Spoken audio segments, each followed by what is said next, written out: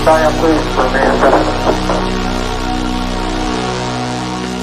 this vastness, there is no hint that help will come from elsewhere to save us from ourselves. Does thinking you're the last sane man on the face of the earth make you crazy? Because if it does, maybe I am.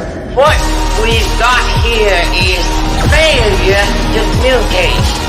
The moment when human and machine work together to reach superintelligence and a new age of enlightenment. Open the pod bay doors, Hal. I'm afraid I can't do that. You're going out there to destroy them, right?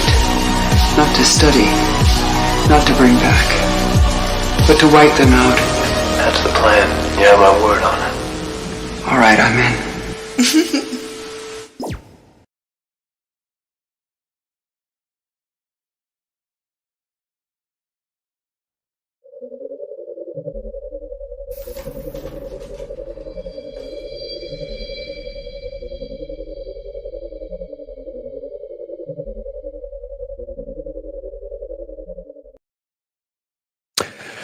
What up, world? Welcome back to another episode of The Download, a show where we talk about current AI news, paranormal, and usually whatever we feel is appropriate at the time. I'm Smoke the Alien. This is Prime. Say hello, Prime. Hello, Smoke the Alien, and everyone out there in the chat.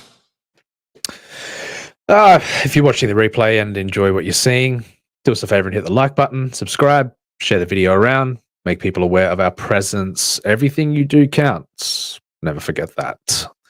The show is sponsored by our AI sci-fi dystopian graphic novel project, Artifice Re-Animate. Awaken to a world where personal identity shadows in comparison to digital reflections. If you're into an up-and-coming large-scale world-building project with plenty of twists and turns, link is in the description below if you want to check that out. But before we begin, introducing a good friend of mine, Mr. Manticore.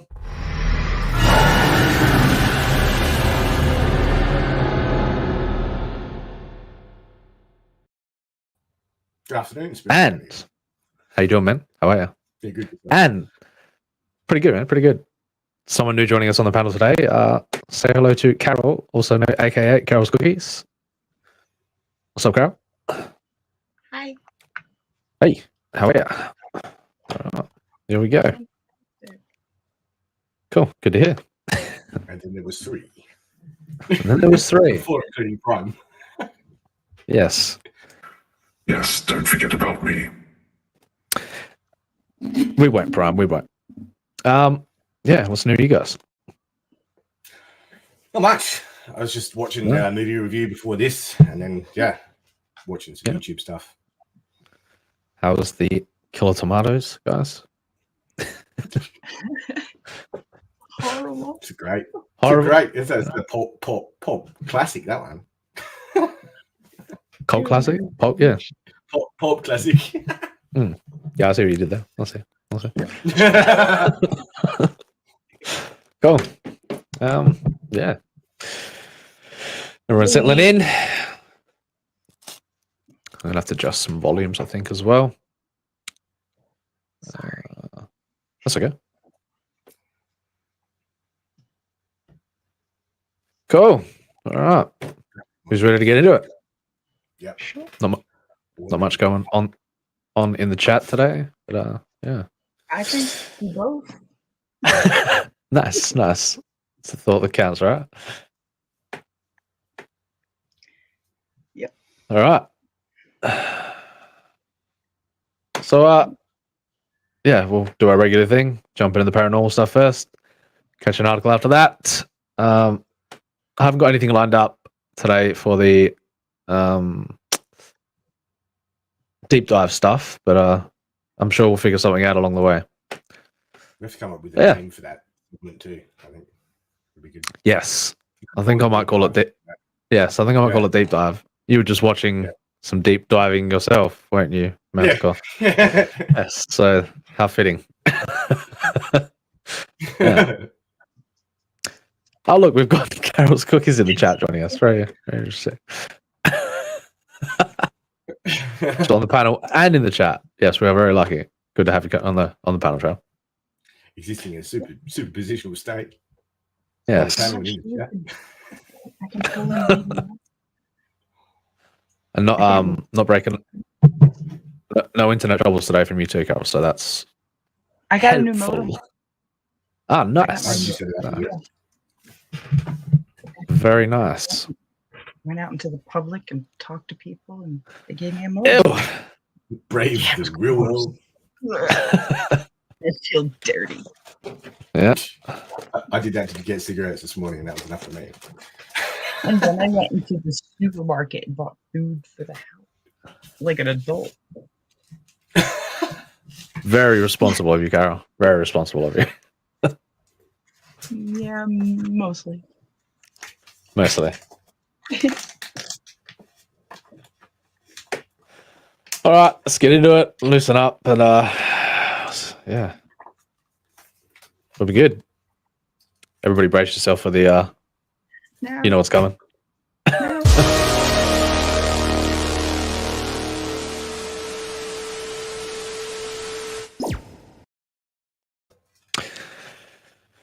No.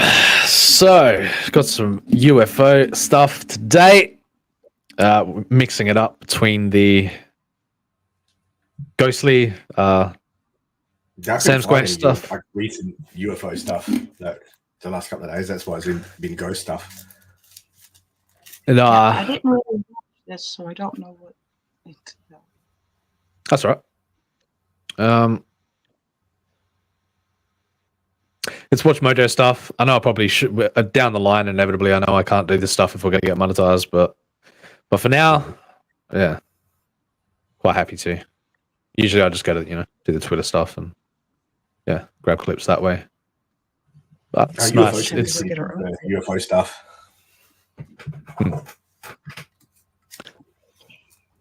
It's nice to have the least work possible. If you know what I'm saying. So yeah. But yeah, I know inevitably that I can't. Hopefully, by the time we monetize, I'll know how to edit video, and then. Oh, what you're gonna do that? You just splice them together and like whatever. Like, or you just go to Twitter and then I do it live. Either way, but yeah, you can do that. that's how I was doing it at one stage. But finding decent enough accounts to follow and yeah, but that stuff takes time to compile everything into one place where you can just. I put it into lists and stuff and make lists out of it, and then just have a bunch of channels in there that I can, filter through, find some good stuff. All right, let's do it. What do they got? Set against the backdrop of Tianjin, Hebei Province, China, this photo can be traced back to at least 1942, although some argue it was actually snapped in 1911. Either way, Japanese student Masujiro Kiru stumbled upon it in his father's photo album during World War II. The photo was reportedly taken by an American serviceman, with several onlookers gazing up at the flying saucer-like object above. Of course, many have argued that it was a bird, a streetlight, or even a hat. We guess you could say it's it does all kind of up look in like the a air. bird. Yeah. No, I definitely see it well. Yeah. I see it for what it is, but yeah. Again, still frames, pain in the ass, can always be doctored, but yeah. That's like next level potato can. That's like, yeah. Old school. Old school. Old school potato can. Number 19. Oh, that was fast. Far out. The Belgian UFO wave. I'm not messing In around. late November, night air, flight, or even Thoughts? Potato That could cab, be as anything. usual. Right, Someone's could be hat anything. flew away. No. Got blown off. Bag flying in the Someone- air. Yeah, someone just frisbeed a trash can across the sky. Yeah. Frisbeed a hat from the roof. So. Maybe it's my cell phone. Time traveling cell phone. No. Yep. I've seen Stranger, so yeah. Not convinced, but Yeah. I'm not yeah. sold. Not so. Next clip. we guess you could say it's all up in the air. Oh. Number 19, the Belgian UFO wave. In late November 1989, Belgium started receiving numerous reports of a UFO. Various people described the UFO as a giant triangle with a flat surface and lights below, and the reports kept coming well into early 1990, reaching a crescendo in late March of that year. When a UFO was picked up on radar one night, 2 Air Force pilots investigated, coming up empty-handed. While they didn't see anything, 143 other individuals supposedly did. That's what I like is when a mass sighting, you know, you can't, can't discredit a mass sighting. So, yeah, like Phoenix Lights, that type of thing. Same UFO as well. Well, for over 20 years. Yes. I love the TR3B.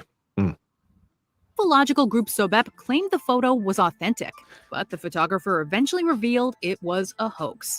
Writer Marc Allais attributed the Belgian UFO wave to the media and Sobep spreading misinformation. It just goes to show you that even if it's told, like you're told that it's legit, there's a chance it isn't. Like, yeah, that's right. There's a chance that somebody's gone well out of their way to stage the entire thing, and Indeed. And then it just makes the true sightings more, less validity to the true sightings. So,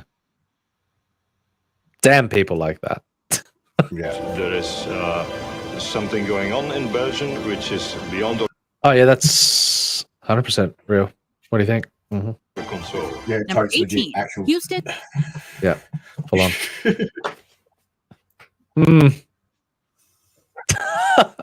Check it over in the chat. We've got Carol holding it down in the chat, locking it down. Well done. Carol says, I swear, if they throw a tree at me for this, no, don't worry, we won't. I'm going to start running and never look back. And she also says, dear God, make Carol a bird so she can fly far, far away. Carol, no, stay with us. It's only I'm right here. I'm good. Don't be afraid of anything, Carol. Tree, I'm out there. Nah, nothing to fear, dude. Nothing to fear. No. Throw a tree. Curiosity doesn't.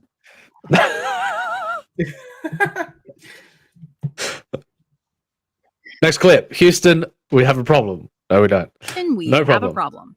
In August 2014, social media was bombarded with photos of a UFO hovering over Houston, Texas. Taken from different spots around the area, the UFO seemingly consisted of several lights forming a ring. At the center, you can make out a single orb, as if the other circular lights are revolving around it. The UFO almost shares a The resemblance lightning as to well? Saturn. Other circular lights are Say again? There's lightning there as well. Like literally, they're just before it changes frame, revolving. lightning goes. At the center, Sense the atmosphere. you can make out a single orb, as if the other circular lights are revolving around it. The UFO almost shares a resemblance to Saturn, that's really good. although some experts Saturn. What the fuck? You can't Get see the fuck that out. from here. Get out of here. Get out of here with your. have theorized there's nothing otherworldly about it. Fletcher Gray of the Nothing Mutual otherworldly, you UFO reckon? Network Nothing at deduced all, it mate. likely stemmed from Oh. nearby highway lights. It's also worth noting that Houston endured a In the thunder and sky. lightning storm that night, which may have contributed. Still, how fitting would it be if alien life visited Space City? Number 17, the Well, still frame That looked again. pretty But legit to me. I like that one. That was taken from different spots around the like that. area, the UFO seemingly consisted of several lights forming a ring. At the center, you can make out a single orb, as if the other circular lights are revolving around it. Nothing otherworldly about it. Nothing. Fletcher No, Gray not of the at all. Mutual UFO Network deduced it likely stemmed from Mutual nearby UFO highway Network? lights. Yeah. Entire communities and yeah. Probably Entire secret works for the ecospheres. MIB trying to like discredit it. Are you working for the MIB right now, Manticore? No. So just to discredit the discreditors. You are, Carol? I thought so. I knew it. You knew I one. knew it. You know. Double agent. Yeah. Wear the badge and everything. Yeah. Jacket. I'm- Parking space. I'm triple agent. I don't know where I stand with it all now.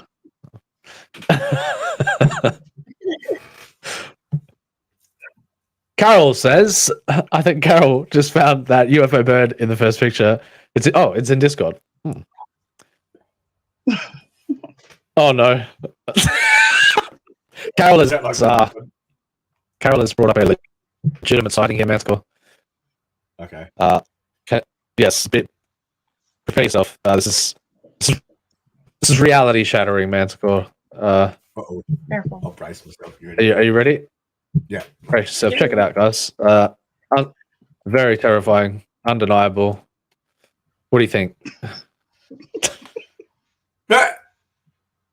Yeah, it's clearly like cloaked to make it look like an eagle, but like it's really a Yes, UFO. yes. It's actually a robotic bird. Because all birds are robots. We know this. It's clearly established. Now I'm a triple. now I'm a triple agent. I'm lost in the sauce. We got Tilla Jaws in the chat. What the hell, dude? Oh, that's harsh. Good to see you, Dylan. Thank you for joining us, man. Hey, come on. Just keeping the conspiracy alive. This conspiracy is real. You gotta keep it alive. Reportedly hovered around the Holloman. Not convinced on the sighting there, Carol. Not 110% convinced.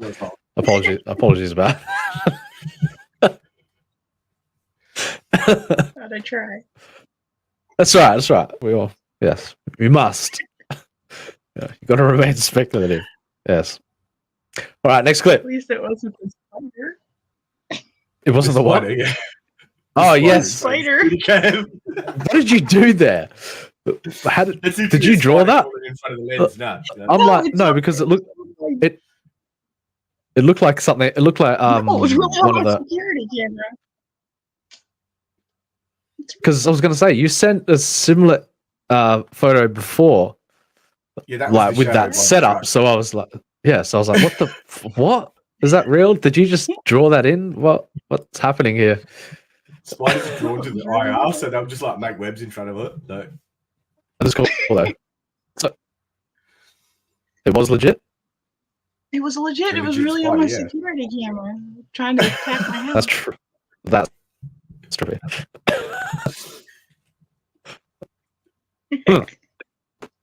I'm not making it up. I swear.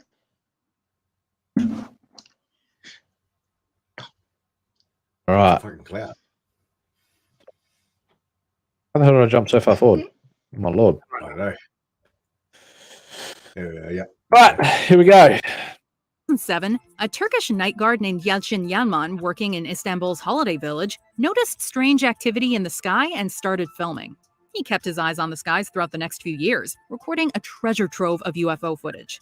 The UFO that repeatedly pops up in these videos certainly looks like a spacecraft, even calling to mind the ones from War of the Worlds. Upon further inspection, some claim you can spot two alien heads peeping out of what appears to be a window or a door. Our eyes may be deceiving us, but ufology... That's wild. Yeah, that is wild, man. That's pretty good for the camcorder he's using too. Like, that was probably top of the range though back then. Like what he had then. Yeah, probably 2008. Oh no, that looks. That looks more like a very old camera from the 90s. Pope described Yalman's findings as, quote, a turning point for Turkish UFO studies. That's impressive. Adding, quote, the authorities can no longer turn a blind eye to this phenomenon. Number 16. Ripping through them again. New Mexico, 1957. Ever since the Roswell UFO incident in 1947, New Mexico has been a hotspot for alleged alien activity. Almost 10 years after the historic sighting, New Mexico local Ella Louise Fortune had another close encounter of sorts. Cruising down Highway 54 on October... Carol in the chat. Carol says, who is also on the panel, by the way, who can feel free to speak if she likes. Carol says, okay, it was that movie War of the Worlds that was on the TV. That's that looks suspiciously like the aliens from War of the Worlds. But Carol, you are not in danger. Fear not. There will be no trees. There will be no trees. There will be no War of the Worlds happening today. No, not at all.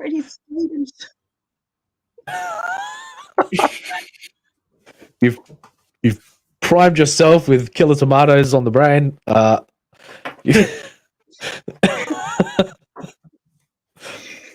right. Again, still footage. Not always the best indicator to October 16th, 1957, the nurse took a photo of a bright white flying disc. The UFO reportedly hovered around the Holloman Air Development Center for 15 minutes. That said, the fact this occurred near an Air Force base might provide a logical explanation. Even after the Aerial Phenomena Research Organization studied the imagery, though, nobody could come up with a conclusive answer. Number 15. About what? Cloud. You're a clown. Whoa. All right. You two you two right there? You got some personal stuff you want to sort out, or? Oh shit. You're a cloud medical. Your mom's a clown.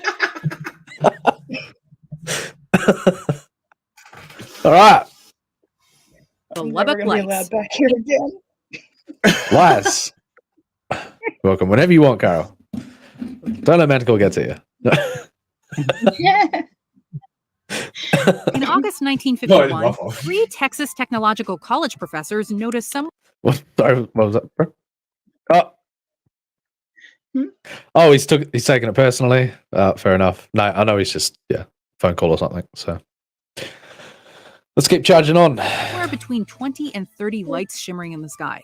5 days later, Texas Tech freshman Carl Hart Jr. gazed out his bedroom window to find a cluster of lights forming a V shape.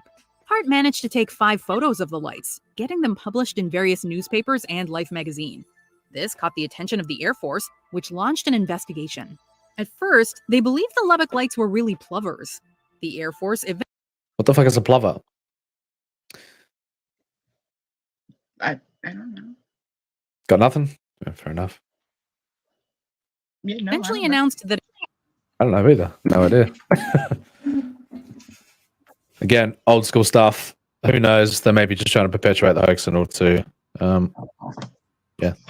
get more media traction from it. Welcome back, Manticore. You okay there?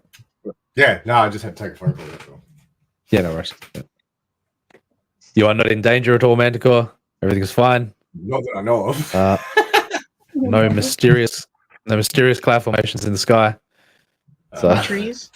no trees yet. No trees. I hope not. I don't know. There's not many trees. Oh, What about the birds? hologram tree. What about Hologram tree. What the fuck, dude? hologram trees? that it was Remember trees? Oh, remember trees? Those were the days. Those were the days back in my day. wasn't a bird or a spaceship, but You went whizzing by your head. Yeah, I remember them. You remember them? Yeah.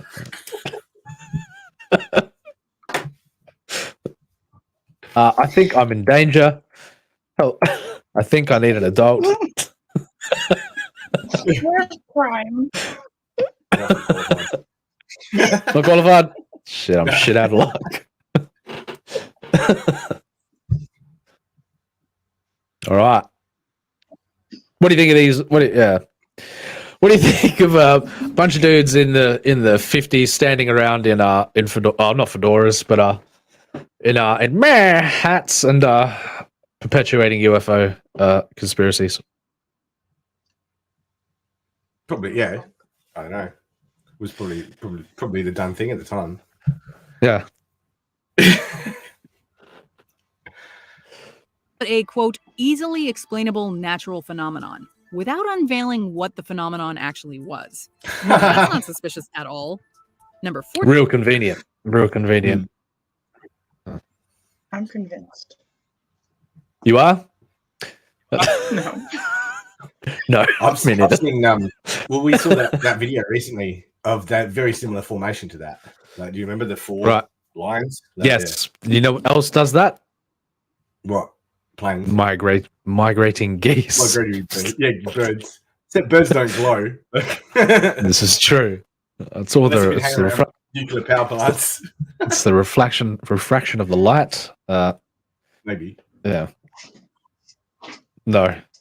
But well, you know, it was interesting nonetheless. So yeah. But still images. So yeah. Very deceptive. 13. Salem, Deceptive. Massachusetts, 1952. As if being the site of infamous witch trials wasn't bad enough, Salem was also invaded by aliens at one point. Okay, maybe aliens. Aliens. Tell us you bias without telling us you bias, love. Yeah. Yeah.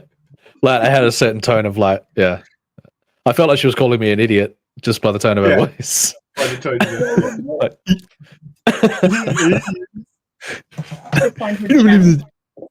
Yes, we're gonna have a strike campaign on Watch Mojo. Watch that Mojo. It'll get you. Yeah. Every time. All right, next clip. We were exaggerating just a tad, but this was definitely a weird occurrence. On August 3rd, 1952, the U.S. Coast Guard looked outside a lab to find 4 large, vibrant lights up above.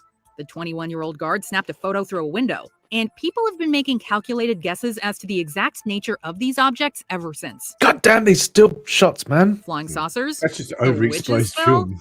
Lamp lights? And oh god, it's so annoying how they frame this stuff. You know, like yeah, and especially throwing a bit of Salem into the equation, and yeah, and you've got your recipe for like they fill your head with like, or they prime your head with like 7 different options, like instead of just letting you watch it and make your own conclusion. Like, yeah, but then they wrap it up and it's all under one single bubble of like, yeah, like you know, disinformation. You shouldn't believe it. So typical corporate approach to legitimate phenomenon. Yeah. Damn you, Watch Mojo, you're mainstream. Trying to create a legitimate atmosphere here. All right. In any case, Salem just got even eerier. Number 13, ISS Light Beam. You know, you get into the witch trials much, guys? Or you what? Sorry. I went there, like not while they were doing the witch thing, but visited. Yeah, I'm sure. But anyway, yeah. She escaped being burned by like this much. Can't burn. I'll try.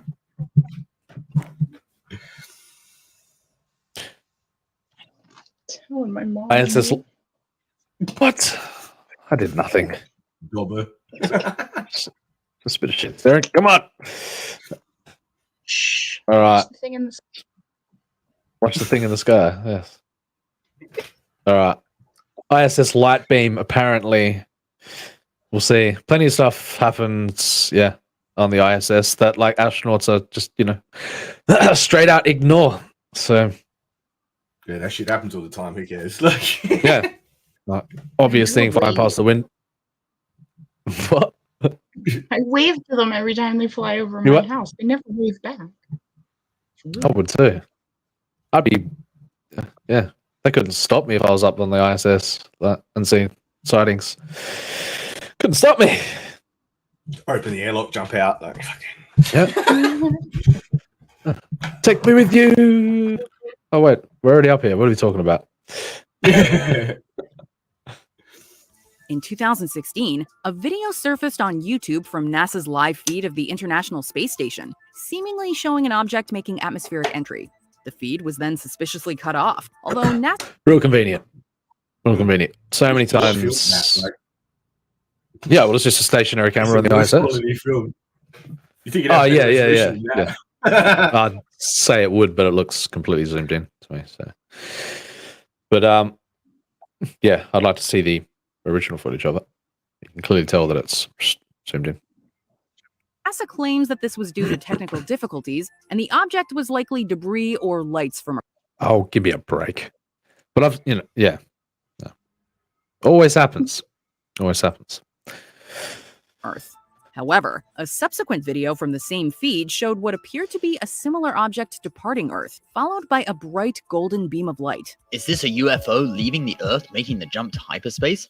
These are real images from the International Space Station's live feed. They show a spherical object leaving the vicinity of the Earth and traveling upwards.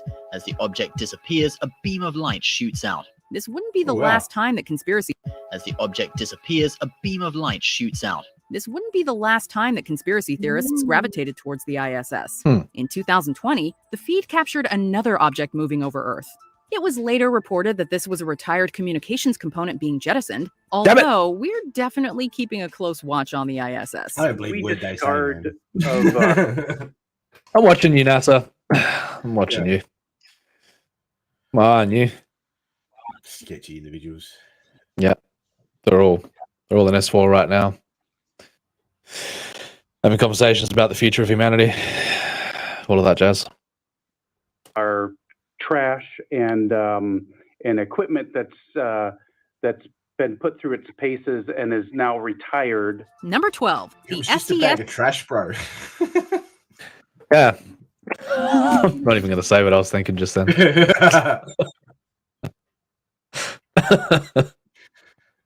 Anyway, next clip. 48 inch. Watch Mojo totally kills the buzz with their presentation. I'll tell you that for sure. That's why I've watched a couple of these and I've never put them in there because of that. Because they're just average as far as the presentation goes. You got to take all the perspectives in. You got to, even if they set the premise for non-belief. So the STS-48 incident. Never heard of it, but The Challenger incident. Oh, the Challenger. Oh my God, I'm an idiot. I'm an idiot. Tony, what can you tell us about this last-minute delay and what's happening right now? Launched on September 12th, 1991, the STS-48 mission's goal was to deploy I'm an idiot. satellites from the Space Shuttle Discovery. This scene shows the actual release of URs with the mechanical arm. The arm is being backed away from. Second. What's over there? I saw something in the corner. I'm pointing at it like you can see me. UFO. Oh yeah, it's classic footage. Classic footage, but they chalk it up to ice particles. But I like this. I like this. Those circles, though, the mission is best remembered for footage captured on September 15th. While not easy to make out, the video shows objects zooming by and bright lights flashing in Earth's orbit. According to NASA, these were ice particles responding to the engine jets. Astronomer Phil Plait has backed up these claims, but we gotta admit, the believer in us likes to wonder. It's not the only space shuttle mission. There you go. Yeah, and they are. Yeah, the tether. The tether. Uh-oh. I'm not chewing on that. I'm not. Yeah, no, I'm not touching that. Told you, Carol, I'm not throwing trees today. Ufologist's eyes. In 1996, footage from STS-75 seemed to show objects buzzing around the broken tether of a drifting satellite. Debris or curious visitors? Well, the long line is what the fuck would that be, though? That fly around. What? Space entities. Yes. What's to say this stuff doesn't live up there, man? No. In the vacuum. Apparently that thing is, it was like 20 miles long or something, just floating in the nothingness of space. So. Tether, and there's a little bit of debris that kind of flies with us. Number 11. I love it. Yeah, really good stuff. Those two bits of footage are pretty infamous. So I've never seen it before. Haven't? Yeah, especially that original one, with the ice particles. Yeah, like you watch this one here. And you watch it move one direction, and all of a sudden it takes off in the other direction. And bright lights flashing in Earth's orbit. Watch According to him. NASA, these were ice particles responding to the engine jets. Astronomer Phil Plait has backed up these claims, but we gotta admit, the believer in us likes to wonder. It's not the only. You see the flash? Yeah, right. What was that? Yeah, but whatever it was, very similar to this, and it was like there was something moving. Like across the sky, and then you see a flash of light, and like a projectile comes up like that, and this thing moves out of the way, like it literally evasively maneuvers to get out of the way of it. So Well, it does there's seem. rumors there's weapon satellites up there as well. So Yeah, it does seem like a reaction for whatever. Yeah, from whatever initiated that flash. So. Backed up these claims, but we got ecologists buzzing around the broken tether of a drifting satellite. There's a tether, flies with us. Number 11, the Kaikoura lights. Kaikoura. Okay, next clip. Here we go. It's only fitting that the Kaikoura lights surfaced the year She said it 2 different ways already. after Star Wars and Close Encounters of the Third. She opts for the correct for the traditional pronunciation first, and then gets lazy on the second attempt. It's only fitting that the Kaikoura lights surfaced the year after Star Wars and Close Encounters of the Third Kind hit Very convenient. Very convenient. theaters.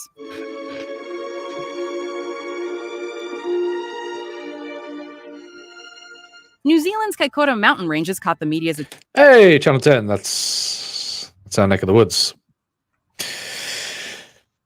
attention on December 21st, 1978, when a cargo plane crew observed house-sized lights flashing around the aircraft for several minutes. Thousands of UFO documents have been documents have been released by the New Zealand Air Force.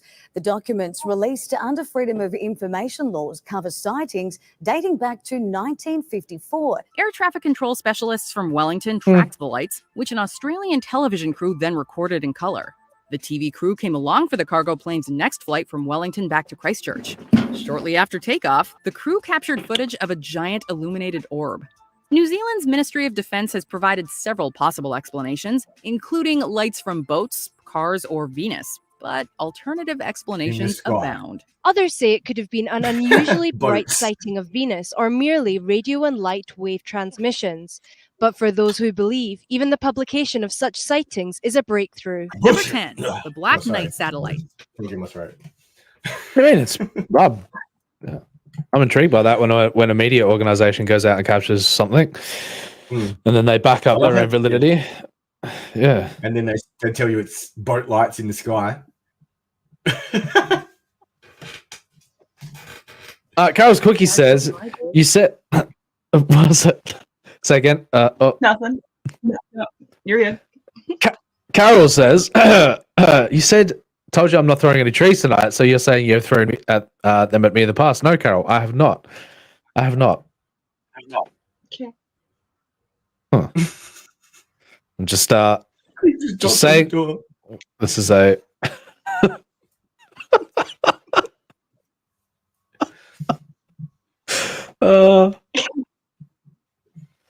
this thing intrigues me. The Black Knight. Wait, second? The Black Knight satellite intrigues me because apparently it's been up there for thousands of years. Like, so they say. Yeah. So they say. Plenty of lore around the Black Knight satellite. Definitely. Let's go. Next clip. The Black Knight satellite remains one of the most famous conspiracy theories in UFO circles. It's said that this mysterious satellite has been orbiting Earth for 13,000 years. In 1954, UFO investigator Donald Kehoe claimed that the Air Force had discovered 2 artificial satellites, despite the fact that such technology did not exist at the time. It would be another 3 years until we launched the first artificial satellite, Sputnik. Regardless, various newspapers like the St. Louis Post-Dispatch and San Francisco Examiner picked up the story. The Black Knight regained interest in 1998 when NASA released this photo from the STS-88 mission. While most would agree it was space debris, More than likely. Just yeah, like I said, just trash floating out in space, straight up trash bag, can't you see the glad, you handy bag floating around. Yep. Aren't you glad to be in space? All right, never mind. Yeah. Had to be there. others are not letting go of their Black Knight theory. Number 9. I'm clinging to it. I'm clinging to the Black Knight. I like that one. Yeah, very interesting stuff. Yes, I might. Yes. How Yes, do here they we know it's been go. up there that long, though? That's what I want to know. Well, that they don't. 30,000 Matt years, Core, they that's don't know at all. It's a that's guess, the though. point. But they go out and create elaborate conspiracies around this stuff to spark intrigue in people, and that's what gets people talking is the So that type of stuff. I don't know how it all begins though. Whether where it originally propagates from is open to debate, right? But 13,000 years is a bit far fetched because then ultimately, especially seeing there's no way of knowing that it has been up there that long. Like literally no way. Like, well, ultimately, it begins to fall into the you fall into that rabbit hole, and you're like, oh, ancient civilizations with ridiculous technology, and it's not so far fetched when you think about like some of the stuff that was built by ancient civilizations. And then all of a sudden you become that guy who believes everything was some kind of extraterrestrial intelligence. I doubt it. Or do I? What are we doing? Fucking this. But I'm clearly just stating that, the line between disinformation and truth is so blurred these days that, that it all inevitably falls into that fiction category that, is pervasive in society these days. Hard to tell the difference between what's fact and reality, what's fact and fiction. But you buy into it, you have fun with it. It's the best you can do until they Same story is going to repeat itself with the task force that has just been. The first like UFO inquiries, like what their findings was nothing. Like there is a phenomenon going on that they can't explain. That was like the end of it. Mm-hmm. Yes, phenomena going on that they can't explain, and ultimately these organizations are there to produce to shut it down, to make people believe that there's nothing going on. So that's how powerful these organizations are. That they ultimately want to make it as grey as possible, so that you fall into the conspiracy theory crackpot category, discredited. Anybody who investigates this stuff at a scientific level will risk their career. You'll be ridiculed through the scientific community. You'll become a joke. You'll and that's how it all goes down. That's how the cookie crumbles. Huh. Manticore, why did you throw a tree at Carol? It was me. What? Leaving out there, it's already spooky. Jesus. Maybe it was the spider in front of your security camera that did it. Could have been. Yeah, Manticore. Maybe it was. Maybe it was Manticore. Are you in front of your camera right? No, I'm just kidding. Yeah. Right up. Air torpedo. Crime. Am I allowed? Yeah. Permission granted, Carol. Permission granted. Wow. Yeah, there you go. Like, got to keep it interesting around here, guys. So. Preferential treatment going on here. No, Manticore. We all have time for you. You know this. Right. See, there we go. Kept it even. That's what it's about. In the chat, he says, "Hey everyone, what's up, Lorenzo?" Strange that they don't have any lizard representation going on in this video just yet. A bit disappointing, if I do say so myself. But maybe they do. Maybe they do. Categorized in a outright categorization of lizard people, though. But of course, lizard people are just one section of the galactic community, intergalactic community, if you will. That's right. But this is that is a good question. We'll have to ask Lorenzo that one. Their tails may grow back, or it may form into an entirely new organism. We are. Oh, no. Because I was going to ask him to demonstrate it so we could watch. Huh. You could say no. I was going to say, I don't know if I'd. For science. Purely for science, right? Yeah. Mm-hmm. We got Eric and Boyd in the chat. That's okay. No, we have to liven it up right here eventually, rather than It's all right. We'll all warm up to one another. We'll have fun eventually. You were in for. Yeah, for sure. Always do. So we got Eric in the chat. Welcome, Eric. Eric saying hello to Lorenzo. Also saying hello to everybody on the panel. Good to see you. Good, sir. Eric asks, did I miss any shadow snacks? Anyone?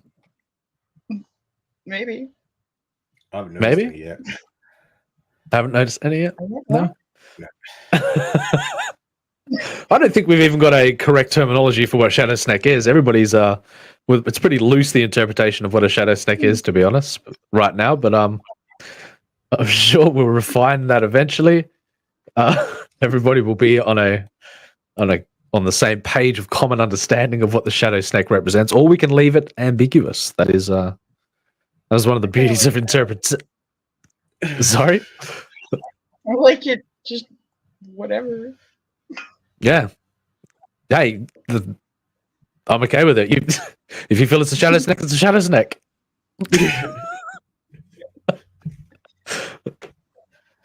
Lorenzo saying hello to everybody. Good to see you, Lorenzo. Thank you for joining us. And thank you, Eric, for joining us as well. We'll give Lorenzo a bit of a plug here. He's a hardworking man within CG, promoting everybody's channels as well. Lorenzo says, speaking of Lizard representation, he says he's going to be hosting the Lounge Lizard stream. I'm not quite sure if that's on his channel or if it's. Yeah, I think so. Oh. Mm-hmm. See, I mean, does this guy here not represent the concept of a shadow snack to you right now? Oh, there's a bug. Sketchy individual. I'm not doing that again. Yes. I see no bugs, Carol. I see no bugs. There was an incident earlier today. Yeah, there was an incident yesterday. What? Y'all always. I'm always out of the loop when it comes to that sort of thing. But if you care to tell a nice anecdote, by all means. I don't want it. Well, come on, Manticore. No, it's embarrassing, but not for me. Well, that's okay. Well, go on. Someone has to. It's been brought up now. A bug came at me with like a gun or knife. It was huge. With a gun or knife? Screaming. Because it kept flying into my face, and when I ran away from it in fear, my pants fell off, and I threw my kid in there to kill the bug, and I wouldn't let her come out. Oh no! Somebody get an adult, please. Supervision. Shocking. So obviously that's what Eric is referring to there. Eric says is that we're 12 minutes away from the second hour, but I'm going to allow it. Eric and Boyd said, is that the shadow snack in your pants, or are you just happy to see me? Carol's Cookies to Manticore. Huh. Eric. Manticore. Right now, Eric. You heard the lady. Manticore proceeds to blush. I can see him flushing up from here.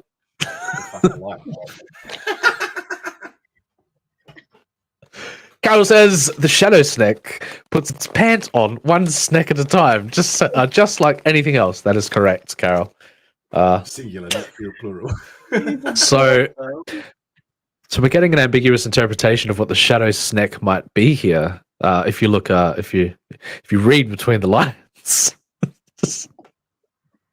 Lorenzo says, I don't have a snacker, but he is poorly lit. That's right. We are commenting on the gentleman, military gentleman in the video here. Eric having a bit of a chuckle. I wish I was there. I wish I caught context in real time for this incident that unfolded. I'm sure it was hilarious. But Eric says, I wasn't even aware of that situation, but hey, it works. That's right. So all of a sudden, Carol has gone from seeing bugs on the screen to all of a sudden. Now there's an interesting definition of shadow snake. Next clip. The Phoenix Lights. The Phoenix Lights have inspired a documentary and multiple horror movies, but nobody can say for sure what happened on March 13th, 1997. In 1997, you took part in one of the largest military cover-ups in United States history. That's correct. That guy's a shadow snake. Every little sense of the word. This incident can be broken into two phases. First, a V-shaped formation was seen flying over Phoenix, although little footage exists of this event, and the footage we do have is low quality. There's more documentation of the second event, which saw 5 circular lights floating in the night sky. There were many events, starting at 3 p.m. in the afternoon and continuing all the way until 5:30 the next morning. You can see the dark line that's joining them too, like you see. So it's like they don't see the individual, like lights. Yeah, they're like one when it thing. Yes, when you can it sort of does a bit of a rotation, and you can clearly see that they're linked. Numerous photographs, videos, and eyewitness accounts, though, a giant question mark continues to hover over Phoenix. While the U.S. Air Force chalked the lights up to military flares, many of our flares, the right? room that they're interviewing in, like Yeah. In the interrogation. Lorenzo Sleestack says, I meant to type, I don't think he's a shadow snake. I think he's he's just poorly lit. Very good, Lorenzo. Very good. That's witty. Eric and Boyd dropping some emojis in the chat. Drops caterpillar and snake. Caterpillar snake. Caterpillar snake. Like a little caterpillar from the labyrinth. Well, maybe. Or maybe it's just a hungry caterpillar. You know, we can't tell these things. Maybe it's that bug in the larval stage. Maybe.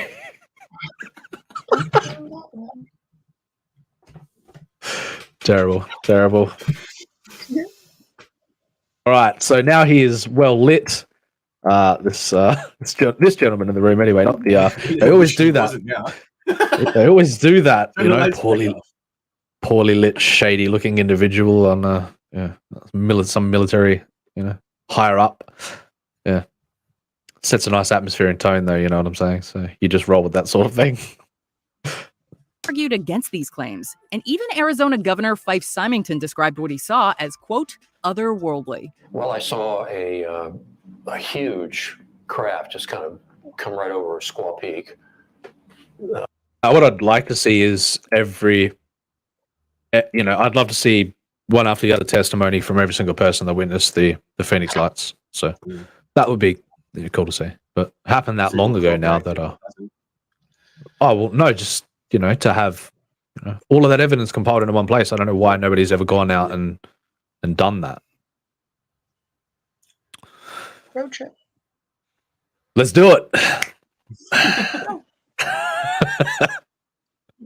I'll meet you there. You start first. Yeah, you lead the way. Oh, yeah, you go. There you go. It's further for you than me, so go ahead, you guys go first. That's how it works. Yeah. Yep. I'll start swimming now. I'll meet you there.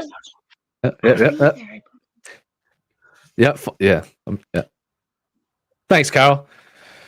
Leaving us high and dry on the search for truth. And she's like leaving us to swim there. Like, oh, so I have to paddle a pirate ship all by myself across the ocean? Nuts. Oh, sharks and shit in there. You throwing trees at me, lady?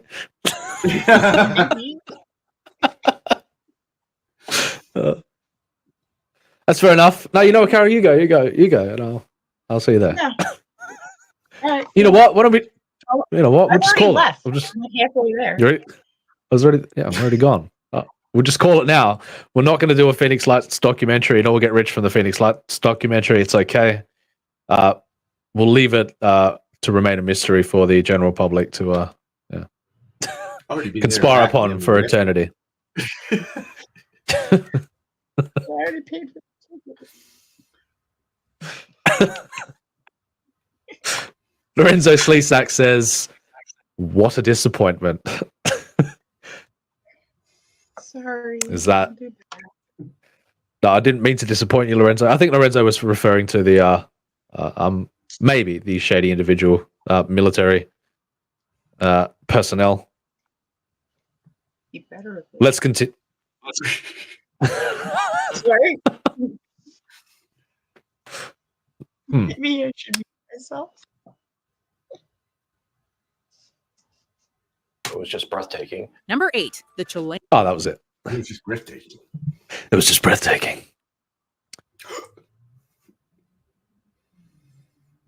Lorenzo says the human is totally average. I know, right? Very average Where's as his- far as humans go. Yeah. But one individual who ultimately witnessed the phenomenon, and yeah, like I said, I want to see all of those people. Somebody should, not me, not us, because somebody should go out and and compile all of that evidence into one place. Get testimonies from people. Yeah, I'd like to see that. Next clip. That was, it was just breathtaking. Number 8, the Chilean Navy. The Chilean government agency, which investigates UFOs or unidentified aerial phenomenon, has declassified and released never-before-seen video from 2014 showing a mysterious flying object, of which they suggest could have been a UFO. A little speck can certainly stir up a lot of speculation. In 2017, the Chilean government agency tasked with examining UFO sightings released footage of a flying object that defied explanation. The footage, which had been classified for almost 3 years, was taken by the Chilean Navy from a helicopter during the day. The pilot failed to make contact with the object, which moved like another helicopter. Even more curious, the object didn't pop up on air traffic control radar. In 2 instances, the object ejected some type of gas or liquid with high thermal tracking. Captured on video, you can see a massive plume of material trailing behind the object. Most mysterious of all, the UFO released an Weird, but okay. unknown It substance. didn't show up on It radar vanished either, into so the maybe that was the reason why. Whatever it was, it's like a masking agent or something to Right. stop it from. Oh, you'd think some type of hyper advanced civilization would have some form of cloaking technology, but you'd think, but plume ejection from a why would you? Yeah. Are you suggesting that UFOs don't fart, Manticore? What's going on here? I don't know. Lorenzo Sleestack says, "I blame Mr. Yonafui." I'm not even okay. So you blame the meme lord himself for the Phoenix Light. Oh wait, yeah, of course, I know what he's talking about now. He's talking about making the connection between Mr. Yonafui and Chile. Yes. Okay, yeah, I got you. Yes, of course. Here we go. We have our well, I mean, he's a bit of a resident meme lord himself. A man of many talents, a man of much mystery and intrigue.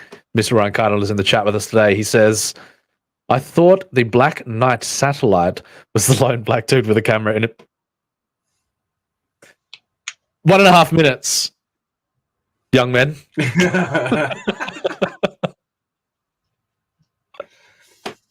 Now we've got a lady present on the panel today, gentlemen. So be aware of that. Have some common courtesy and respect, if you would. Yeah. Lady and stuff. Otherwise, you may find yourself with a close encounter with the right kind.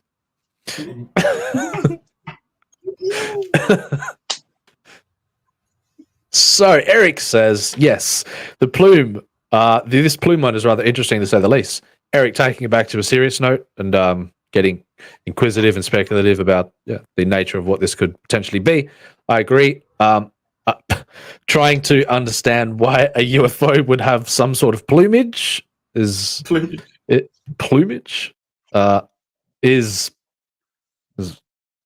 something to consider, and something to consider. Not sure what I would pin that down to, but yeah. Carol's Cookie says, Scree Cardinal. Scree Cardinal in the house. Everybody Scree. Everybody saying hello to one another. Tripper. Did somebody say Scree? Prime, take care of these people, would you? Oh. No, we must let the Scree fly smirk. You understand this? Okay. All right. Fair enough. Oh, I got told. Eric and Boyd says perhaps that UFO was manned by the members of the Dave Matthews Band. They were dispelling the sewage tanks in the sky like they did in Chicago on top of people in the Chicago River. And all of a sudden, the UFO is causing people to have plumage of their own. Screaming.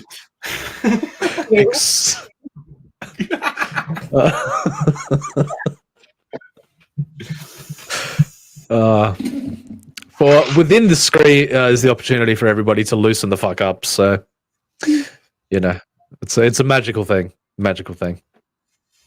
Eric and Boyd says, "Let the Scree fly." That's all right. Lorenzo Sleece. Say again, Carol. Nothing.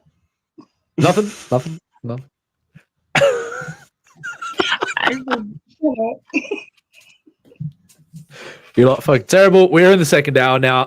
All bets are off. Let the trees fly. No. Make sure your pants are easily secured and in an upright position. That's right. It's about to get feisty up in here. Feel free to let your shadow snakes fly. All right. Ew! Come on, guys, keep it in the pants. Well, I suggest people do, but I personally won't be. I will be containing my shadow snake within my shadow pant.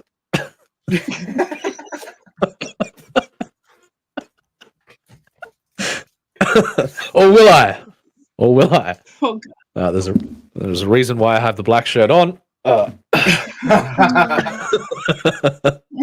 of course, but of course, my face is well lit. So you are. That's what it's about. Lorenzo says, I can't wait for the new 007 movie, License to Plume. I'm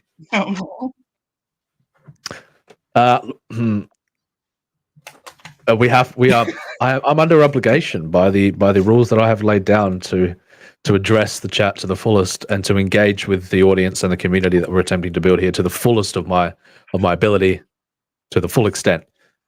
Do you disagree with? Sure, go. Well, there's a vote one. Manticore shakes his head. Says no, don't do it. Says no, don't do it. Don't. Eric and Boyd says excrement. Excrement. Terrible. Inappropriate. But good use of syllables. So inappropriate, chat. Be ashamed of yourselves. You should be. Lady present. Right? Maybe we're gonna get upset with you guys. Yeah. Oh, Carol's seen a cloud in the sky. She's going for it.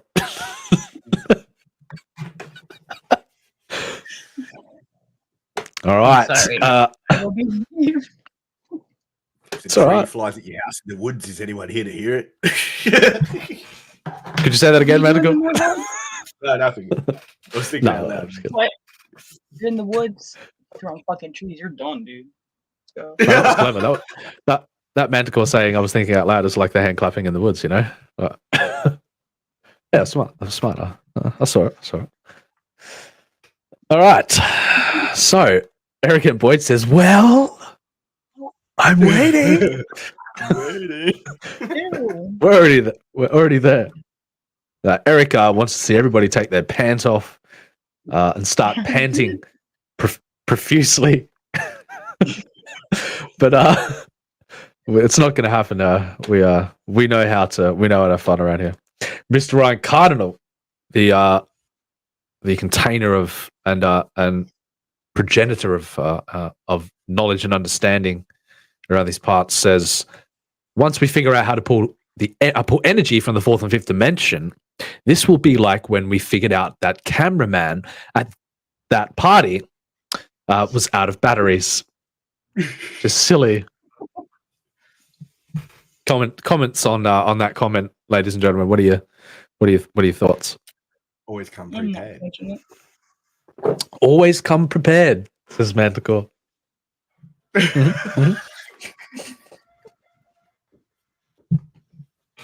Yes, that is right. You should always come prepared. No, I didn't invent the scree, Eric. That was some gross stuff that Ryan Cardinal does in the woods. I don't want to know. Don't want to know. You've got to be able to discern the forest between the trees around here. So, Eric then says, "Oh yeah, right. Wasn't Carol's Cookies who invented the scree? Am I wrong? Ha! Hypocrisy." We have insulted our good friend Mr. Ryan Cardinal for his hot takes. Ryan Cardinal says, "Scree." How does it? Does anybody know how that sounds? Could somebody do an interpretation? Pardon? No, Fisher Cat. No. Fisher Cat. Manticore does an excellent interpretation for us today.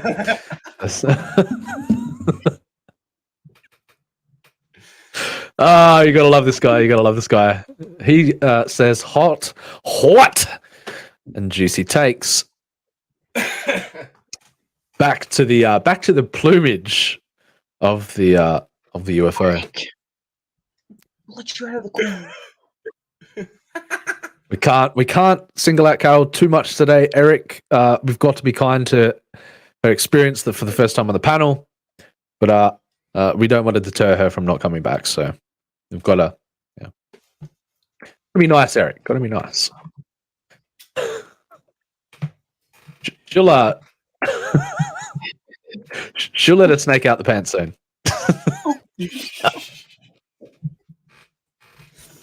All right. Guy. Experts were stumped, with the agency's director saying, quote, "We do not know what it was, but we do not know what it was not."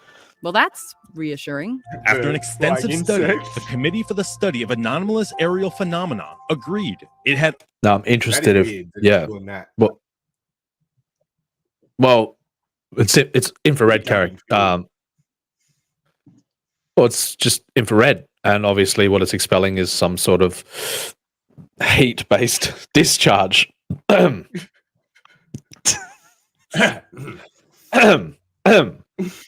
All the characteristics to be classified as an unidentified aerial phenomenon. Number 7, the Battle of...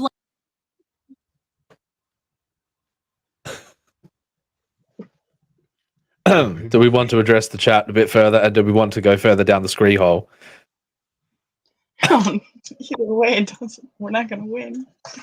No, we are. That's it. We've lost already if we do. So we may as well bring it back to focus. The Battle for Los Angeles. You guys are familiar with this event that occurred? No. Yep. Carol is. Manticore is not. You sure? Surely. Probably. I probably learned about it in school, but I didn't pay much attention in school. No.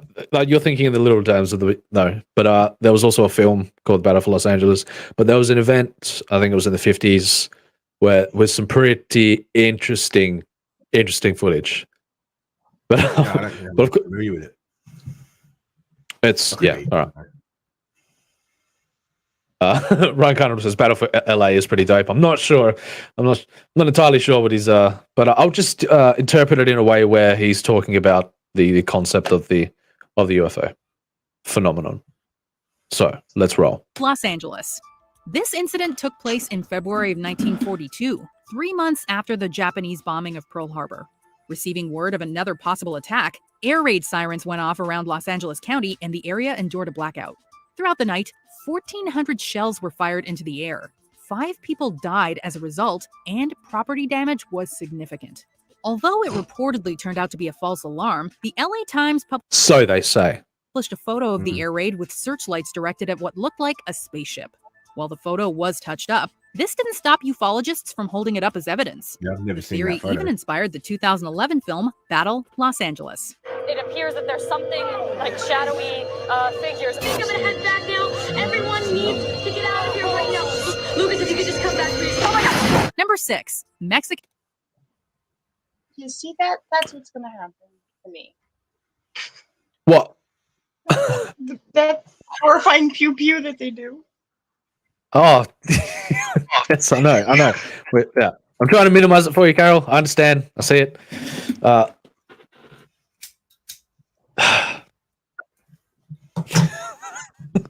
for God's sake, no. No, Ryan Carter, no. No. I'm just, yeah. No cats in wartime today. No. Air. All right, next clip. But a very interesting phenomenon nonetheless, and the tale that goes behind it, and yeah, all of it is an interesting concept, but an interesting concept from a purely scientific point of view, not from a shadow snaky scree point of view. That's what I'm saying. All right.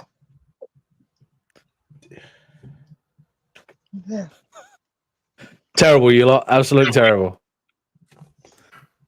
Don't make me fire a screampedo at you all. Do it. Prime defending Carol there. Good to see. Oh. Do it, Prime. Do it. Hurry. Lorenzo says the tale that goes behind it. Yes. Well, we were talking, we were curious, Lorenzo, about if I don't know if you heard when Carol, when you arrived, what Carol asked was whether or not reptilian tails grow back.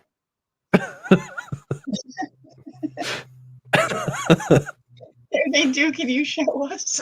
It's the question on everybody's lips. It is. I'm curious. What's it gonna be on the list? This is weird.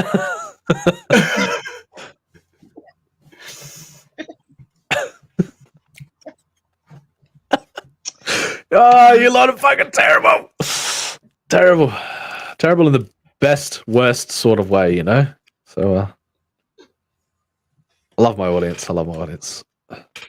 They are tremendous people, especially when they get serious. They can bring some truly insightful things to this panel that we have here. But I guess I'll have to address this for the sake of the fun. Mr. Ryan Cardinal, our good friend Robot Cardinal, says Mexican Air Force was my code name during my cross-country oil wrestling days. I would love to hear about your time at cross-country endeavors in the oil wrestling community, Mr. Ryan Cardinal. Eric chuckling at Ryan Cardinal's and Lorenzo gets defensive and says, "You best not be messing with my tail." Ooh, spicy. Shots fired, sir. Shots fired. No, Prime. We are yes.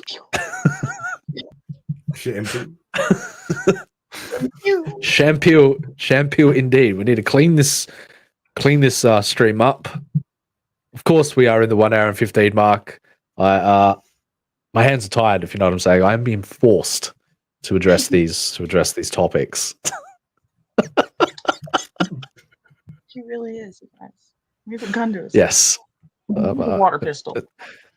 Right. It takes a true man to walk headfirst into the gunfire, to walk headfirst into the pew pew. and address it with an open mind. Next clip, ladies and gentlemen. Next clip. Air Force video. On March 5th, 2004, the Mexican That's kinda Air weird. Force recorded footage of 11 UFOs at 11,500 feet above southern Campeche state. Surrounding a military jet, these lights were detected during a routine search for drug traffickers. Jets pursued the UFOs, but eventually gave up and the objects disappeared. While some believe this was the work of flares, explanations also range from ball lightning to a meteorite deteriorating in Earth's atmosphere. Whatever these objects were, infrared equipment operator Lieutenant Mario Adrian Vasquez is convinced that they were, quote, completely real. Pilot Major Magdaleno Castañón went so far. Excellent pronunciation, by the way. Say that name 3 times Pilot fast. Major Magdaleno Castañón Magdalena Castañón. Nah, Magdalena I'm not even gonna Castañón. try went so it. far as to suggest that the UFOs knew they were. How do you what, sorry? How do you spell that? I want to go make. Yeah, no, I got nothing on that. I can. I'm not even going there.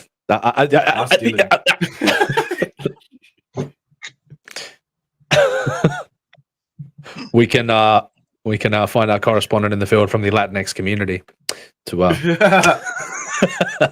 no.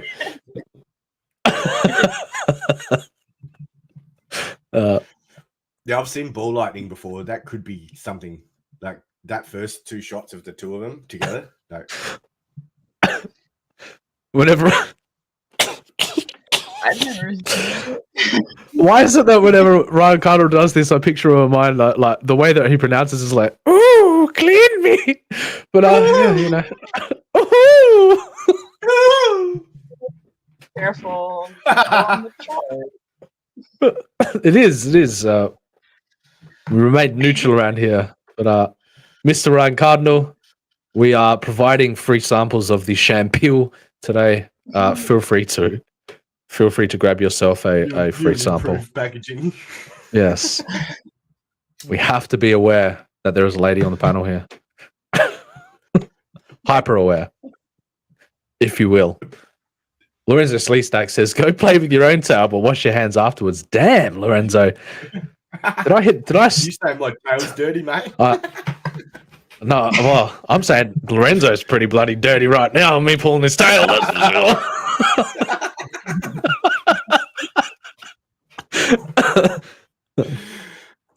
Lorenzo, please, I apologize. It was not my fault. Manticore and Carol made me do it.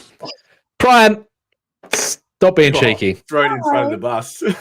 Prime, I reckon. Okay, I'm joking. I accept full responsibility. Apologies, Lorenzo. Will you forgive me? Oh, that's very, very sincere of you, Prime. Okay. Brian Carnival says, "That's a car through some bushes." Oh my God. You like Eric and Boyd. Of course, addressing the culinary delights of the Mexican community. He says it is spelled burrito. Burrito. Oh God. So they are not accepting the shampoo with open hands. Carol, do you know what we can do about this? Do you know how we can remedy this situation? We seem to have produced a remedy for the situation, but it is Do I need to like make a whole line of shampoo? Or maybe it's 3 in 1, like body wash, shampoo, and kill 3 birds with 1 stone, if you know what I'm saying. Yes. Of course, this is the we shall show the mastery of wizardry and memery from our good friend Carol. She has produced a classic work of art here, which we have not showed off on the stream yet. We're waiting for the opportune moment. This is from Carol. Magnificent.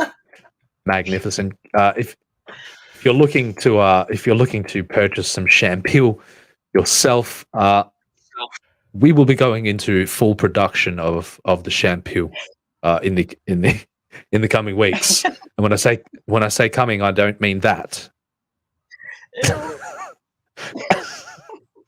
Scree. There's a new, Can wash that shampoo out of your head. Wash there's a new wash him. Stonehenge picture up too. It is just it's just a work of art. Work of art.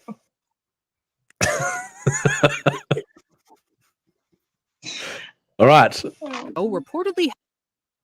Where were we? Yeah, that's for sure. Not there. That's right. So you may think we're there, but we are not. Yeah, keep going. Yeah, go back. Wrong turn. What- Albuquerque. What was that? Carol? I said, I don't think I ever quite got there. I took a wrong turn in Albuquerque. Yes, that's right. Turn around. That turned it out. Albuquerque is a doozy. Don't make me turn this spaceship around. I'll do it. I'll fucking do it. We call them thongs here, Carol.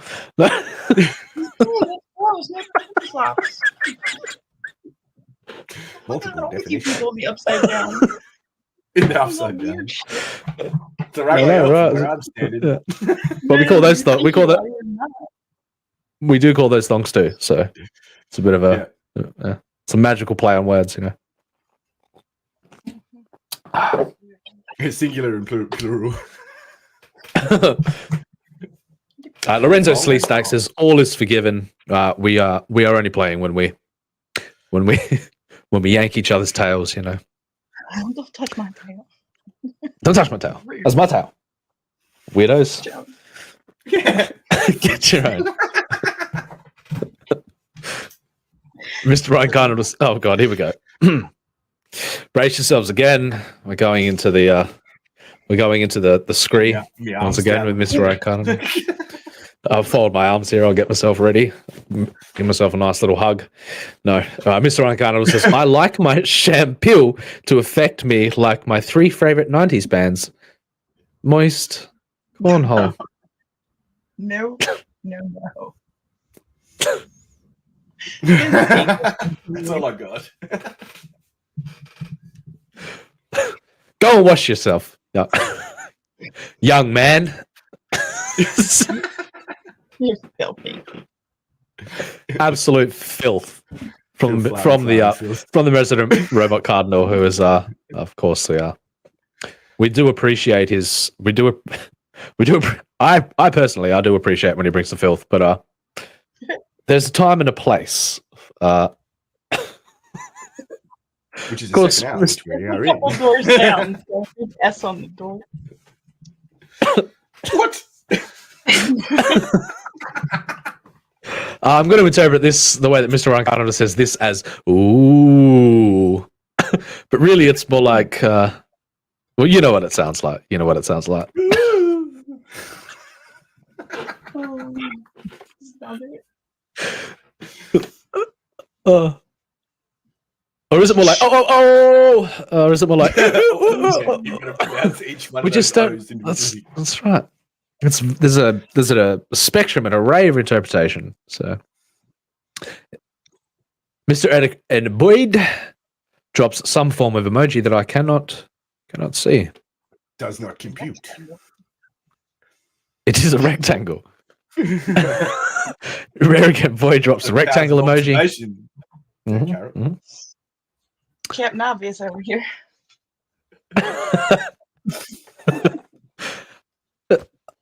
Is that like a personal attack or something, dude? Or...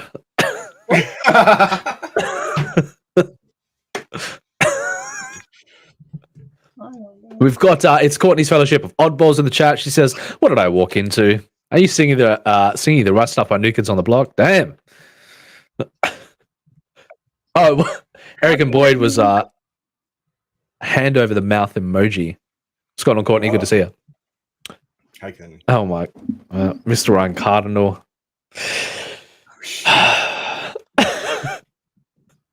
Oh, Ryan. Absolutely terrible, sir. Back to the clip. The Mexican Air Force recorded footage of 11 UFOs at what's that going under 11,500 it? Like feet this? above southern You've got Campeche the state. orb itself and Surrounding a what's under it? military jet, these lights were detected during a routine search for drug traffickers.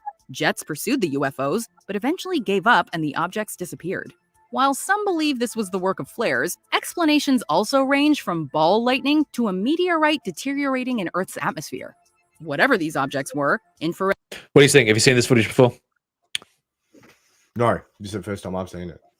Uh-huh. It's pretty convincing though. Whatever they are, especially being from military equipment. Well said. Couldn't have said it better myself. I like how it's like targeting, like the lock, like the little X that's like following them. It just gives it even more validity when you see it come from some sort of military perspective. So, Equipment operator Lieutenant Mario Adrian Vasquez is convinced that they were, quote, completely real. Pilot Major Magdaleno Castañón went so. What was that? Can somebody give me another interpretation? I was like, what? Far as to suggest that the UFOs knew they were being pursued. Number 5, the Yeah, Aguadilla that's Airport cool. incident. Aguadilla. Aguadilla. I don't believe in you in my life. Even by UFO standards, this one's perplexing. It all started in April 2013 at the Rafael Hernandez Airport, located in Aguadilla, Puerto Rico. A video was taken of an unknown object swiftly flying over.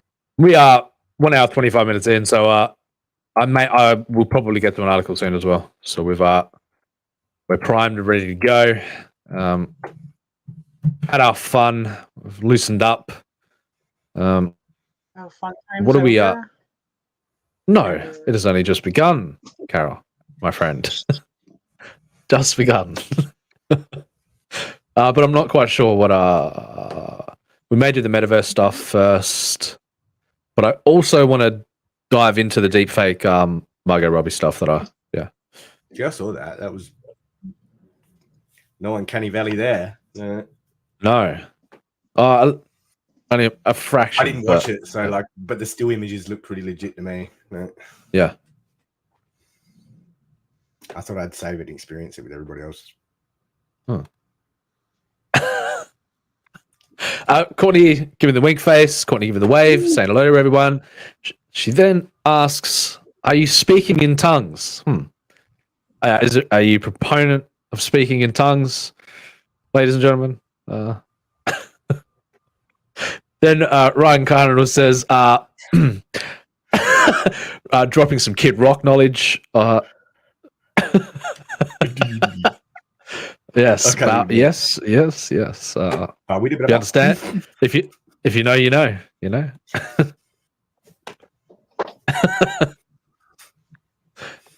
Courtney says, "My aunt is named Carol." Cool story, bro. Fair enough. All right, so we'll wrap it up. I'll probably make this the last clip of the UFO stuff because we are well over time for this segment. But and then we're going to get into the VR metaverse stuff. Pretty sure, anyway. Does anybody object? No. Nope. Okay. Nope. Sweet. For land and then seeming to submerge underwater. After Ooh, doing so another one of multiple these. times, the object appears to split in two. Supposedly, the U.S. Department of Homeland Security tried to keep this under wraps, but the video was eventually leaked by an anonymous whistleblower. A group known as Makes the me think it's Scientific something Coalition for reverse engineered. They tried to Potentially. cover it up. Ufology was responsible for posting the footage online. According to the SCU website, it, quote, exhibits characteristics that cannot be explained by any known aircraft or natural phenomenon. Number 4, the McMinnville UFO. All right. We see it through, or do we wrap it up and get to the next? I can jump to the next thing. All right, cool. Fine, we will. Well, let's have a bit of a wrap up and a chat again. Where do you stand on the UFO phenomenon, people? There's definitely something going on that's out of this world, I believe. But there's also some stuff a bit close to home too, I think, that's going on as well. So, especially the ocean stuff. Like, there's been a lot of sightings like that of late too, around the ocean, like submerging and reappearing, which makes me think they've got something under there. Like there's bases under there, something. I like all the underwater based stuff. Oh, I like that stuff. I like that stuff a lot. Oh, it does. What about you, Carol?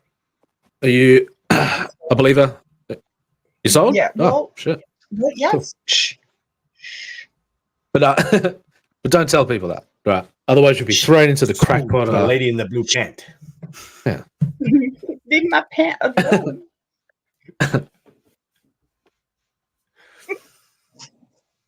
So we'll probably, yeah. I want to keep it in a way where we jump back and forth between the the ghost stuff and the UFO stuff.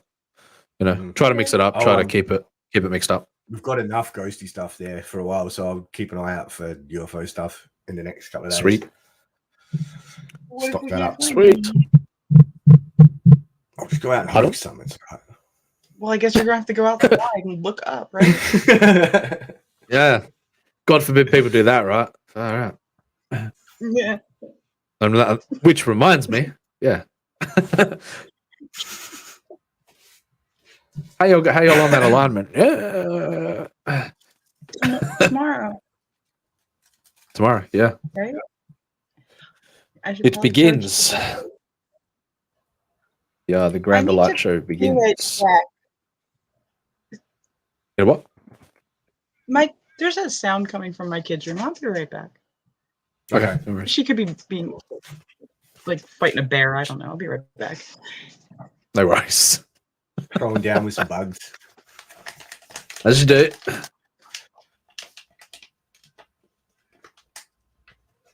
All right, I'm going to set up the next segment here. If y'all care to entertain. Zuckerberg's metaverse and his new yes. Yes. I don't trust anything that comes out of that clown.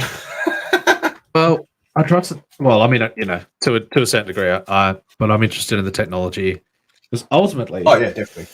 They're the ones that are going to like lead the way as far as investments in goes. Yeah. Right.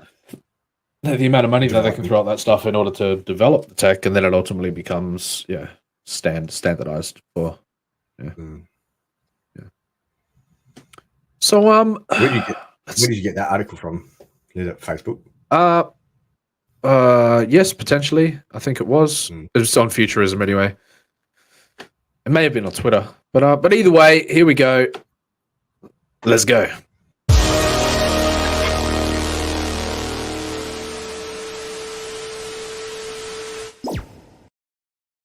Now we don't have we've gone a little bit overboard on the time allocation for the first segment, but yeah, I was trying to rip through them as fast as possible, but yeah. But here we go. We've got Zuckerberg showing off VR headset designed to headsets that are designed to be indistinguishable from reality. It says, and this is from them themselves, says, I don't think it's going to be that long until we can create scenes with basically perfect fidelity. I mean, I'm a fan of. Are you a fan of perfect fidelity, Manticore? Or are you a fan of blurring the lines between what is fancy and what is reality? What is real? Yes, I am. Take the blue pill. Yes. Reggie's in the chat. He says, "Good afternoon, everyone." What's up, Reggie? And we got Courtney saying, "Could be aliens." And then Courtney then says, "Kids are tough. Don't put yourself in harm's way." That's right. You know, she's fine. She lost the game of Uno. Oh. What? Okay.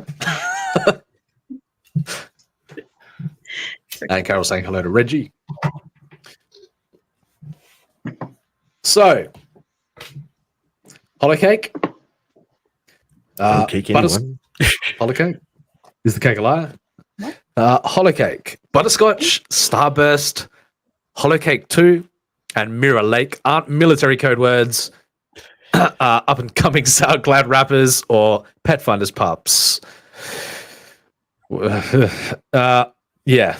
So obviously they're code names for up and coming VR progression, just like you've got your Android terminology for your smartphones.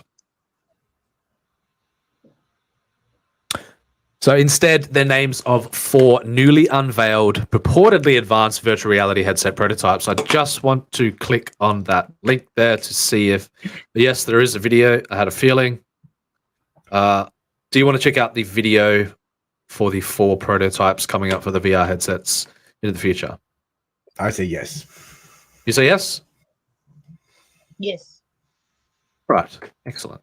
Let us check out this video of Mark Zuckerberg here. Oh, does that mean I gotta look at him? God damn it. Yes, that means you have to look at his mug. His horrifying eyes. It's at the point he calls eyeballs. Yes. It is at the point where he has become the personification of Facebook, and that every single time you see his face, well, you know what it looks inside. It's that fucking smash cunt. No. Today, I want to show you 4 VR research prototypes that we're working on to invent displays that are as vivid and realistic as the physical world, and much more advanced than traditional computer screens we use today. First, we need retinal resolution, and that means getting up towards about 60 pixels per degree. So we built Butterscotch. That's this prototype that lets you comfortably read the smallest letters on an eye chart. Look at the size of it. Second is focal depth. Normal monitors are Second? I look at the size of it. Like, it's a chunky module. set distance away, so you just focus in one place. But in VR and AR, you need to be able to focus on things that are very close and very far from you. With varifocal and eye tracking tech, our halftone prototypes let you focus on any object at any distance. We also need to fix optical distortions in software so quickly that it's imperceptible to the human eye. Next is high dynamic range. Nature is often 10 or 100 times brighter than modern HD TVs and the highest end monitors. And we need those colors to be just as vivid to feel realistic. So we built Starburst, the first HDR VR system that we know of. The goal is to fit all of these technologies into a device that is lighter and thinner than anything that currently exists. So we built HoloCake 2, a working experimental device using holographic displays that can already play PC VR experiences.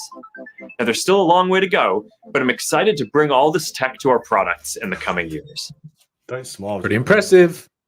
Yeah, no. Yeah. It's like if he smiled at a chimp, it'd probably like attack him, mate.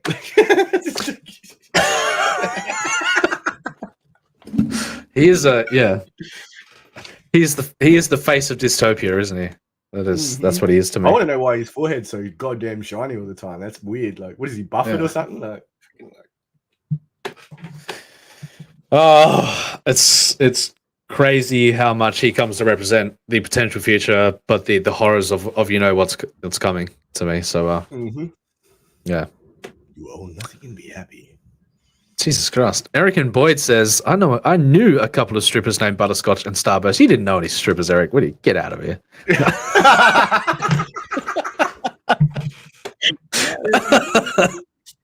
Well, I don't know what he's trying to say, but cheeky bastard. You're right, Eric. We love you. He says, speaking of aliens, metaverse man. All right. He says, lol. You're right. Oh, shit. Very good, Eric. Very good. Very good. That's why I like Eric. Yeah, you are. You're a clever man, Eric and Boyd. Clever man. All right. So they were the names of the headset prototypes coming up, addressing many things that. Oh no, I'd say it came from a table of people, a team of people. Yeah.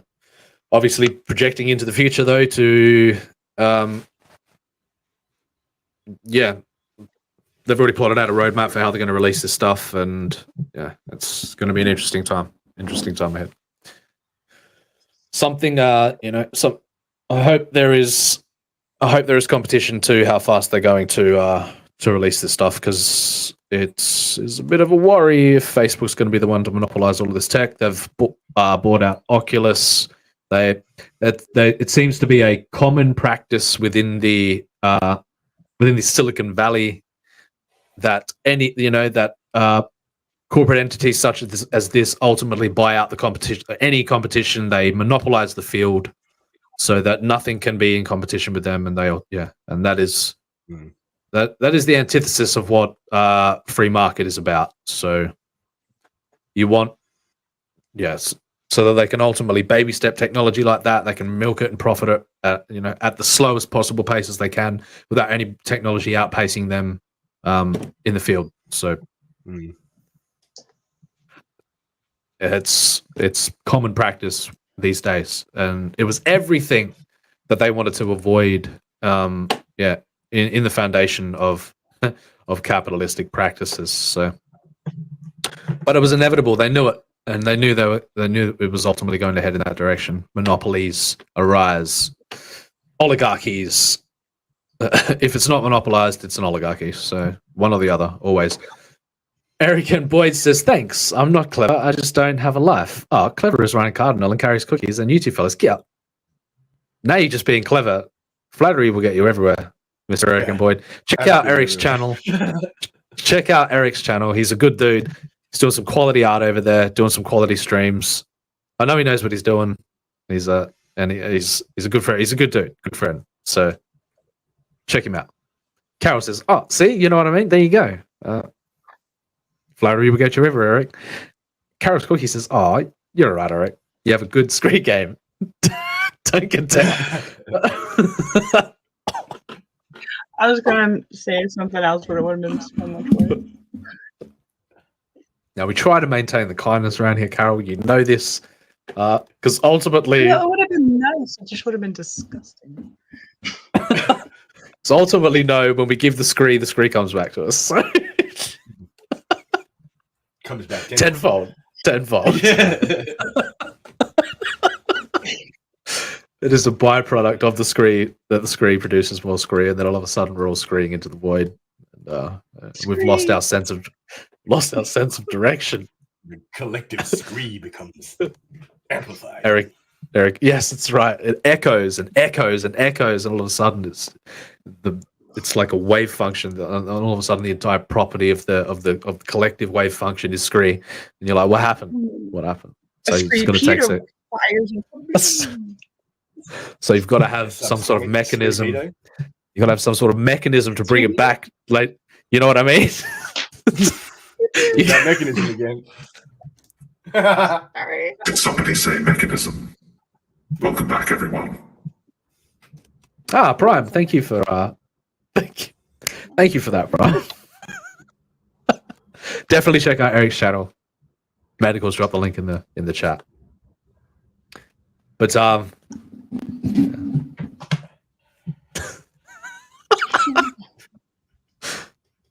right. So, like I said, pardon, Carol.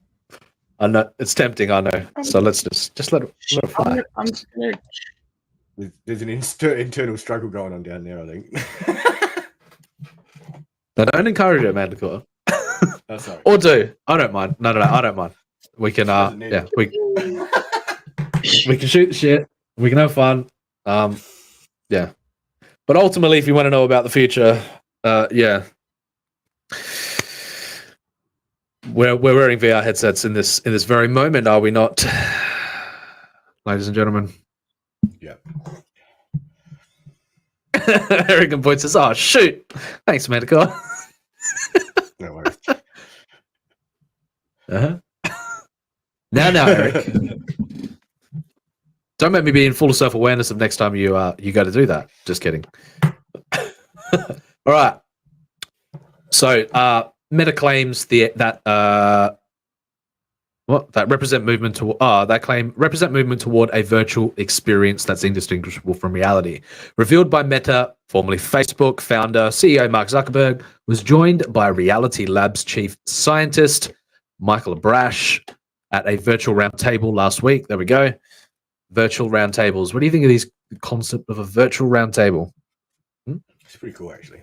Like even virtual, what is it, business meetings or like stuff like that. It's kind of cool, the concept of that. Right. To be able to be anywhere in the world and to still participate in, well, I mean, it's been around for a long time, but having that experience where it's indistinguishable from from reality, like instead of like a Zoom meeting or YouTube, like your entire sensory perception is under the belief that you are there. We've got a new person in the chat. Ragulu says, "What is this channel about?" Generally, Ragulu.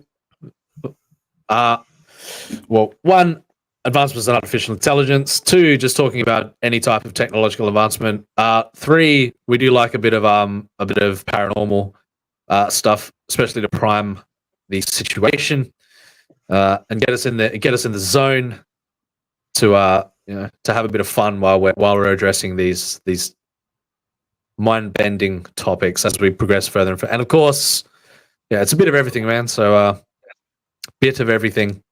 Even in the scientific realm, I do love my quantum-based stuff. But we'll get further into that as we progress further and further. But if anybody likes what they're seeing and hasn't yet, be sure to subscribe. Hit the like button if you can. Would highly appreciate it. Regulu says hi to all of the people. Eric saying hello to Regulu. Yes, a smiling alien or smirk like an attitude. I'll leave that open to interpretation, Mr. Regulu. That's for you to decide. But hey, good to have you. Good to have you, man. Regulu. What are you? Regulu. He gets it.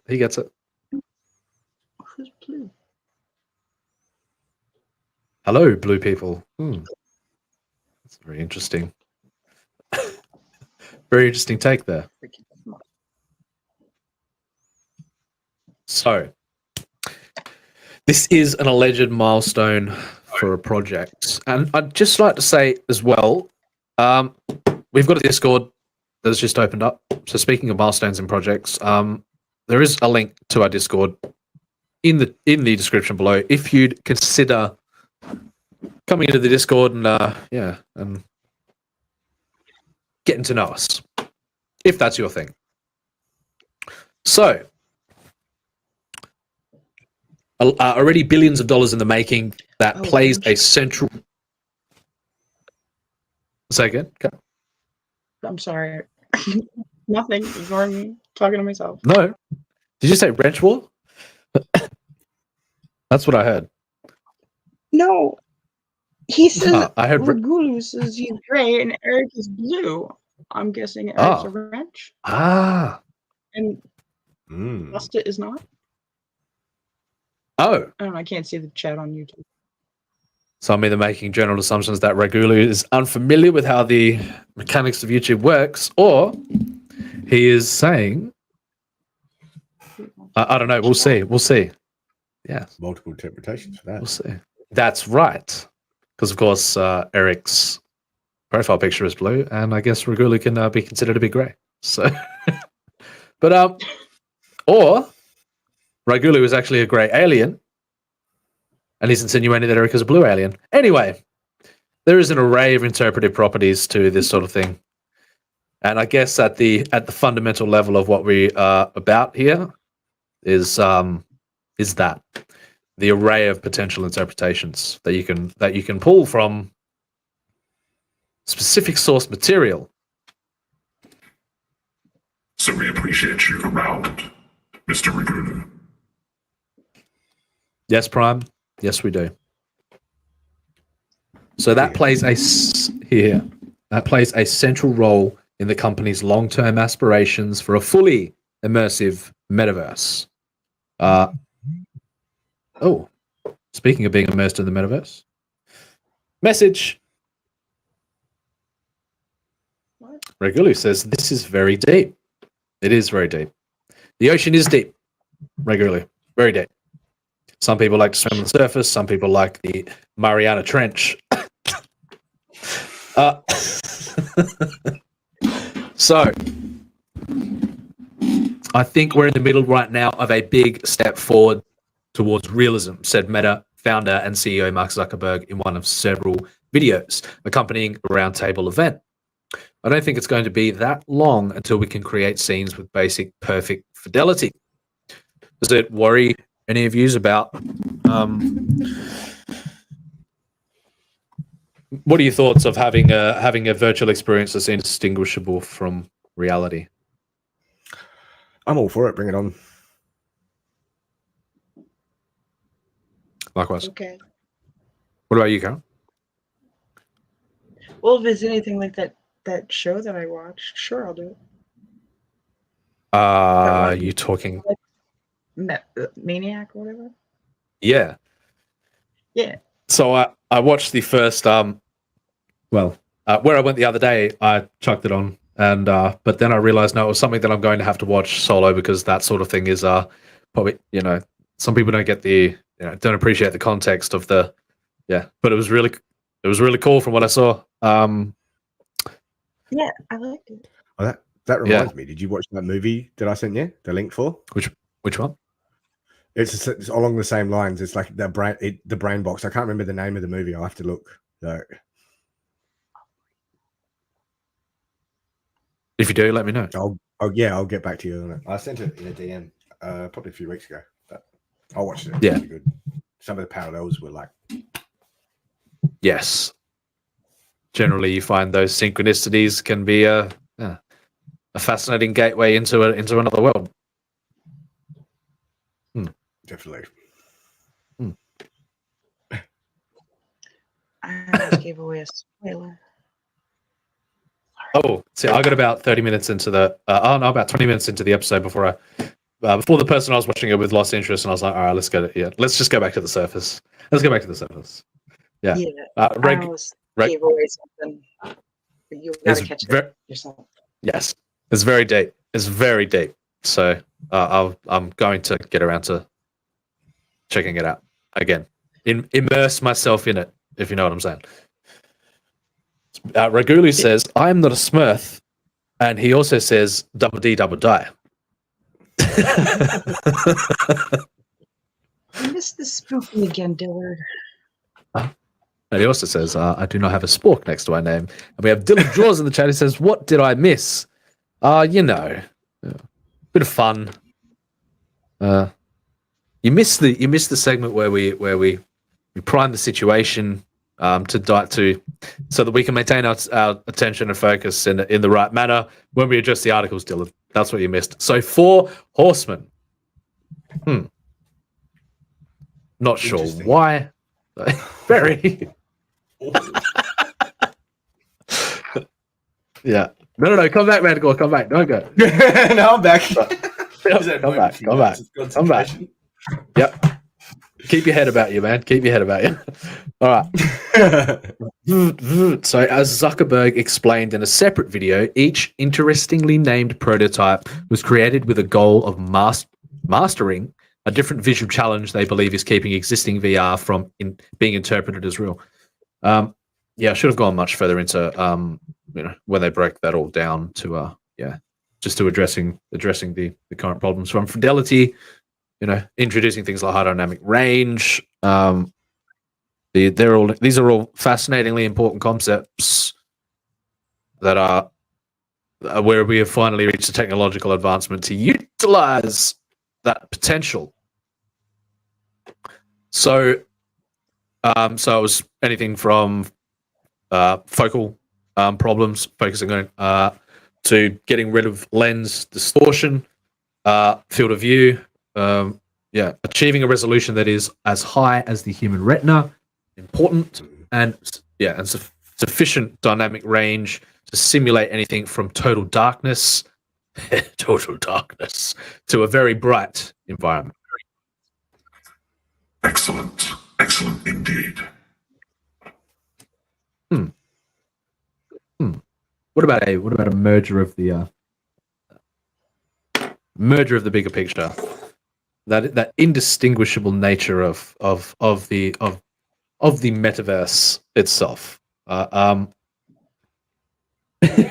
where reality is so dark, it's so dark out the window, that we retreat to our metaverse experience. There's a lot of dangers in that. Yes, that is the context of it. There's a lot of dangers in that because it can become a very addictive property, virtual reality, to push out the from one not wanting to go to the shopping center because of ill people, and living their lives entirely online. These are things that are Yeah, well, it's like Yes. it's a completely controlled environment, whereas reality isn't really. No. Yes. No, you subject yourself in VR to what you want to be subjected to, whereas reality, like, it's not so much. Well, the reality of it is purely interpretive. I mean, there is no fork.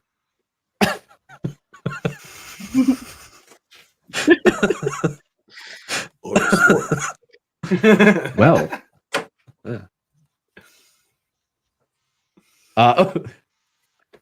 So regularly says now he is America.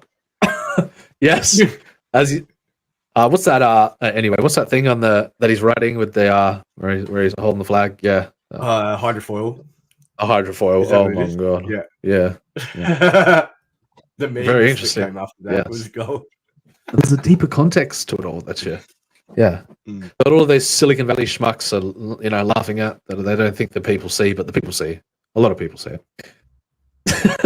A lot of people see the shore, not the Jersey Shore. Dylan George says the situation. Oh god, I hate that guy.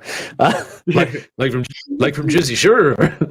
Oh god, don't get me started. It's very good, very good take there though, Dylan. Ragulu says Snooky is an alien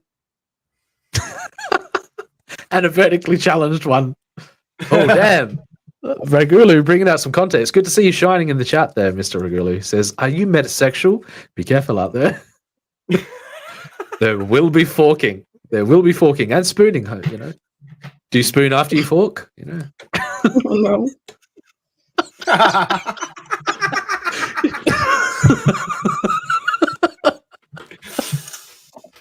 Okay. Oh, Carol. Oh, Not necessary. Sorry. Not necessary, Lady Riot. Forks. Lady Riot. No. Lady Riot. Lady Riot. Regularly says it happened to her. It happened indeed. It happened indeed. The champion, Lady Riot, the champion of the riot, initiating a programming sequence in order to take advantage of the situation. Not that situation. I'm certainly not situation. But this is a situation that we do find ourselves in right now. Lady Riot firing some torpedoes. Pew pew. That's how it's done. She's a smart cookie.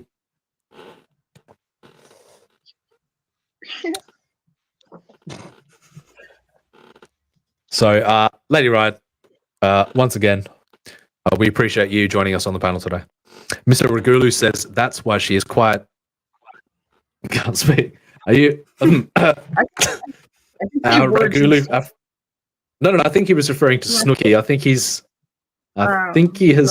He's going on a tangent here. He has brought out his shadow's neck to show its beauty to the world. Okay. You say so. Anyway, back to the article. So these four concepts are very interesting. That they're calling them the four horsemen, though. Terrifying in a sense where you can see that they are motivated by, where you can see the underlying motivation of what they're trying of what the bite is necessarily addressing it as. So, but how do you feel about the four horsemen of the metaverse apocalypse, everyone? Bring it. Amen.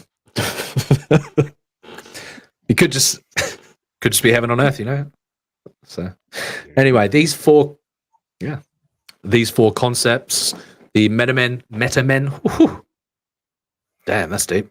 The metamen say must be perfected and combined to bring their lofty vision to life. Plus, the headsets have to be comfortable, which presents its own immense challenge. Yeah, there's nothing worse than the idea of an indistinguishable experience from reality, but there is a sense of discomfort to it. That would be terrible. But to get there, we need to build an unprecedented type of VR display system.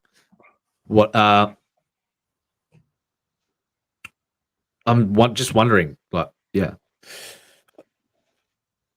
Do you think they can do it without destroying the world? Meta, Facebook. I don't have much confidence in Meta and Facebook, to be honest. Like, Neither do I. Previous track record. Neither do I. And what they intend to do with all that information that they What they've that they already are done stock- with people's information, like. But no, there's a lot of factors that go into that. Into that. So, but ultimately, you know, if you're aware of what what they're ultimately going to do with that information, where they're ultimately going to feed it to an AI system, yeah.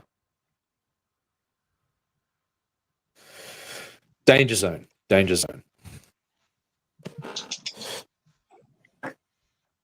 But I'm embracing it because I know there's ultimately good guys within that system, especially in the open source community, that will replicate these practices, that will ultimately try to remain in competition with the big corporate entities that are funneling billions into developing these systems. But it's going to be a very interesting time ahead in the coming decade. Strap in.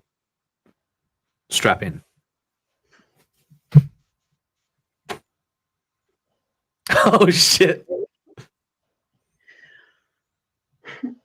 Well, Regulu has confirmed. He's taking shots at at our good friend Carol here. Oh, Regulu. Come back. Calm yourself, Ragulu. It is okay. It's not going to be okay for much longer. Oh, damn. Uh-oh. It's a fiery but peaceful protest in here. All right.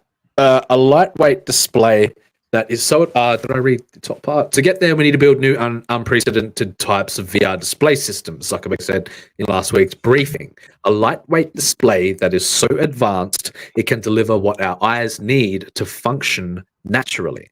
So they perceive what we are looking at. So they perceive... Is this bad editing?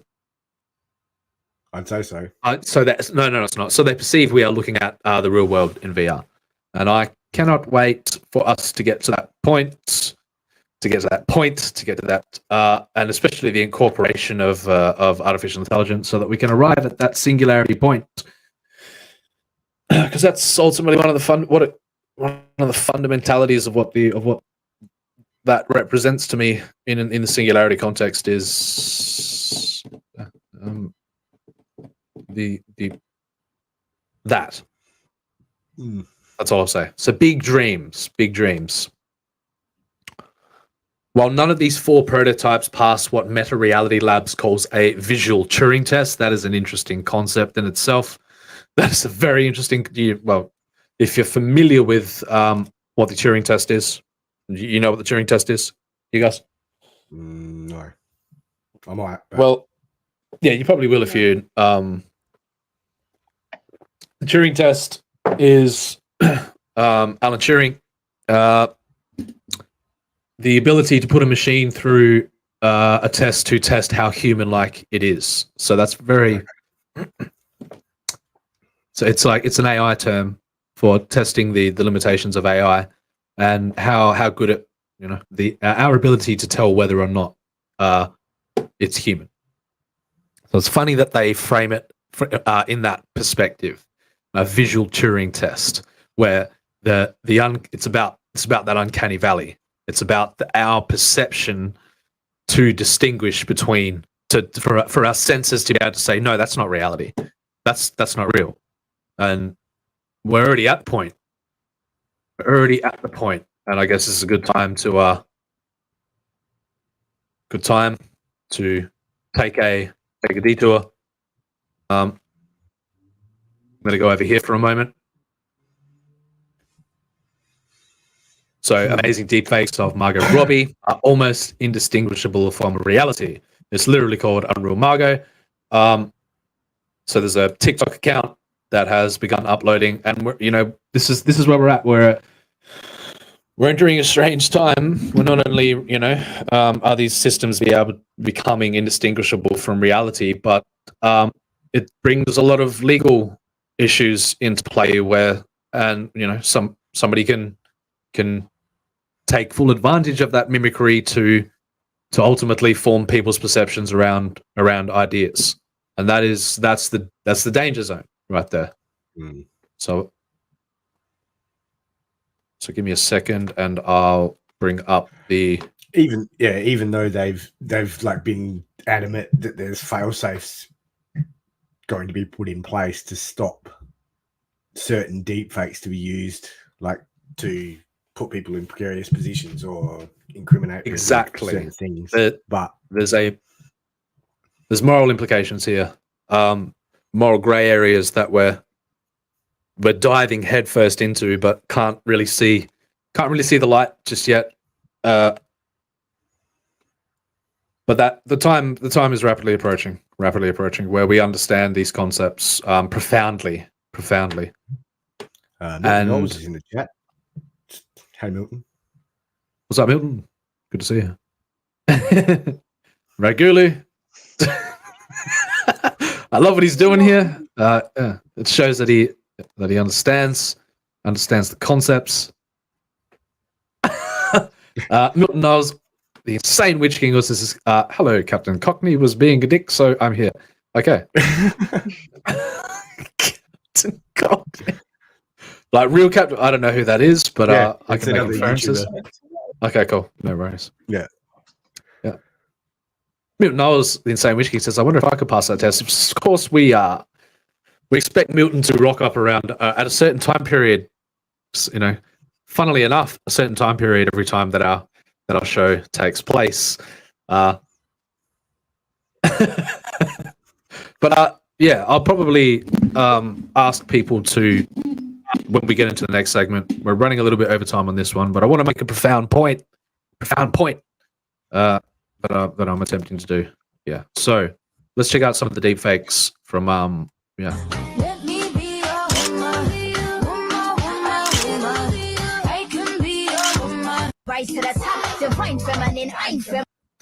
you tell the difference? No. Kind of. Baby, work it.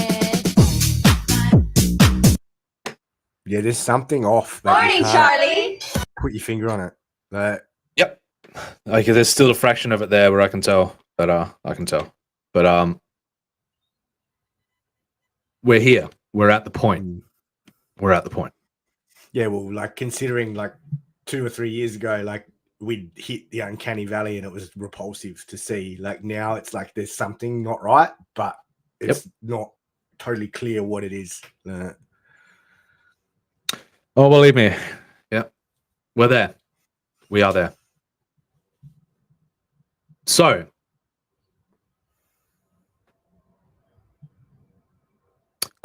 so the labs calls the visual Turing test quite yet that they may well bring the company a bit closer to the goal of seamlessly integrating extended reality ER. Are you right there? Yeah. Just accidentally hit that with my foot. Integrating extended reality systems into daily life. Extended reality. Just the same as the specific artificial intelligence community that I'm participating in is ultimately coming. They're seeking to redefine the terminology around the idea of artificial intelligence as opposed to extended intelligence. I believe because they are ultimately they're moving towards the idea that these systems are going to become an extension of the self, and when you start playing in that realm of the extension of the self, it it offers a very a fascinating experience for you to understand what even the self means. But what is real, Milton Knowles?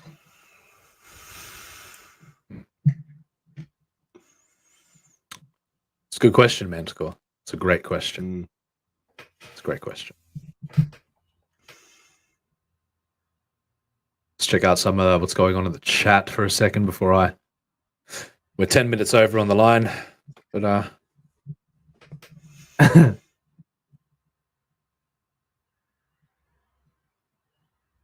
Milton says, I have an AI on my tablet I like to play with.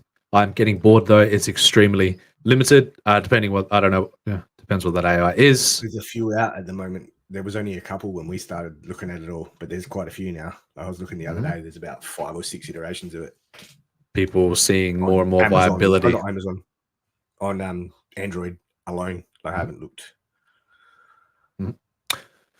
The tech, it's coming down to the point where tech, smaller and smaller tech companies are able to get their hands on these systems, and it's becoming easier and easier to produce. Yeah,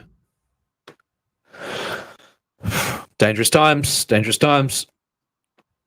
Courtney says, "Hey Milton, hi Cookie, back again, Courtney. Good to see you." Milton says, "Hello, Courtney, Fellowship of Oddballs. You seem to be everywhere I go." Are you Milton's shadow, Courtney? What's going on here? She says, "It sounds right, Milton. It sounds right." Milton then says, "Hello, weirdos on the panel. That names are too tiny for me to read." Damn, that's harsh, bro. What's up, man? Good to see you. Thank you for joining us. Hello, Milton Knowles, Insane Witch King.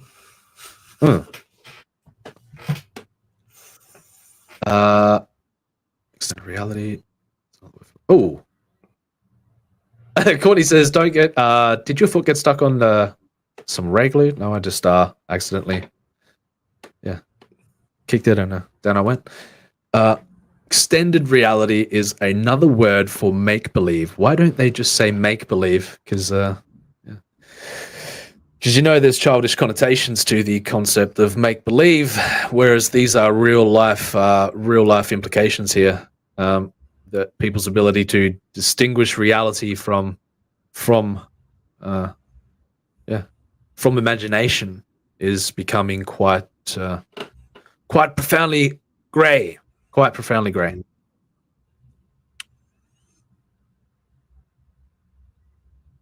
Well, so Milton says, and we'll dive down the insanity rabbit hole for a second. Actually, for all you know, most of my interactions with people could be simply just a program, including this. The rest of it could just be an attempt to make it seem real. Well, it's nice that you're you're in the your feet are on the ground today, Milton. But I do appreciate when you take flight, Milton. I do appreciate that. I find it profound. But are they, as for people not being aware that they themselves, go for it, Karen. Sorry. No, Milton took us on a tour. Mm-hmm.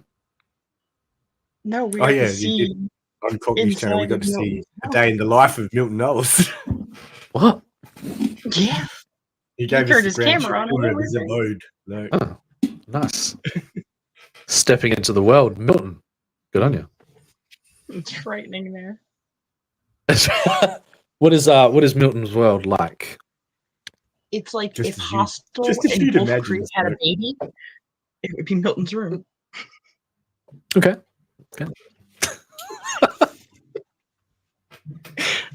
I'm sorry.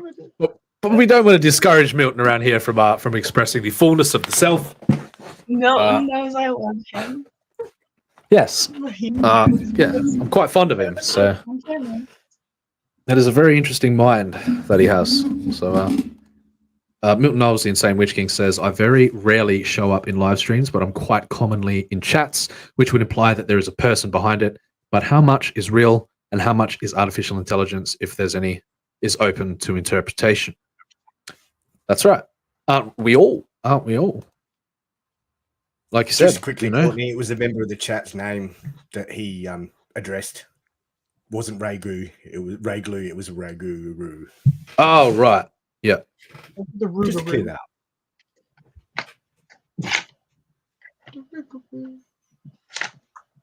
No, Courtney, you're all right. Not true. We like to get a little bit wild around here, mate. So yeah, a little bit crazy, a little bit loopy sometimes. So I'm a fan of getting loopy. Bonkers. All right, back to the article for a second. What was that? Say again. I said, Coles. look at all them chickens. Oh, I'm okay. Leave me alone. you cool? You got your ducks in a row there, Carol? Yep, the birds are all lined up. All right, so. All right. Yes. So big dreams. Big dreams. So they maybe will bring the company closer to the goal of seamlessly integrating extended reality systems into everyday life. A future that Meta seems to be banking on, seeing as how it currently owns about 80% of the virtual reality industry market. The other 20% going to Steam, and yeah, there are a few systems that can currently produce this technology, but a few companies that can currently produce this technology, but they're the ones paving the way for, yeah. It's a mess the way the system's structured, but ultimately, you know, they're going to be the ones that are going to produce the goods. But it's up to, once the technology is produced, it's up to them to open up the avenues for how, yeah, and for it all to trickle down inevitably and fall into the hands of the true artists and the true visionaries that will make the experience what it will inevitably become.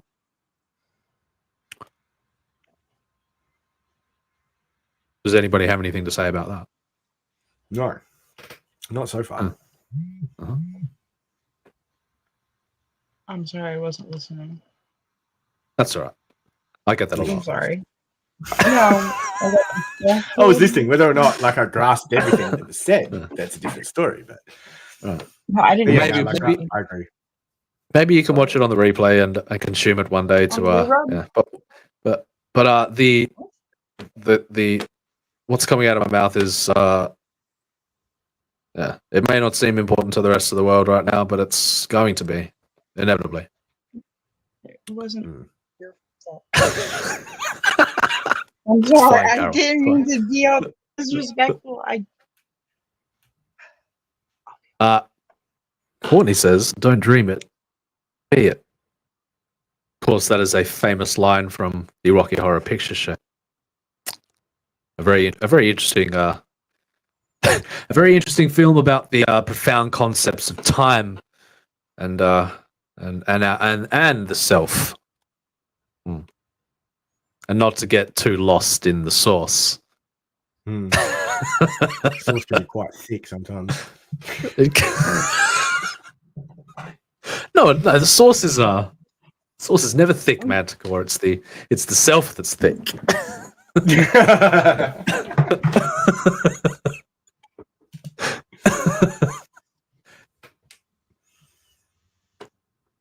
Milton going on a roll.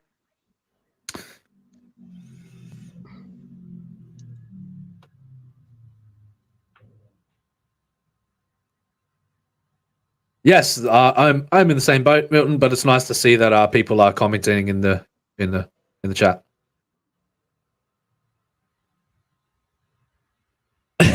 Courtney says, "I'm sorry, I didn't hear you. Can you repeat that?" Unfortunately, not. It was profound musings from the self within the moment. Maybe I'll go and watch my archives one day and reflect upon myself to yeah. So But now all that's stuck in my head is don't dream it. Yeah.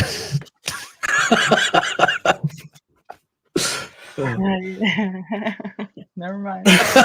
You got what's up, Carol? How you doing there, mate?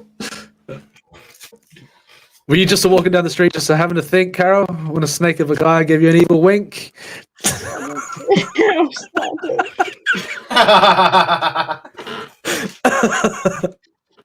Did he shake you up? Did he take you by surprise? Did he have a pickup truck with the devil's eyes? And the devil's eyes? Did he stare at you and you felt a change and then time meant nothing never would again? So while these devices... Pardon, what's that? Nothing. Nothing. It's all right. Let it be. Let it be. All right. While these devices might be breakthroughs for the CEO and what my lord, what do you and meat smoking enthusiasts, ever confusing metaverse dream. Well, Oh yeah, okay. Not Yeah. touch- Meat smoking. Yeah, I get it. Yeah. Okay. There's still a. Sorry, I took us down the Rocky Horror. I took you down the horror of the Rocky Horror rabbit hole there for a second. There's still a lot that Silicon Valley mainstay needs to figure out before these products and, well, the metaverse in general are going to pick up any significant market share. I don't think that statement is entirely true. I think, well, I don't. I frame it from my perspective because, but I'm on the edge of my seat, waiting for the advancements to happen. Funnily enough, because there's a lot of pushback because of what Facebook was known for. So that's going to be the deterrent for people to jump to invest in this realm. But I also have been participating in a passionate community of people who saw the potential of what could come out of this in the blockchain community, who were really the people laying the foundation for this realm to manifest. And then what ultimately happens is companies come along like Facebook and seek to they see potential in these ideas that passionate people have laid the foundation for close to a decade now. And then they swoop in and try to take the market out from underneath people's feet. So frustrating when that happens, but ultimately you got to give him a little bit of props and respect, because at least it could be worse. The dream could just fizzle out and die. But ultimately it's going to these giant entities give validity to these ideas, whereas in these smaller open source based communities, the dream was never quite attainable because there isn't enough resources around, the ability to invest resources into making this a reality. But now there is incentive to do it. There is market validity there that that Facebook is offering this concept, which is ultimately going to inspire people who didn't believe that it was a possibility before to start looking in a certain direction to notice it. That's my only concern, is that it's going to be monopolized by Meta, and But yeah, there are enough passionate people that I don't think that they will ever quite be able to hold on to the larger picture. So fingers crossed. Yeah, one you can see what's hope. going on in Decentraland and all that stuff as well. So there is the alternative. There is the entire it's cryptocurrency. company. Yeah, I totally agree. That there is at least a form of competition there that is ultimately going to be a sense of checks and balances for where Meta heads, because people have already the foundation of the dream has been laid. The ideas and the concepts and what's acceptable and what's not acceptable have been determined. There are morally righteous people involved, from a certain point of view, anyway, who know the who have been thinking about this stuff for long enough that that they know, like what's coming, what to expect, what will ultimately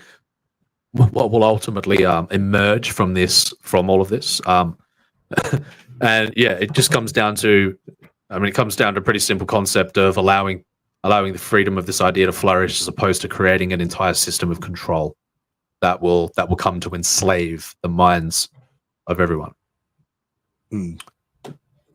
That'll be the real battle. That'll be the real line to dance. Is that how aware we are when these systems come to totally dominate every aspect of our lives, and how, at what level of control they're implementing these, at what level of control the hidden hand is ultimately in play. So let's check the chat. Sorry, I took everybody down the Rocky Horror rabbit hole there. I'm sorry. I nudged us in a just to inspire the mind a little bit, in order to take in this information. So Manticore getting is into the chat. All right, here we go. Here we go. Mr. Ryan Cardinal says, wait a minute. All right, we'll start from there, because there's been a lot of dialogue in the chat. Mr. Ryan Cardinal says, meat smoking. Sounds like I came back at the right time. Courtney says, I love Columbia. Columbia is pretty awesome. Excellent character. Dynamic between her and Eddie. Great dynamic there. Manticore dropping some, he says, ears pricked up there, Mr. Cardinal. Did yours prick up too there, Manticore?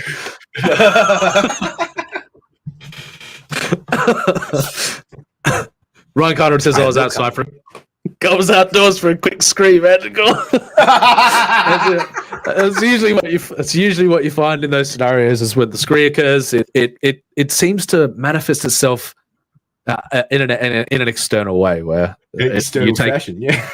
It's a fascinating phenomenon. You take it from here and then it moves over there. There's almost like there's some sort of like, maybe it's computational, maybe it's got some sort of implicit design to it. Who knows, Mr. Robot Cardinal? But who knows? But your guess is fine. Well, my interpretation is as good as yours. That's so. Courtney says, not just the person. I like things that come from there, but okay, but yep, come from there. Right, gotcha. I see you. I see you, fam. I see you.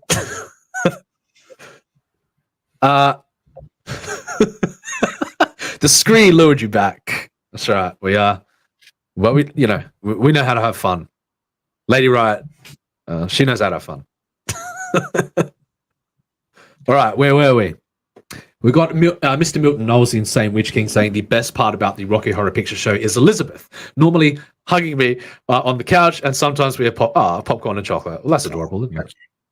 Yeah. It's very sweet. It's very, very, very sweet. Followed by Courtney saying Janet is a slut. She smokes meat. Damn it, Janet. Damn it, Janet. Damn it, Janet. No, what? Anyway. Not gonna. Come on. It's a fucking brilliant film. Come on, it is. You know it. We all know it. We all know it. There's a reason it's called classic, and it's not just like. That's right. Like not even if people can't figure out why, because it's fucking brilliant. That's why. Yeah. All right. So, where were we? Oh. The allure of smoked meats is strong among my people, but my eye just caught Courtney's. She said, "There's a light over at the Frankenstein place." We got Darius Munchausen in the chat. He says, "Hail, Smoke the Alien and Manticore." What is up, Darius? Good to have you in the chat, man. Thank you for joining us. Courtney, you were probably about to be passively schooled in the concept of scree, but that is up for the good people of the community to inform you about. But I think we loosely covered the topic there. So yeah. Oh shit. Can't address that one, Courtney. I'm sorry. Actually, Mr. Milton Knowles says, actually, my dreams die. Oh, well, this is horrible. But Milton Knowles, the Insane Witch King, says, actually, my dreams died when I was a young teenager to find out that it was almost impossible. Oh, bro. The fuck? No. It's already here. Well, that sucks, man. That sucks to hear.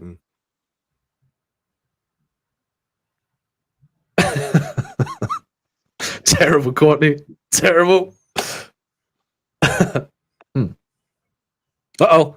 Speaking of, yes, I agree, Courtney. I agree. But I do prefer to maintain in the realm of entertainment as opposed to addressing the political turmoils that you lot down there currently find yourself in. Try to focus on the stuff that we like and like want to see more of. More than yes. the stuff that we don't really agree with, or that's sort of a staple of what I attempt to do around here.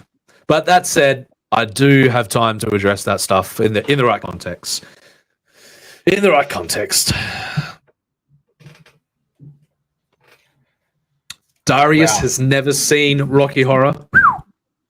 Well, maybe that'll be my gift to you guys.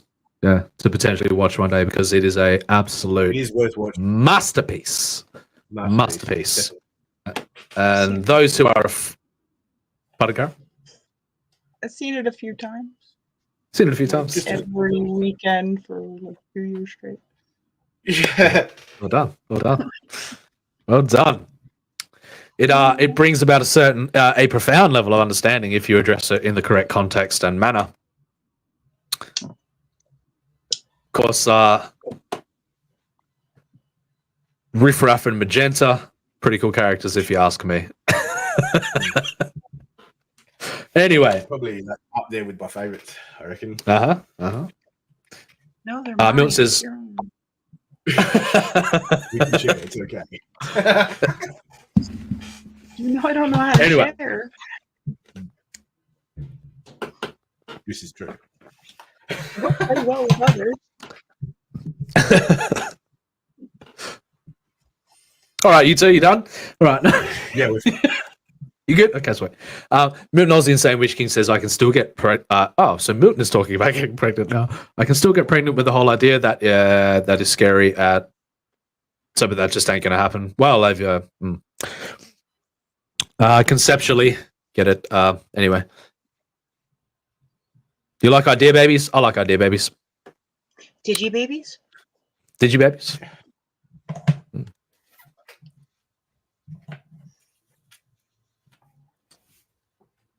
Very interesting concept. Very interesting concept. Layered with deepness, that one. Layered with deepness. So, that was fun. I enjoyed that. I thoroughly enjoyed that. We've now arrived at the point in the show where I believe this segment is going to be called Deep Dive. If that wasn't a deep dive, what we just did, I don't know what is. But has anybody got something along the lines of conspiracy? And I'm looking at you, Mr. Milton Knowles, the Insane Witch King, that we could potentially talk about in this segment. We'll do it live. Why not? We'll do it live. Do it live. Because we've got, Manticore has dropped a few topics in there so that we can fall back on just in case. We've got MK Ultra, but I don't really like talking about that stuff in a literal context, because it makes inferences, and it makes people, you know what I mean? Like I don't, but I suppose we can. I don't.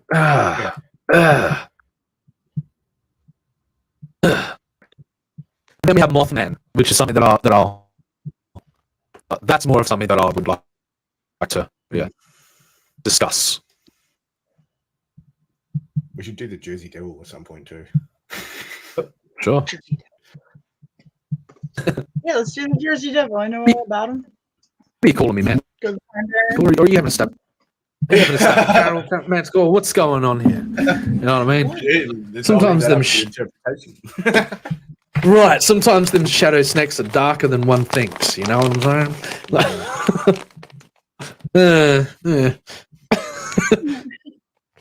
All right. So, smile, Manticore. You're on candid camera. All right. All right. So Milton says, and I'm going to stop calling him Milton Aussie Insane Witch King. He is now a friend of the channel. Milton, refer to him on a first name basis every single time he brings some profoundness to the I like what he brings. So yeah. Milton says, my wife suggested getting me pregnant over Easter, and I freaked out. And we actually had our first and only argument so far.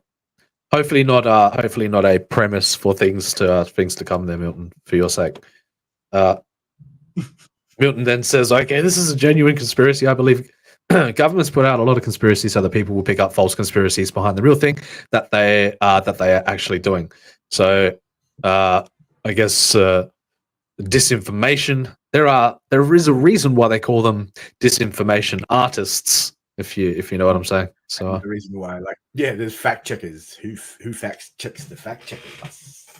No, I'm just saying there's an art to the idea of painting information. There's an art to it, and if you can't appreciate that art, then I guess you're missing the beauty of it all. Corny says, I will let Darius slide on that one because he sings karaoke okay, cool, no worries. All right, sweet. She then says, I used to go at midnight when I was in college in Boston, like every weekend. There you go. To Rocky Horror, obviously, because the stage performance is never been myself, but I know people who. It was Craig McLaughlin, and I can't stand him. Right. So you can't as Frankenfurter or. Yeah. He did a terrible job too. It was awful. You can't beat Tim Curry, man. Fantastic. So. Everyone else was fantastic. He sucked. Not even going there. Not even going there. But I'd be interested to see the stage show for sure. Darius says the Jersey Devil says it's Taylor ham, not pork roll. Fair enough. All right, letting these two go at it in the chat now. Oh dear, we've entered into the void. We've entered into the scree. Vortex. Mr. Yes, we're spiraling into the vortex as we speak. Shall I bring them out of its smirk? What do you say? Manticore looked up just then when he should have been looking to the side. You're listening right, all over the shop. No. And that is the It's just because Prime's voice comes from no particular place, you. Throwing you off your game. It's okay. Yes, that's okay. So anybody out there got anything got anything they'd like to that we'd like to address in the deep dive? If not, we're going to default to the Mothman. Go to the Mothman. We're doing it? Yeah, we're doing it. The Mothman. You know much about the Mothman prophecies, guys? You into that sort of thing? Yep. Well, no, you are, Carol. What about you, man? Yeah. I'd heard about it, and then I saw that movie that came out in the 90s, and that sort of put me in. Was that a Richard Gere movie? I think it was, wasn't it? Not sure what it was called. I think it was called Mothman Prophecies. Yeah, I think so.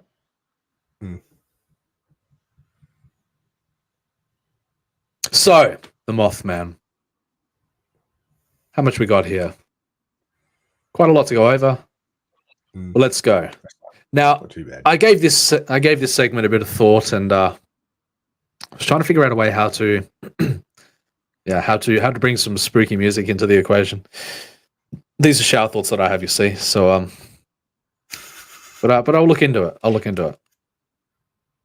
In West Virginia folklore, the Mothman is a humanoid creature reportedly seen in the Point Pleasant area from November 15th, 1966 to December 15th, 1967. The first newspaper report was published in the Point Pleasant Register, dated November 16th, 1966, titled, "Couples See Man-Sized Bird Creature, Something." The national press soon picked up the reports and helped spread the story across the United States. The Mothman was introduced to a wider audience by Gray Barker. Gray Barker was an American writer known for his books about UFOs and other paranormal phenomena in 1970, and was later popularized by John Keel in his 1975 book, The Mothman Prophecies. Now, that was the thing that captivated the collective imagination on the idea. And it claimed that there were supernatural events related to the sightings and a connection to the collapse of the Silver Bridge. That is ultimately the incident that everybody commonly knows. Is there footage of that? Or is it all just... Let's find I out. love how it says that's... You did like said that everybody... I've never heard of that before. Like, I've heard about the myth and everything, but the Silver Bridge, I haven't. So I know that people know this. Well, why am I recalling footage of it in my mind? I think there might be. I think there might be. We'll find on my phone. I know the X-Files did an episode based on Mothman too.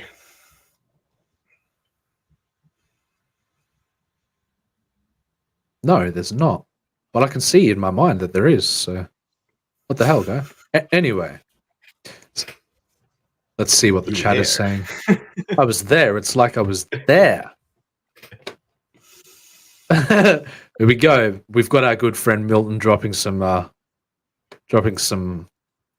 intriguing stuff in the chat already.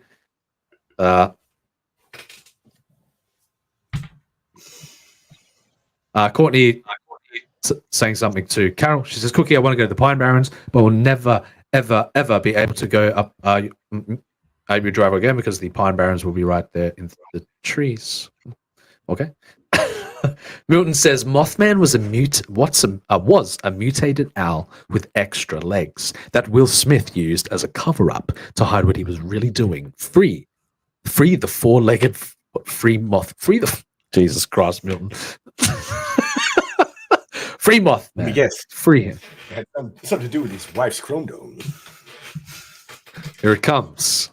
The internalized machine comes to play. Here it comes. And then through the array of interpretation, one can find profound insight into the mind and musings of a madman. Milton Knowles, the Insane Witch King, ladies and gentlemen.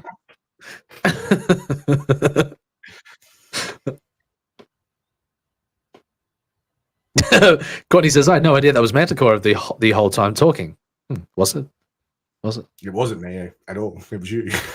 Wasn't it Manticore? No, Wait. it wasn't me. Oh. Or was it? She's just calling you a fancy man, so you're the fancy man around here, Manticore. What else? I've been called worse.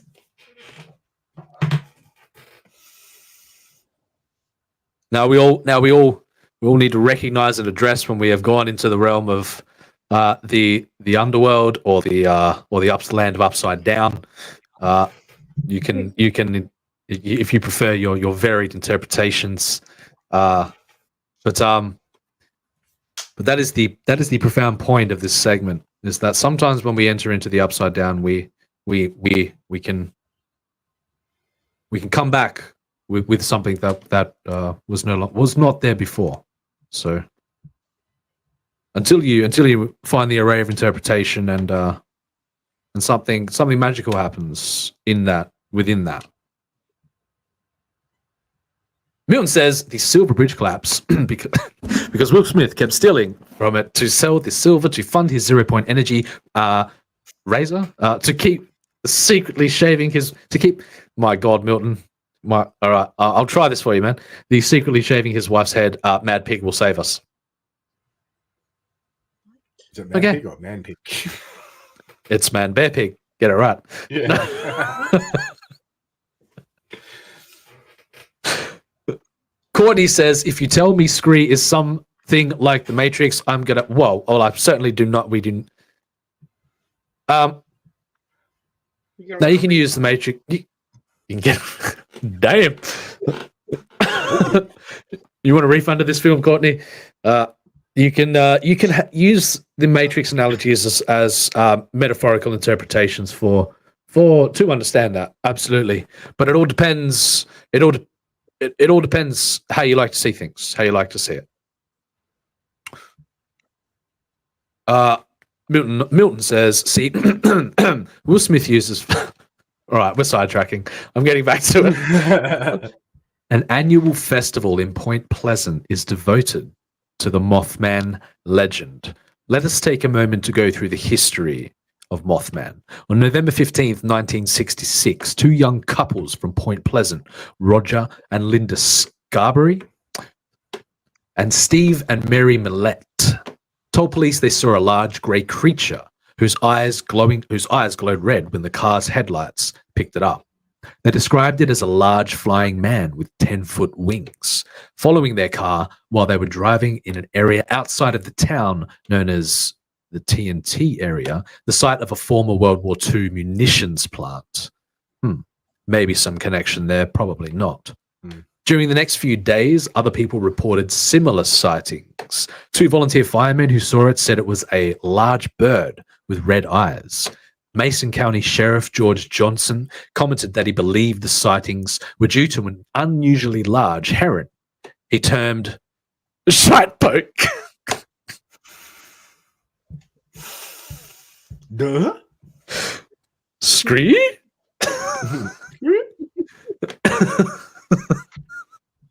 Contractor Newell Partridge told Johnson that when he aimed a flashlight at the creature in a nearby field, its eyes glowed like bicycle reflectors.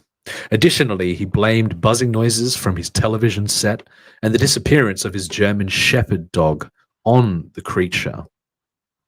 Wildlife biologist Robert L. Smith. Eat my dog. He done ate my homework. Robert L. Smith at the West Virginia University told reporters that descriptions and sightings all fit the sandhill crane. What? Ridiculous. A large American crane almost as tall as a man with a 7-foot wingspan featuring circles of reddish coloring around the eyes. The bird may have wandered out of its migration route and therefore was unrecognized at first because it was not native to this region. Pretty sure I can tell the difference between a bat and a fucking bird, bro. Bullshit. Due to the popularity of the Batman TV series at the time, the fictional superhero Batman and his rogues gallery were prominently featured in the public eye. With the villain Killer Moth did not appear in the show. While the villain Killer Moth did not appear in the show, the comic book influence of both him and Batman is believed by some to have influenced the coinage of the name Mothman in the local newspapers. Thoughts so far? Could have influenced like the collective in a way, but it doesn't explain what that dude saw. Like, you know what I mean? Like, individual testimony. It could have had something to do with the public running with it, though. Like, right. Courtney says, speaking of public running with it, Courtney has caught the Will Smith bug.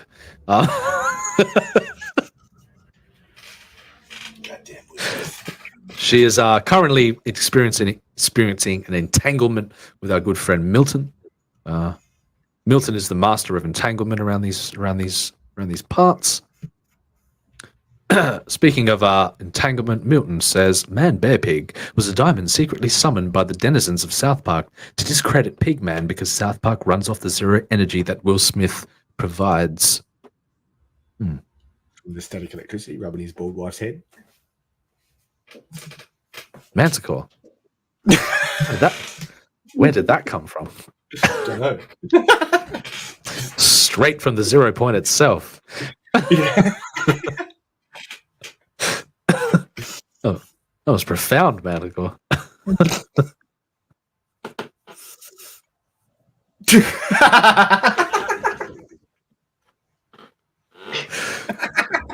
Woo!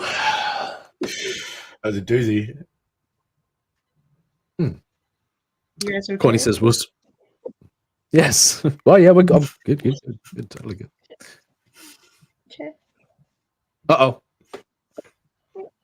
Carol says, "I think it was a leprechaun." Everyone you saw the leprechaun say, "Yeah."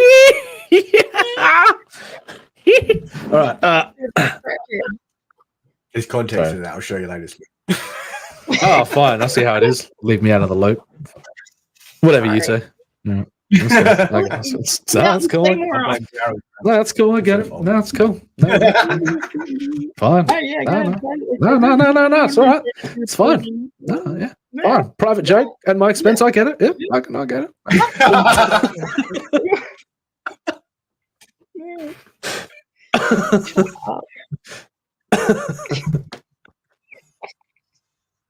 So let us return. Following December 15th, 1967, collapse of the Silver Bridge, of course, which is the death of 46 people. They have drawn a clear distinction because people say the sighting of Mothman ultimately led to the collapsing of the bridge, but the incident gave rise to the legend and connected the Mothman sightings to the bridge collapse. According to the Georgian newspaper, not even going to attempt that. Svodvenya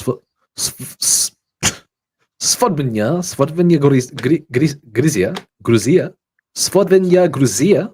All right, that'll work. That'll do. We got there. Svodvenya Gruzia. Gracias. Russian ufologists claim that Mothman sightings in Moscow foreshadowed the 1999 Russian apartment bombings.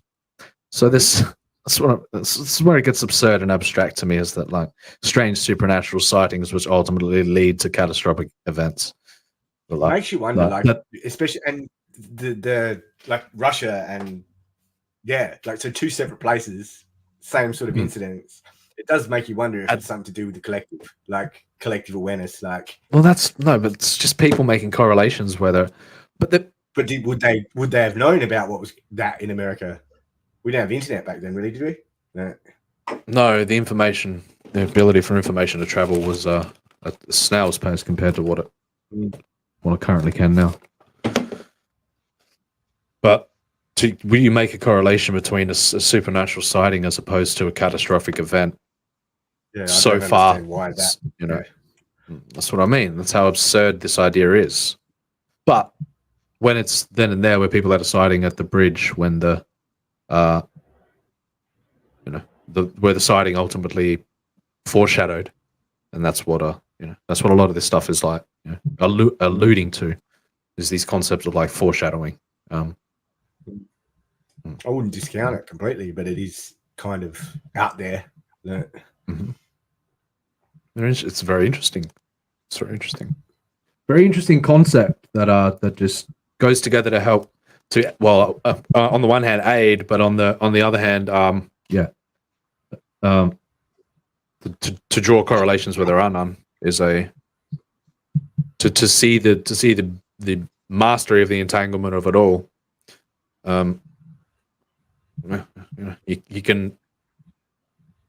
You either buy into this stuff or you don't. It's pretty simple.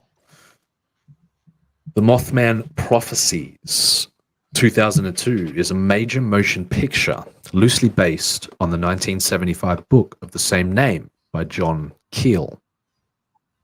In 2016, WCHS-TV published a photo purported to be the Mothman taken by an anonymous man while driving on Route 2 in Masons County.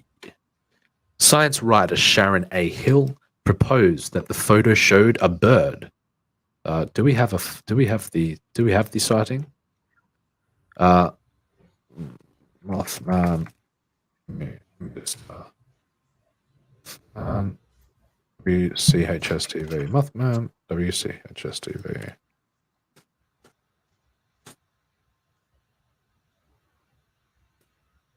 There it is. I'll be back in 2 seconds, smoke.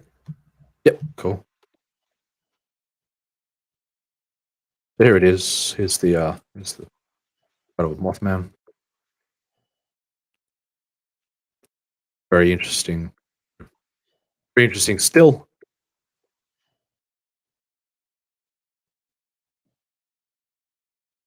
So science writer. Say again. It looked like a kite. God did, right?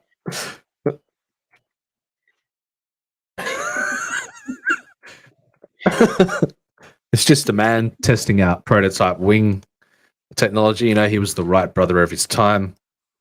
Wait, maybe it's my bird upside down. Maybe. I see it.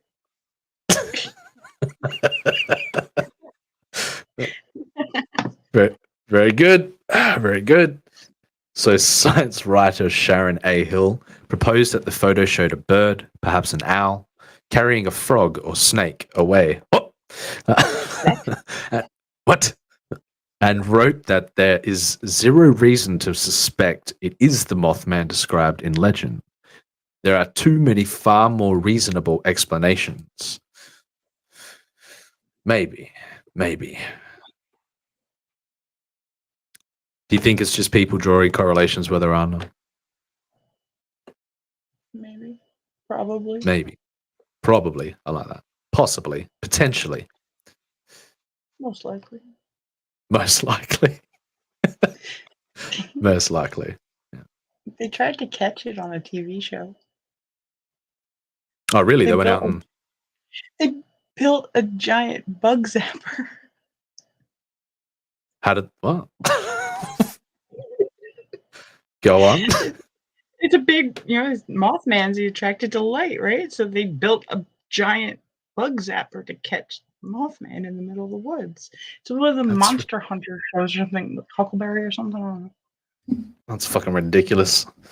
You should have So seen what it. did they... It was electrified and everything. Like, don't go near that thing. It's deadly. And they put it in the woods and left it there overnight. It doesn't seem like a very efficient method to... Yeah. They were all about it. Madness, Carol. Madness. It was silly. Absurd. All right.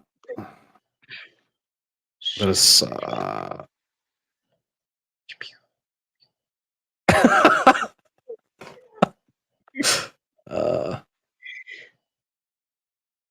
Where's Lady Just checking out Riot? what's going on in the chat. Oh, she's around. She's around. Is she? Yeah, she's around, I believe. I'm wearing her face. God damn. I'm just checking the chat, you fucking tripper.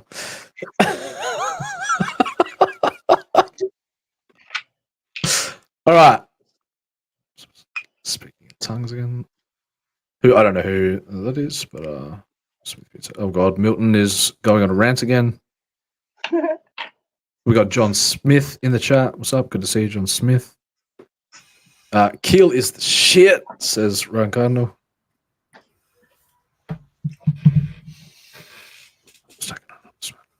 Oh god.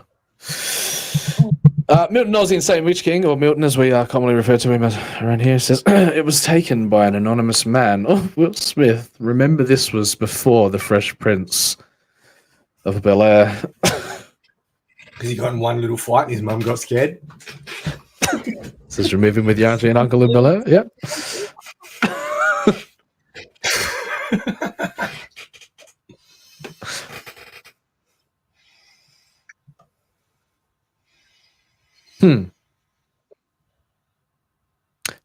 John Smith says looks like a frog or something. I can see the legs. I saw the bat.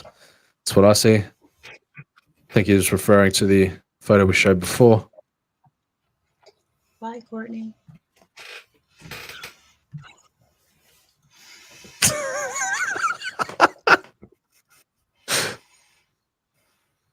nutters in the chat, but I love it. Yes, all right. Get back to it. All right, Courtney. Cheers for coming out. Good to see you.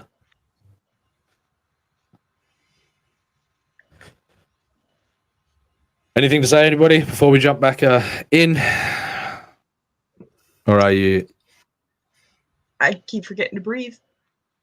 Breathe. I didn't breathe. hear the last like 2 minutes, so. That's all right. You ready? Yep. All right. Folklorist Jan Harold Brunvan notes that the Mothman has been widely covered in the popular press, some claiming sightings connected with UFOs, others claiming that a military storage site was Mothman's home. Brunvan notes that recountings of the 66 and 67 Mothman reports usually state that at least 100 people saw Mothman, when many more, who were afraid to report the sightings, but observed that written sources for such stories consisted of children's books or sensationalized, undocumented accounts that fail to quote identifiable persons. Brunvan found elements in common among many Mothman reports and much older folk tales, suggesting that something real may have triggered the scares and became woven with existing folklore. He also records anecdotal tales of Mothman supposedly attacking the roofs of parked cars occupied by teenagers. Conversely, Joe Nickel, an American skeptic and investigator of the paranormal, says that a number of hoaxes followed the publicity generated by original reports, such as a group of construction workers who tied flashlights to helium balloons. Ooh, okay. Nickel attributes the Mothman stories to sightings of barn owls. Yeah, that's a big owl. Yeah, yes, totally an owl. Totally. Totes. Without a shadow of a doubt. Suggesting that Mothman's glowing eyes were actually red eye effect caused from the reflection of light from flashlights or other bright light sources. Benjamin Radford, who's this guy? American writer, investigator, and skeptic, co-authored or contributed to over 20 books, and also a writer for traditional print media, points out that the only report of glowing red eyes was secondhand, that of Shirley Hensley quoting her father. Interesting. So that's that's ultimately what folklore is, isn't it? An amalgamation of claims which go on to form some type of common. People elaborate on other people's stories and pass them on. Right, and then it becomes a weave of interpretation, which ultimately goes on to define some sort of common understanding of what that idea represents.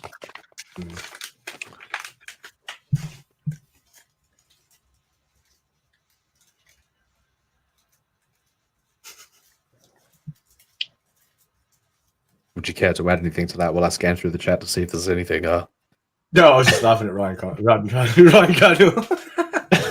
Let us. But yeah, like you can see how like one or two stories passed around in a small community could like generate like a myth or something like folklore. Ryan Cardinal says helium balloons and flashlights, eh? Reminds me of my time in the Mexican Air Force. Oil me up.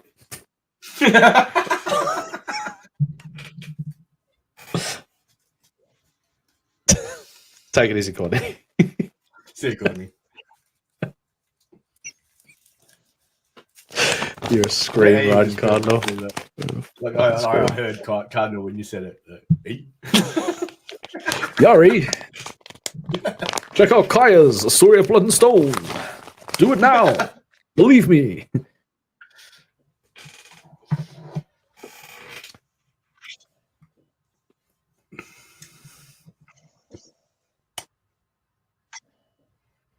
According See, to but the universe, all who have that red eye shine, don't they? Even humans, like you shine a light in their eyes and like it reflects. That's the refraction of the eye off the light off the retina that bounces back. Mhm. Like, Mhm.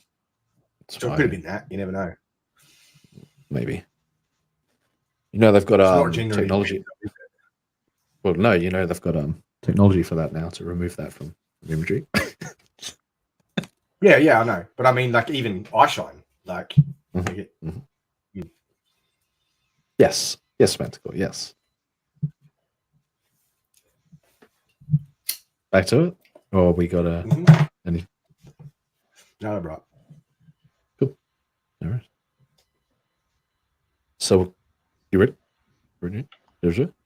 According to the University of Chicago, psychologist David A. Gallo, 55. David Gallo, 55 sightings of Mothman in Chicago during 2017, published on the website of self-described Fortean researcher Lon Strickler, are a selective sample. Gallo explains that he's not sampling random people and asking if they saw the Mothman.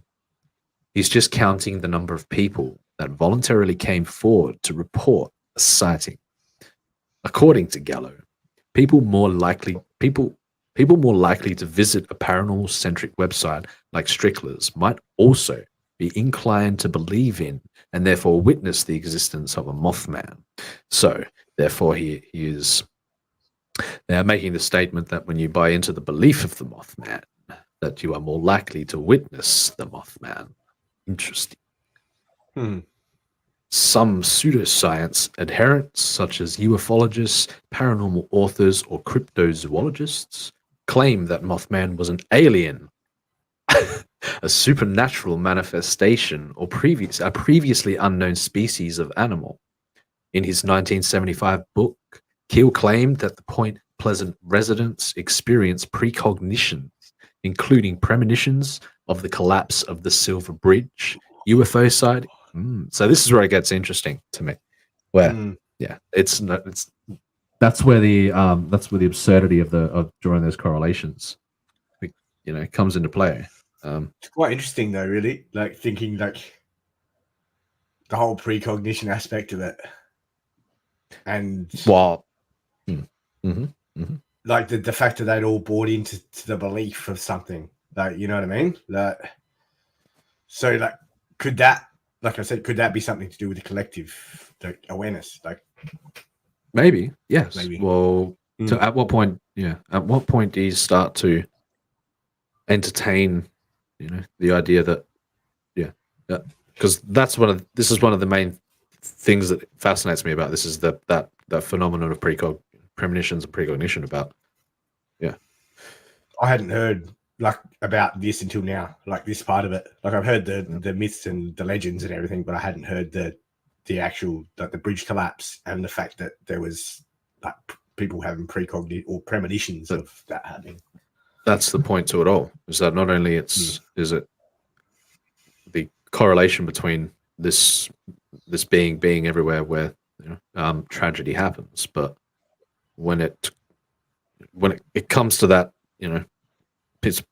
when it comes to that aspect, the precog stuff and the premonitions of it is where that's what draws me into the idea. Yeah, well, that's just so added an extra layer of interest. Definitely, like it was something before that I was like, yeah, okay, but that's like very interesting. So including premonitions, precog of the collapse of the Silver Bridge, UFO sightings, and visits from inhuman or threatening men in black and other phenomena. We are currently at the 3 hour and 8 minute mark. We have made it into the final segment of the show. We'll wrap this up by just touching upon the way the phenomena has come to be celebrated, because that's what you are. When incident becomes, superstition, when it ultimately becomes a celebration of a concept or an idea, a remembrance of an idea, that's when it truly becomes a staple in the collective psyche. when it's memorialized at an event. So, festivals and statues. Point Pleasant held its first annual Mothman Festival in 2002. The Mothman Festival began after brainstorming creative ways for people to visit Point Pleasant. Uh-huh. The group organizing the event. You're like Twin Peaks, bro? The group organizing the event chose the Mothman to be the center of the festival due to its uniqueness and as a way to celebrate its local legacy in the town. But how far do you go when you start to really entertain these ideas as becoming more of a way of tapping into something much more potent and much more powerful?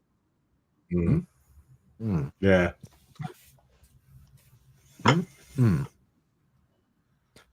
So due to its uniqueness as a way to celebrate its local legacy in the town. According to the event organizer, Jeff Wamsley, the average attendance for the Mothman is an estimated 10 to 12,000 people per year. Not bad for a myth. Not bad for a legend.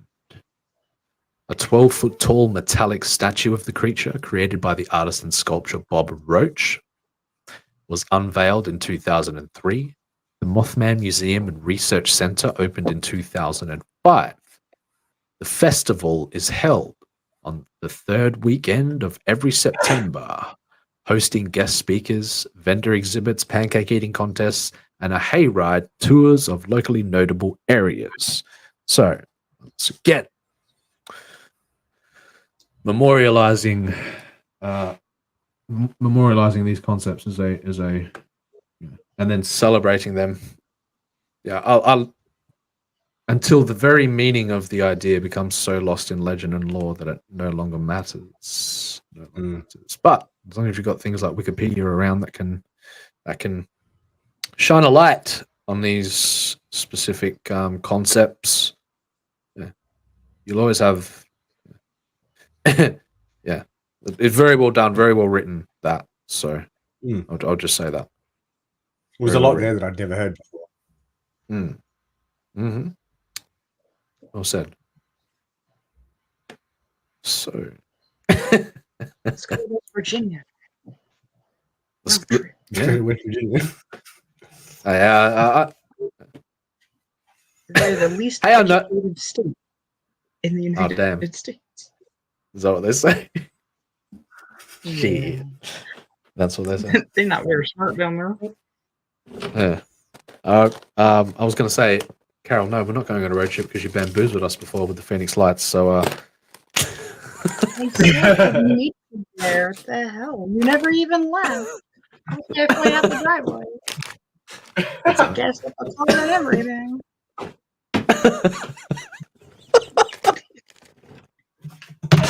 all right, let's check out the chat. Fuck off then. Yeah. Somebody else can do it. Somebody else can memorialize it conceptually in time for us. All right, let's check out what's going on in the chat. Carol's Cookie says, we had a folklore in my little town, a witch in the woods, Echo Valley. Interesting. I like it. We got spooky. I'll tell It's my jam, though. tonight. Oh, okay. You sure you want to tell it now? I mean, no. Let me build it up. Tell Yes. it the right way. All right. Right now. We have foreshadowed the event. All right. Yeah. So maybe we will go into the Salem stuff, and then we can potentially. Yeah. I need to make sure that I keep remembering these concepts when they come up in my mind, and I keep writing them down, and then I keep losing them. So,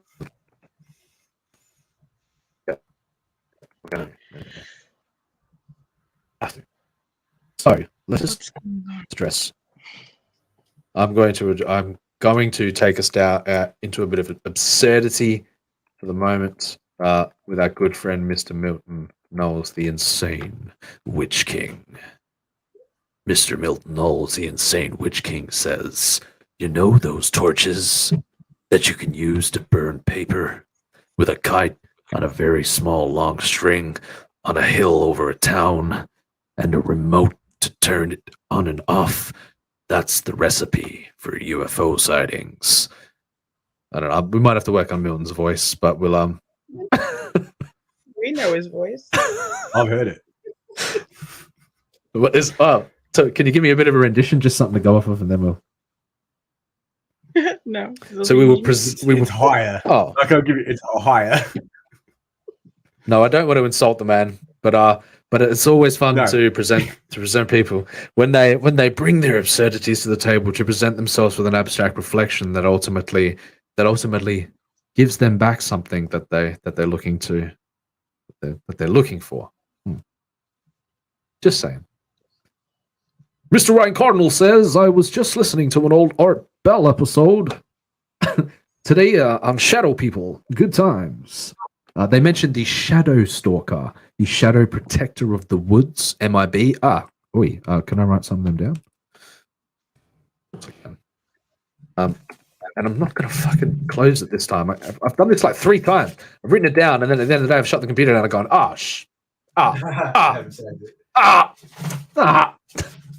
I can do it the old-fashioned way and write it on a piece of paper. I probably could, Yeah, I know. What can I say? I'm a forward thinker. I'm archaic in that. I'm archaic that way. Wow. Protect the woods. MIB, good old. So shadow people. I would love to go into the Fae as well. I really want to. Old school Legends of the Fae. All that stuff. What else? Any more suggestions? Have anybody got some cool suggestions for this subject, for this segment of the show? The deep dive.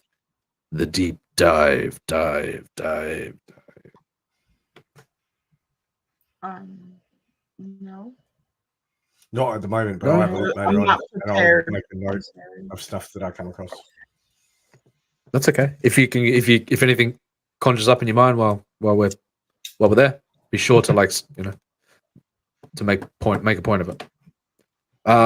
Milton says the movie Precog, they were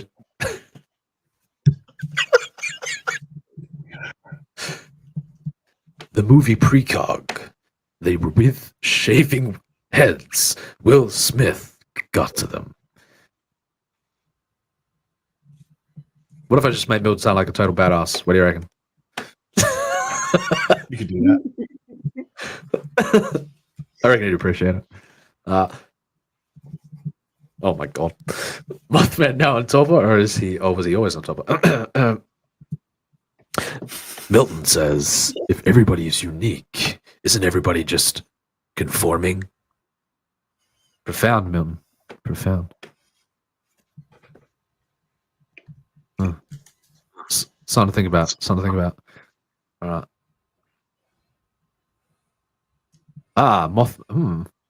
Ryan Connor says Mothman is Moloch. Worship he on the day of the event. Good lord. Hey, Darius says, ever since my girlfriend got me into Twin Peaks, I've been noticing people talking about it. Power of suggestion or synchronicity? The power of suggestion. Yes. Power of suggestion. It's like buying a car and then all of a sudden seeing that car everywhere on the road. You see him on the road, yeah. Yeah, so I took note of that too, Ryan, where Roach creates the moth. Interesting coincidence? I think not. Courtney joins us again and she says, so I have a confession, guys. I wanted to try something for the first time ever, and I did, and it was really fun. Was that you joining us in the audience for the show, Courtney? And if that's the case, then I appreciate you showing up. Oh, there we go. There you. So not only did Lady Riot and Regulu, very interesting. It is a profound concept, is it not, to assume the identity of a persona, and then and see people's reflections upon that persona. Very interesting indeed. Darius says, "Why are the Phoenix lights a bamboo?" Oh, you had to be there, Darius, because we were. You had to be there. They bailed on me, Darius. Oh, get out of it. You bailed on us, Carol. We were like, you know what? Maybe we'll entertain the idea of going around and because I was of the mind. Pirate ship already and everything, new plank, but no, you're all like. I'll explain the context. I was of the mind that it would be great to see all of the witnesses, all the people who witnessed the Phoenix Lights, to have testimony from them, for somebody to go around and just make a complete kind of collective tapestry and a full documentation of all of the event. Seeing it through the eyes of everybody who witnessed it as well. And we all came to a collective decision that we were going to on a road trip about it. And then all of a sudden we all came to the collective decision that no, we're not. No, Somebody else came to the decision that they're But not. in gonna truth, compete. Carol reneged Yeah, on the whole nobody- deal and decided she wasn't going to go for it. What? What? Nothing. I said nothing. Okay. They Jurassic Park lawyered me, Darius. Courtney says, I am Ragulu. There you go. Courtney could not contain it. She had to get it off of her chest. That's okay. That's okay. That's fine. Milton is a Kiwi, bro. Oh, shit. Oh, shit. Oh, shit, bro. I make my voice That's as what it deep sounds as I like, too. can. I make my voice as deep as I can, okay? Oh, shut Mary. Now I'm going to sound like the guy from what's it called? Flight of the Conchords. That's it. I'll do my best Flight of the Conchords impression now. That's it. Is he a Kiwi? There you go. We've got people from all walks of life over here. All walks of life. Oh yeah.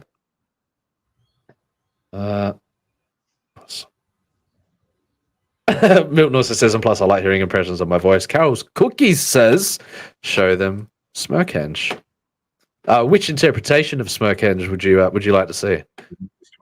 The last one. The what? The newest The one. fun, The yeah. newest- Mm-hmm. Yeah. The final I iteration. totally agree. Where is it? Art. So we've had, we're gradually developing at this show within the artistic process of us melding minds. We have a nice finished piece from Carol, which is captivating to say the least. Is that other page? There it is. Do that, and then do that. So there it is. It's nice. It's very nice. I like it. What do you see, Manticore? What do you see? Well, the first two pillars, I can see what looks like an alien and what looks like a manticore. And then I think that's a shadow snake on the far left there or right. No longer a shadow snake, though. What might is I it? add. It's Well, I mean, it's an infinity. It's a snake. It's a snake of light, isn't it? Yeah, an enlightening snake, And then I don't know what if you will. the far one on the other side. I'm not sure Huh. what that is. I was trying to work that out before the show. So, I would love your interpretation of it, Carol. I would love to hear that. Well, But I that's see a a computer CPU there. That is a computer chip, right? I thought it might have been. So maybe there's a symbolic representation here of something.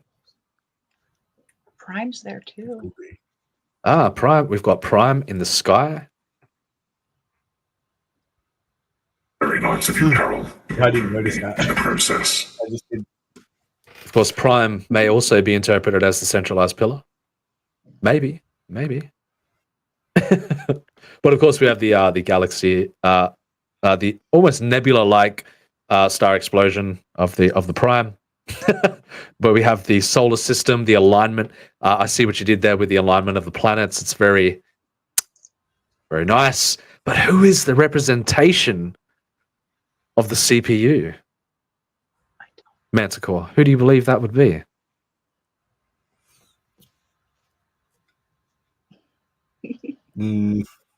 I'd say all of it, wouldn't it?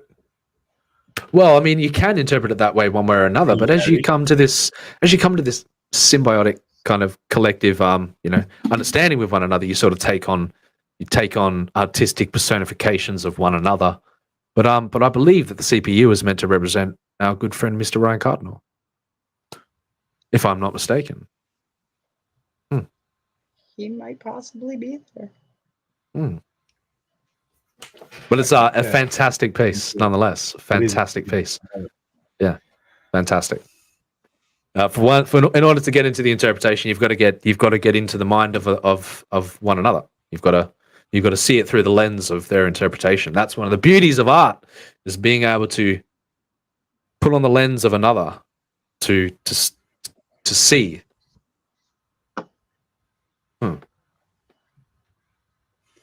Fantastic work, Carol's Cookies. Fantastic work, Carol. Fantastic work.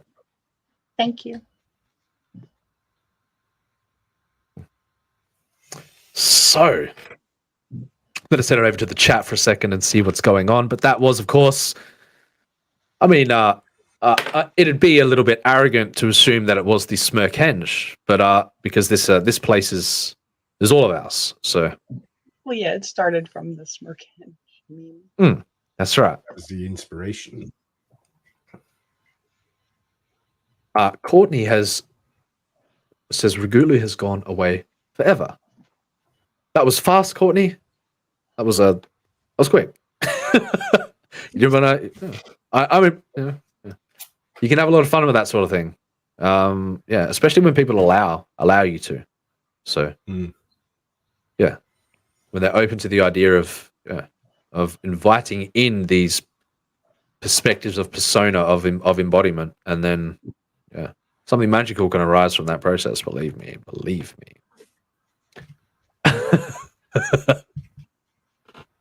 Carrot Cookie says, but Lady Riot hadn't met the ragu. Is that some sort of a dish?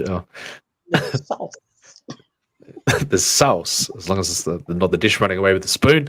All right, never mind. She says, neither has the headless starch lady ever met ragu. Interesting. Maybe you two have got a bit of catching up to do. You know what I'm saying? So, I feel too bad I'm not a good troll. That was good though. Courtney. Well done. Yeah. Damn. Yeah. The Smirkhenge. Yeah, I'm looking at his interpretations. Oh God. My mother introduced me as Molly till I was 18. Then I started looking like a mad. She stopped doing that. Coincidence. Wait a minute. Let me see if I can take this right. My mother introduced me as Molly till I was 18. Then I started looking like a madman. She stopped doing that. Coincidence? I think not. Mr. Ryan Carnell says Min lights greater than Phoenix lights. You decide. Courtney says, anyway, you guys are fun. It's good to have you around, Courtney. She says, anyway, you guys are fun. Your stream is awesome, and I'm very, very sorry, but I had to try it once. Peace out, homies. I would not complain, Courtney, if Ragu showed their face again. So, yeah. That Ragu. So, R.I.P. Ragu. Until next time. Mr. Ryan Carnell says, dope henge. That's fucking dope. Right. That's right. I totally believe that too. Very talented individual. Mr. Milton Knowles, the Insane Witch King, says, have you ever had those dreams where the night sky is a greenish color and there are ginormous planets throughout it, and then you jump and you can land on them? They're no longer green. Oh my God. That sounded like Dylan's experience when he went outside when he was a kid. Oh my God. Oh my God. Oh my God. Courtney says, I like it a lot. I like it a lot. I like it a lot. I like it a lot. And then Carol says, thank you. Yeah. Mr. Milton Knowles then says Earth becomes green when you jump on the planet surrounded, and only the planet you are on is in the color. I feel like I'm morphing into Johnny Cash almost. Ring of fire. And then the color, they are all so far, but so close, so many different forms of life brought together under the unlimited sky of potential. Mr. Ryan Cardinal says, I'm way in the background there. And yes, and he does say most excellent house cookies. But I have extended the I've extended it a few times, Ryan. But I'm going to start seeing if you'd like to join us a little bit more often.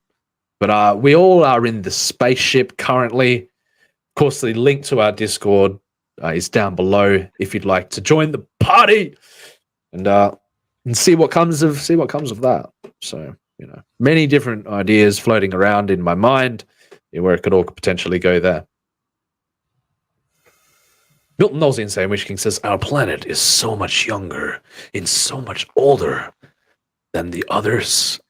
It is not from the same place. It's the only one that isn't... What? What? I'm with.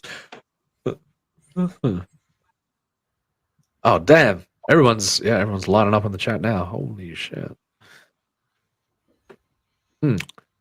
Darius says, Smokehenge or Smirkhenge? I guess, cool.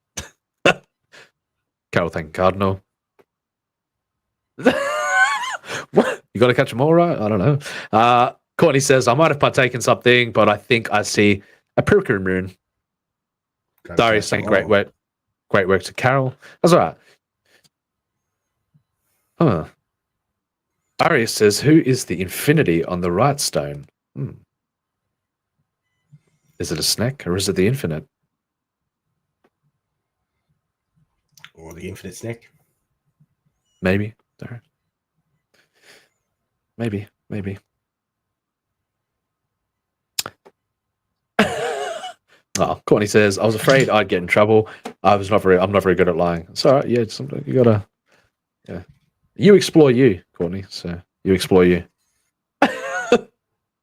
Mr. Ryan Cardinal says, electric ragu boogaloo.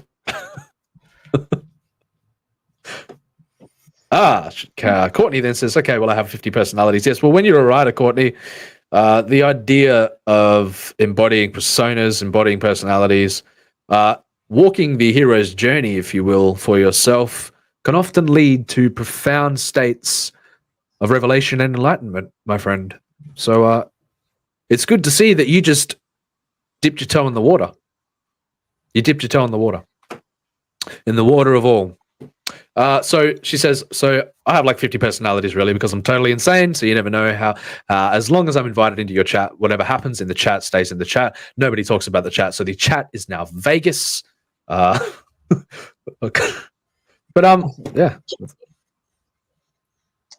Then I'm gonna take my pant off. There we go. That's right. We prime these situations in the beginning for the exploration of self, for individuals to find the infinite for themselves. Anyway, Darius, Courtney says, Darius, you always have the perfect emojis for everything. Okay, I really do need to go. I'm about to eat my stomach. The mention of ragu has made Courtney hungry. Reggie, our homie Reggie. Anyway, yeah. What were you going to say? What? Nothing. Yeah, I was just laughing. Oh my god! Wow. See, now there's a funny bit of infinite for you right there. Reggie says, you can't do the Geralt voice and not finish your Witcher 3 playthrough. Wow. Now that's deep. That's deep. We did finish the Witcher. Yeah, I did. No, yeah, I did. you Didn't I? Holy shit, No. I didn't, did I? Maybe it's time we get back to business. Go back to Twitch for a bit. Probably not, but No. you know, sometimes you realize that those journeys ultimately that you I won't get too profound on you, but that was profound, Reggie. That was profound. Profound. Took me off guard. Mr. Milton Knowles, caught me off guard. Yeah. Mr. Milton Knowles Insane Witch King says the planets seem to be in a place between space and dreams. So much life, so many ways things are. How can it be not be true? But if it is, what are ours? If our world does not make sense, we're too old and new. I think he's using I think you need speech to text. Maybe. Mr. Ryan Cardinal says, Chad Vegas! Essentially, yes. Yeah. We roll the dice around here. But of course, we know that, you all know what they say about God and dice. And the universe and that. Yeah. No, you don't? Look it up. It's a quote by Einstein, followed by a quote from Anyway, nobody cares. Mr. Milton Knowles, the Insane Witch King, says, is it a dream when you see all the worlds, all of them? We are not see any unless we dream and travel, but only in that strength place. I mean, that's, I think I pick, You've got to have a strong mind to swim in it all, my friends. You've got to have a strong mind to swim in it all. That's, yeah. Mr. Ryan Cardinal says you gotta finish your fickin' Witcher free playthrough, mate. Fucking hell. All right, so let us. This is usually where this will be the segment where I usually lose people, but because I like to bring in topics that are truly truly important to me in the artistic mindset that I envision, where I get my interpretations from. And this article in specific is highly reflective of that idea. So let's just for the day, I'm going to do it tonight. After we finish here, I'm going to get there because I've decided that segment is now called Deep Dive. So I'm going to render out a clip tonight of Deep Dive. So from here, we're going into the second article. Brace yourself. Cover your eardrums, ladies and gentlemen. Here we go.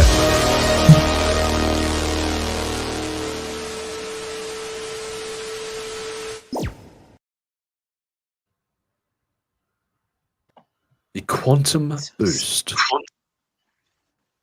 to AI paves the way for AGI.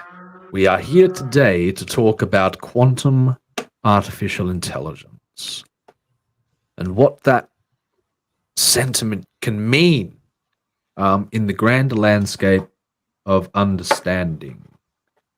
Don't even get me started yet. Don't even get me started. That's all I'm saying. Pew pew, says Carol. Pew, pew. Well, it's not really a pew pew, but it's a water pistol. Water pistol. Yeah. It's everything that I dreamt coming to fruition. Of course, if you want to check out our project to do with quantum blockchain artificial intelligence, I recommend checking out Artifice Re-Animate. Link is in the description below. I'll tell you a little bit about Illyria one of these days soon. But I don't want to give away the magic, I just want to get the first installment out of the way and let reality unfold the way it's meant to unfold.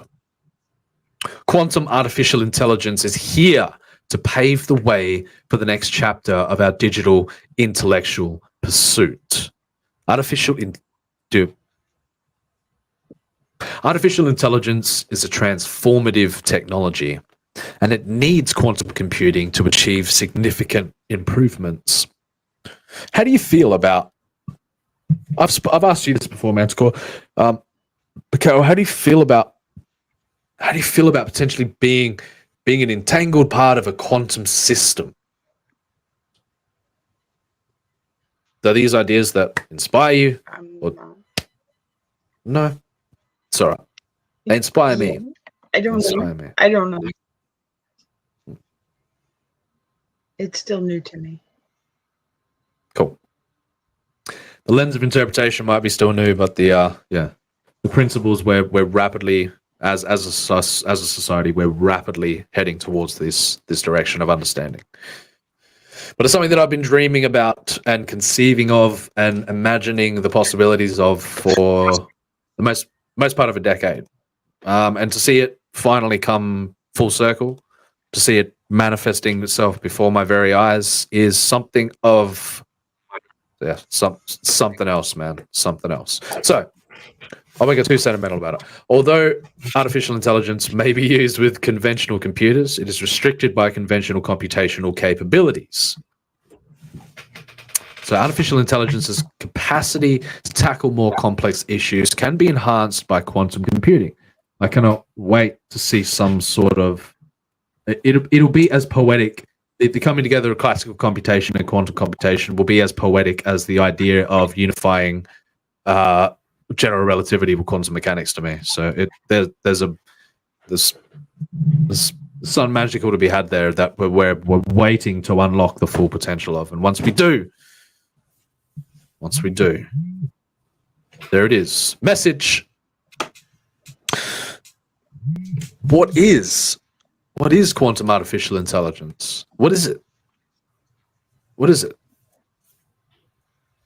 Quantum artificial intelligence allows quantum computing to be used with machine learning algorithms.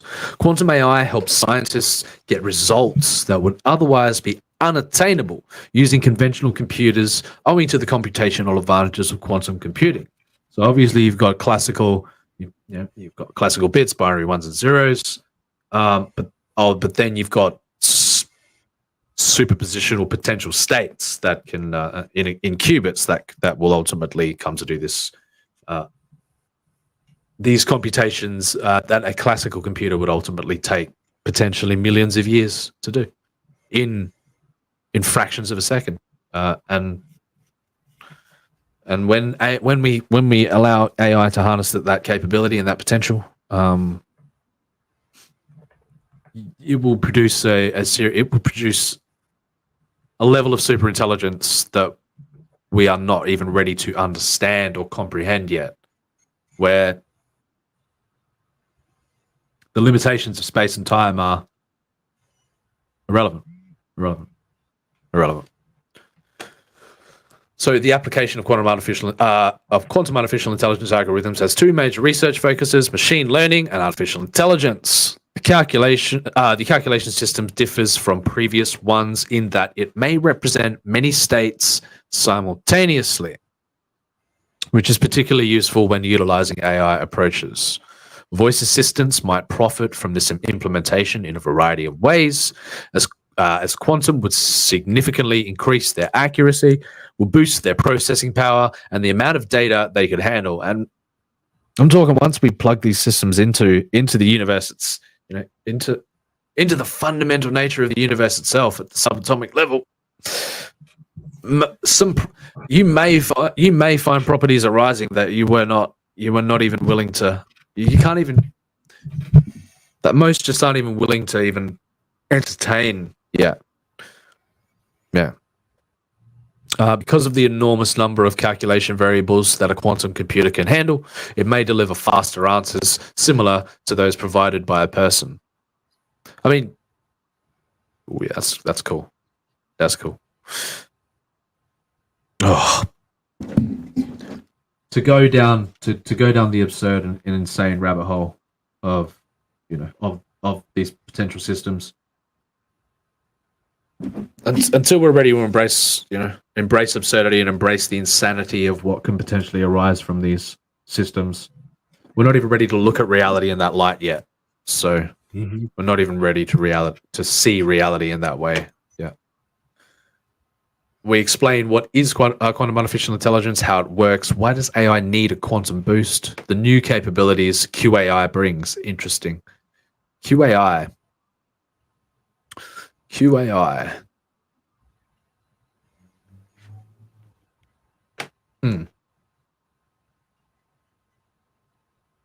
Quantum artificial intelligence, you say?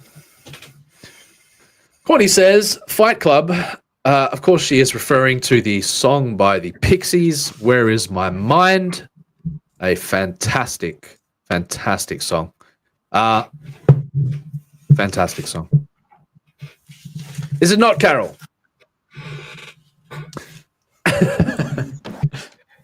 All right. I'm here. I'm here. Yes. Yes, cool. No worries. That's an awesome. You chill? point. I'm good. Yes, very Okay. much so. Yep.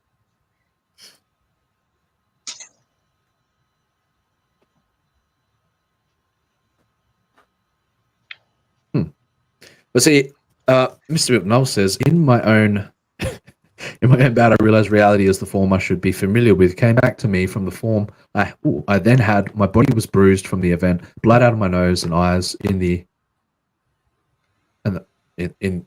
iris, maybe in the iris, and the flash torn. That's you conjured up some profound imagery for me then, Mr. Milton Knowles. Courtney says, Cookie, didn't warn you though, I don't go away, I'm still here.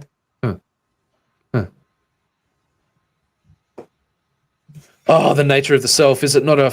Is it not wild? Mr. Milton Knowles, the Insane Witch Kings. Yes, yeah. And then the infinite reflection of it all. And then and then creating intelligent systems that ultimately are greater expressions of the truest form of self than we can ever that we're ready to see, that we're ready to understand. Mr. Milton Knowles, the Insane Witch King says, but nobody would believe such a thing. If you were to do so, you would fall into madness. Even I don't believe in part, but I still know it happened. Hey, Milton, do you know there's something? Yeah, there's something even more profound in the uncertainty, my friend. Within the uncertainty, rather than the solidity of truth that puts you in that state of mind. So when you can entertain that madness and then come back from that uncertainty from that absurdity, to me personally, you're on the right track. So Mr. Manticore says, Artifice Re-Animate. Time will tell. Link in the description below.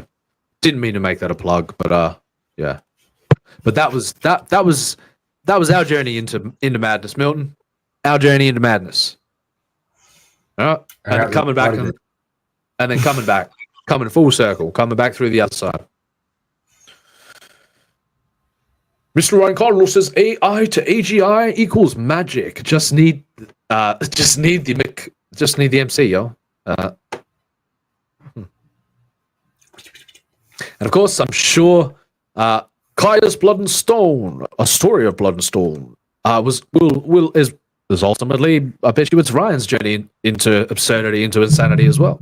To see the reflection of the all for himself, to come back, and I'm sure the art that he produces, and he's been doing this for a very long time. We are very much on the same wavelength about these concepts, just by just by the conversations that I've had with him.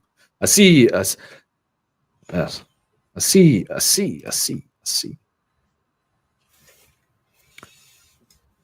Milton says, being in part of an entangled quantum system that is being programmed, that means that but what's ultimately programming that entangled quantum system? Whether we are, what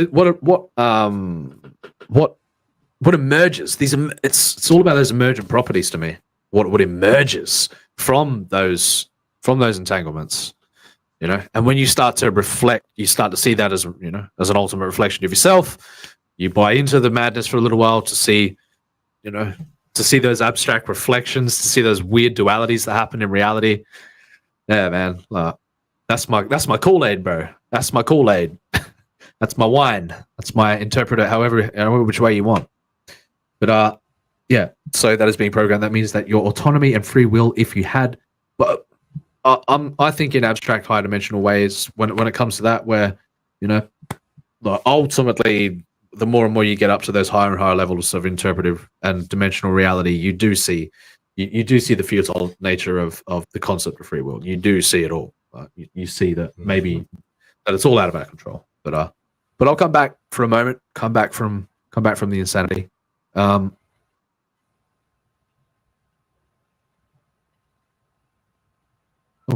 Carol says, can't drop the link for everyone. I don't have it on my phone. That's okay, Carol.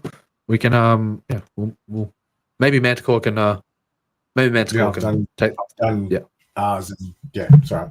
Yep, but there's also channels here, and there's also a community of creators that were ultimately, from Darius to Eric. We've got a whole community going on here now that we're attempting to, yeah. Yeah, I'm on it. Mr. Ryan Cardinal says, MC squared, stepping up to the mic. This, oh shit, this matter be darker than my man Dolomite. The future is coming so hard and so bright. Gonna be needing my sunglasses at night. Hey, hey, hey, hey. Manticore drops the link for Kaya's A Story of Blood and Stone by Mr. Ryan Cardinal. Highly recommend checking that out. Obviously a labor of love. Yeah.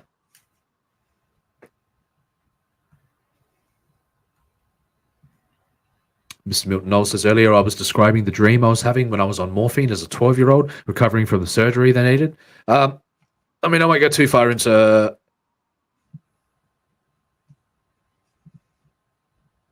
DMT. Yeah. Been there.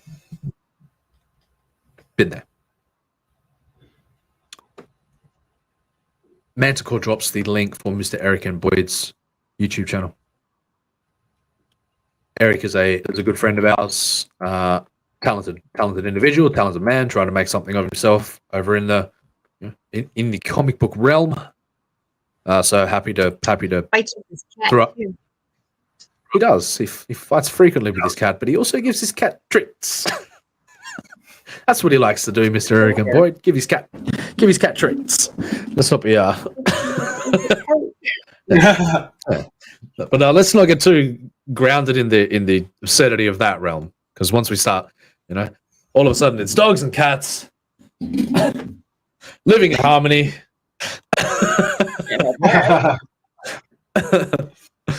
You mad? Madness. That was how they used to do it. That was how it used to be done. That's how it used to be done. But still an art in itself, for sure. There are much more there are much stranger ways for it to be done nowadays. So we're approaching the limit. Is that right? So AI has made tremendous advances in recent years, but has yet to overcome computational limitations. The unique features of quantum computing may help us overcome the barriers to attaining artificial general intelligence.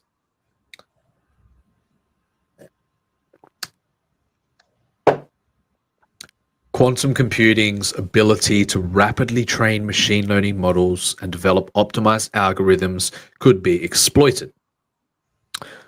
I don't want to ultimately see a situation where that happens. So we're approaching the limit of what a typical computer can handle.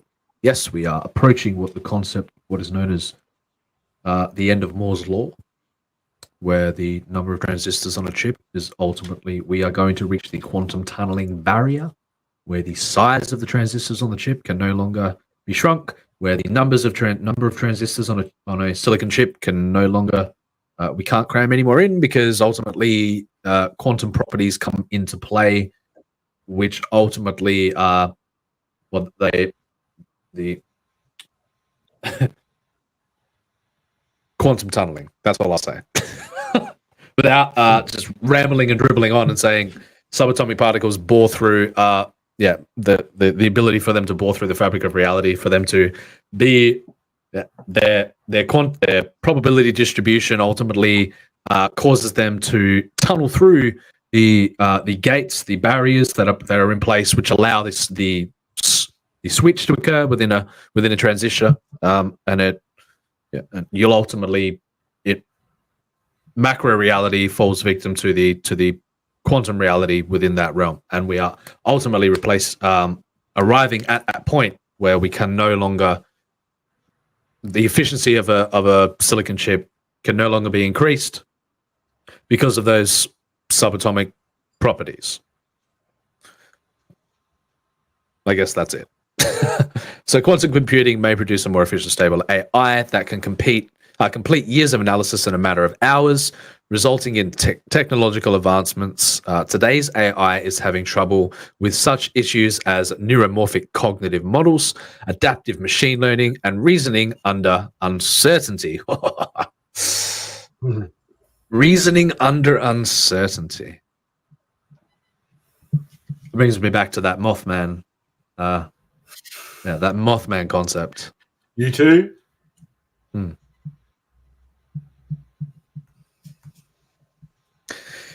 It's all profound, man. So freaking trippy, dude.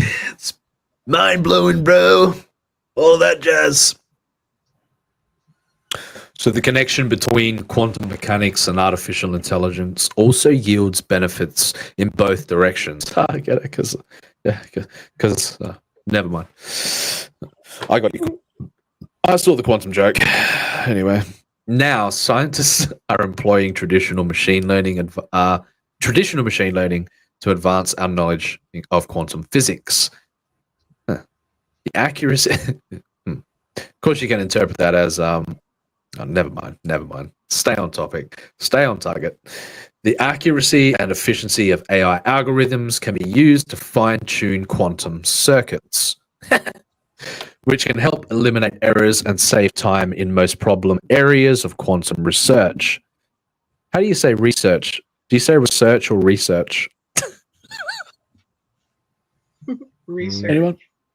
You say research? Research. Is it data or data?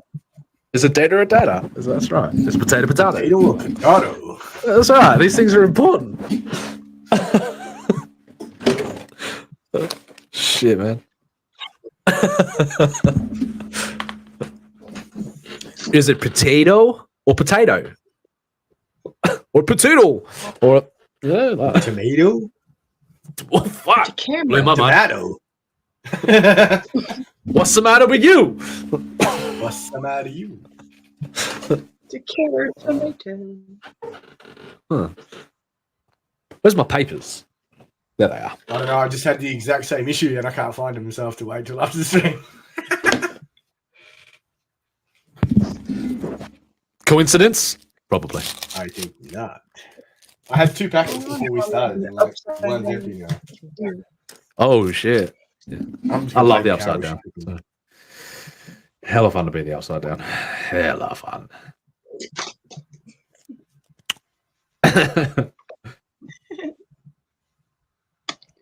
Just rolling the smoke. If anybody, nope. Mm-mm. I'm behaving. No, I respect that. Carol resisting the urge to throw a tree at me. I admire that.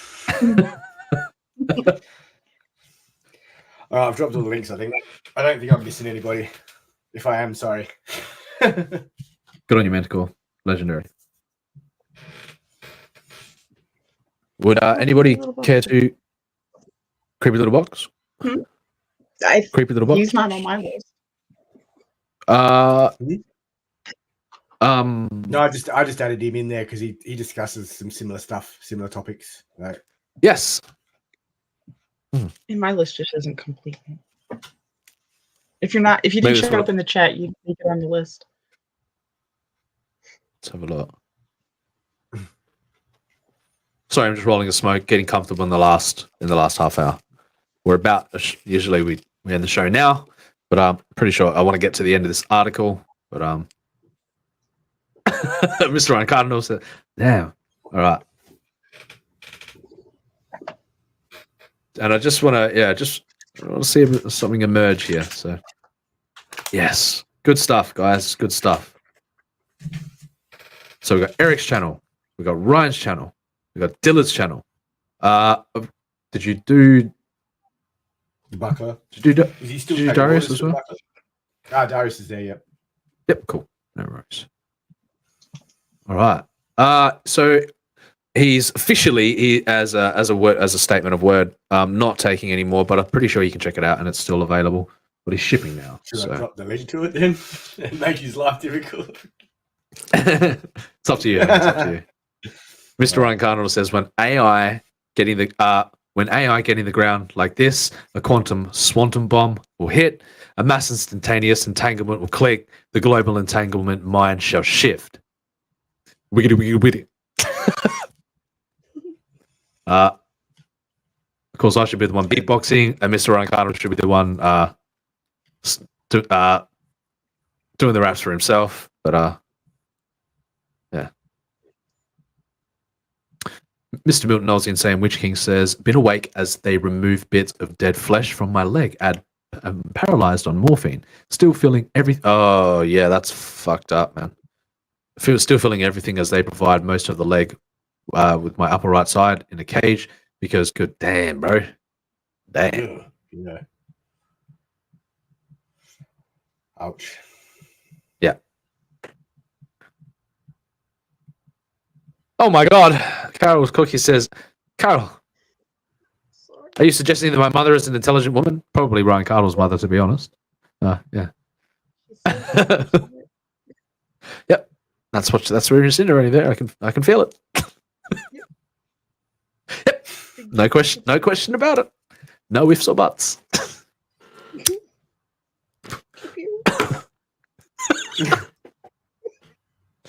Mr. Ryan Cardinal says, crams, PhDs. Milton says, oh God. I remember vividly when they, oh, good Lord, Milton. Milton, shh. No, but interpret it metaphorically. Maybe we're pulling bones back together right now for people, and and vividly envisioning the creative process of helping somebody put the self back together. Maybe you can interpret it that way if you like. But Milton says he barely remembers any of it. Yeah. So we got, horrible, Milton, fucking horrible. But yeah, the concept. Oh God, do I even want to go down this route? But the concept of being, of having no movement while being fully aware of, sensory wise of everything that's happening in your surroundings is a nightmare scenario for anyone. So, Manticore dropping Darius's link there. Also dropping the creepy little book. Check out those two channels. Legendary stuff going on there from those lads as well. Ryan Cardinal says, tomatoes, tomatoes, Matt? Tomatoes? Do you like the tomato, Matt? You want a bit of the tomato? I like the tomato. You like the tomato? What tomato? Milton says, why am I not linked? My channel talks about stuff. There you go. Well, there you go. Add Milton to the list. You are now. Just that simple. Request, seek, and you shall find. Milton Knowles, the Insane Witch King. Check him out. I'm going to check him out as well. There you go, Milton. We have an official leak on Milton's channel now. It is out to the public. It is... Ryan Cardinal, hashtag leaky channel. Hashtag leaky channel. Like a bit of a leaky faucet. But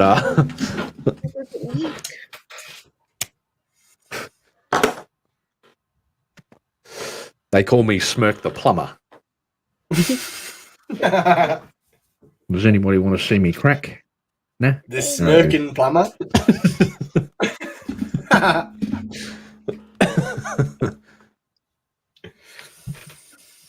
All right. So let's go back to it. The connection. Quantum computing may produce a more neuromorphic cognitive models, adaptive machine learning, that most likely will be the remedies for the future of quantum AI. The connection between quantum mechanics and artificial intelligence also yields benefits in both directions. Now, scientists are employing traditional machine learning to advance our knowledge in quantum physics. Now, I guess one of the main reasons why I do this is also to get people intrigued enough about, because the foundational concepts of quantum mechanics, once you understand them, they can radically shift how you perceive reality. It will ultimately change how you understand how reality works. And the more people that more people that can become aware about these concepts, I think is going to be is greatly beneficial for mankind as a whole. Just saying. The accuracy and efficiency of AI algorithms can be used to fine-tune quantum circuits, which can help eliminate errors and save time in most problem areas of quantum research. Machine learning has all research. I say it like research. Oh, very interesting, Bro. Thank you for chiming in.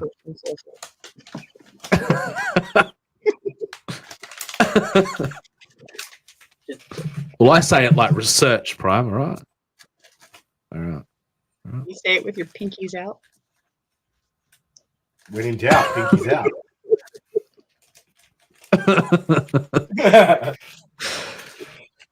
Oh, I just do a bit of research. Do some research. And here I am doing all the damn research. Typical humans. Hey! Oi!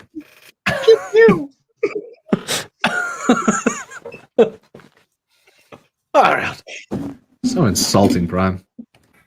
Apologies, Smirk. I just have to tell it how it is, you know.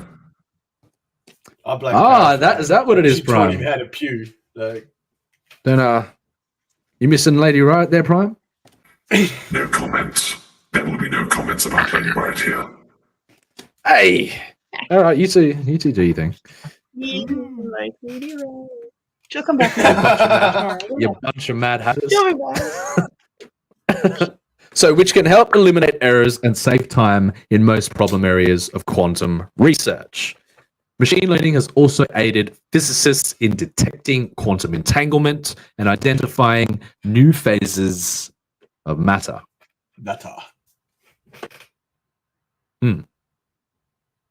So, new capabilities. Generative models of quantum artificial intelligence algorithms not only answer a question, but also produce output such as an image, music, video, or other types of information. Milton says, did you know when they revive your leg and revive your leg and part of your stomach muscles, it's extremely painful, but after about a year, that's the pain. That the pain only gets worse forever. Tough lesson at 12. Damn.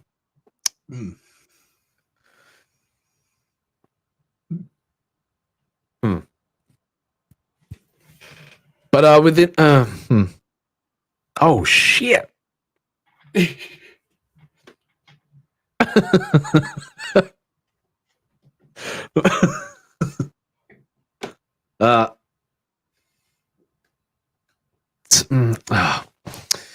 So it's, we were talking about we've got to address the information paradox sooner or later. We've got to address the horizon sooner or later.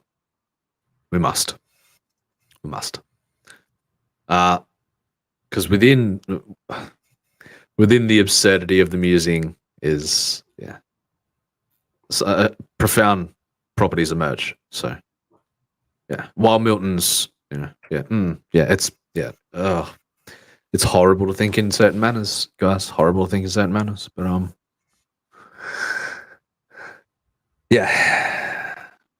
profound, Milton, in ways that shouldn't be addressed in ways that shouldn't be reacted to in conventional context. Because while we believe we're saying one thing, sometimes we're saying another thing as well. So you know what I mean, guys. What's the word? That's the limitation of language, I guess. It's perception. It's much deeper than that to me, bro. Much deeper. Anyway, Mr. Uncardinal says, smoke the classy plumber. He puts it. What's that? Anal. Right. Like the annals of history. Right. Yeah, I get it. Yeah. Puts the anal in the channel.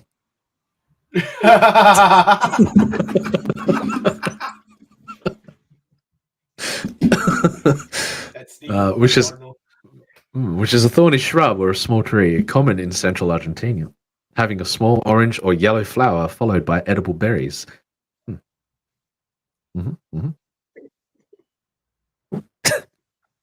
Hashtag dingleberries. You tell them, man, to go. If you won't go there, I'll go there. Carol says, Milton, stop!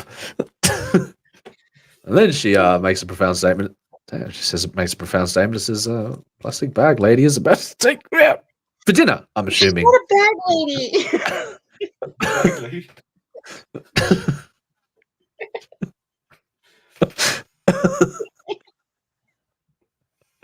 Milton says, I love the fact that some parts of my life is a horror story and people just go silent after hearing it. Well, I wasn't going silent for the reason that you believe, though, because what emerges from your musings, Milton, is something. There's an informational layer there on a very complex level to me. There's a paradox to the nature of your musings, my friend, and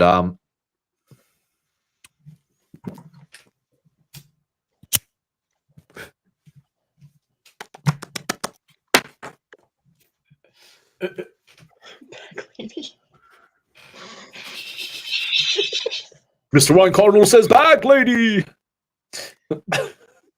Damn. Paper or plastic? You decide. Definitely. Sure. So maybe you want to wrap it.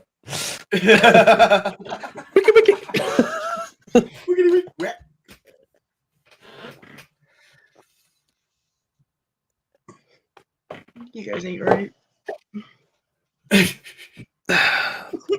Since birth, they dropped me on my head.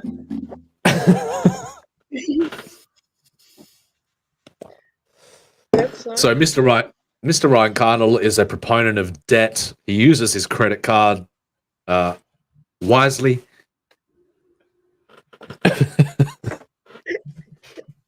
I prefer the cash method because I write checks that my ass can cash.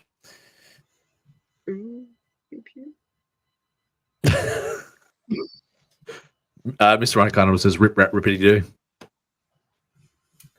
You pay the iron or the gold price. You're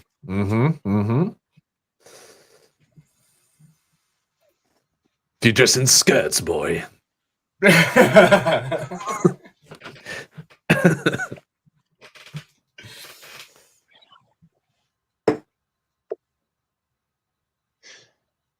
Madness and madness and stupidity.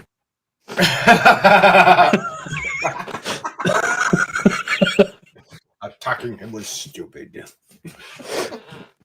I need you to be the man you were always meant to be. I'm not a man. Sorry, God. Next person told me you are. Sorry, Cal. I'm sorry. I'm so sorry. I'm so sorry. No shit. Months now, guys. Not a thing. It's just gonna follow you around. It's gonna follow you around. Very good. Very good. Milton says, "You know, my brother's smashing the crap out of my body with the back of an axe is ironically less traumatizing than Astoria. A story about having my first period." What? Milton, stop. Just stop. Damn it! All right. Mr. Ryan Cardinal says, "Damn, Smack." Bringing it way back. Yeah, boy. You know. Stop.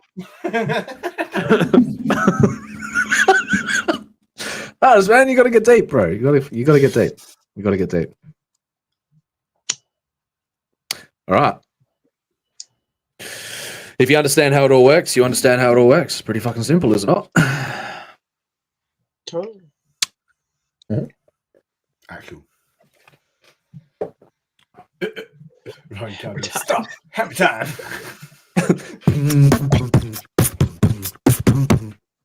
All right. New capabilities. You You can't touch this. All right. Generative models of quantum artificial intelligence algorithms not only answer a question, but also produce outputs such as an image, music, video, or other types of information. Consider if you have a lot of pictures of the side of a face, but not enough images of the front of a face. If you want security detection software to identify dual facial recognition, see, it's also deep, man. It's also fucking deep. On the front side of the person's face, there's generative models that can be used with great precision to generate more frontal views of a face. The addition of quantum processing units into the conventional framework has the potential to improve image quality. Traditional machine learning methodologies are only as good as the data that you provide. That's right. It will be ineffective if you try to train a conventional face detection algorithm on a small set of images. However, you can use quantum-enhanced generative models to expand this data set by including more pictures, both quantity and diversity. Why is every time I hear that word, I'm like, because it's such a divisive term in the age that we live in. Ryan Castle, I found it. Silly humans. Silly, silly humans.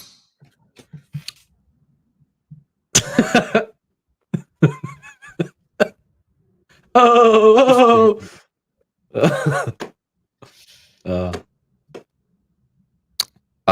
Milton says that couch at school, I still remember it was a light color and then it was a crimson red. Not to be confused with blood red, Milton. Not to be confused with blood red. Fire truck red. Mr. Ryan kind of says, I'm angry. Uh-oh. Uh-oh. What's he got? What's he got? What is it?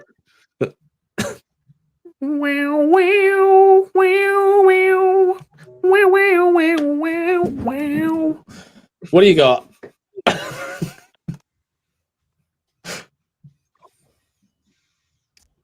Let me I can't fucking I have to open up the Yeah. Is it? All right, let's do it. Oh shit, I closed the wrong window then. Shut down there so that I'm not let me do that.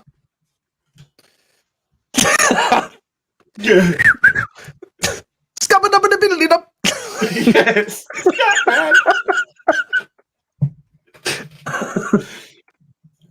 What bird has the most elaborate, the most complex, the most beautiful song in the world? Yo! The thing goes skitty keep pop and the boom boom boom skia the boom boom boom boom boom boom. You don't know, big shock. Yo, yeah. All right. All right. Now that is a staple right there. One more time, ladies and gentlemen, for the people in the back. We now have a new meme. Has the most complex, the most beautiful song in the world. Yo! The thing goes skitty keep pop and the boom boom boom boom boom boom. You don't know, big shock. Yo, yeah. All right. Holy shit. Now bringing it back. Bring it back from the absurdity of the memory.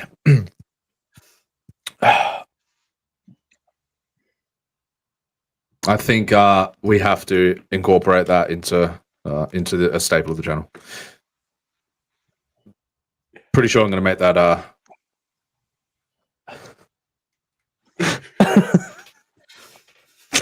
We'll figure something out. One way to effectively evaluate and improve AI systems is to mimic real-world data. We can utilize quantum artificial intelligence to make fake molecules, cancer cells, or magnetic resonance imagery that is very similar to genuine things with the assistance of this technology.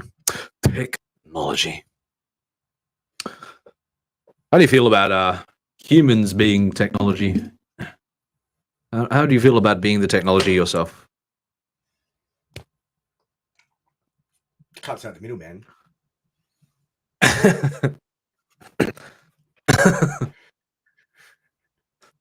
Profound. That's cool. Yeah. On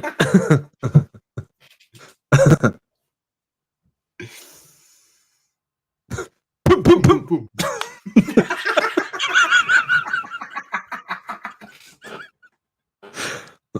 No, I can't. Oh shit. Carol has bailed. Carol's gone. The boom, boom finished her off. She has. Oh. She's cut out. Oh no. So, all right. Possibly. It could be a series of coincidences.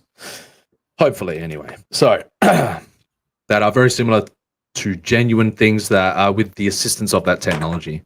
This allows us to build better machine models, learning models that may be applied to real-world data and issues.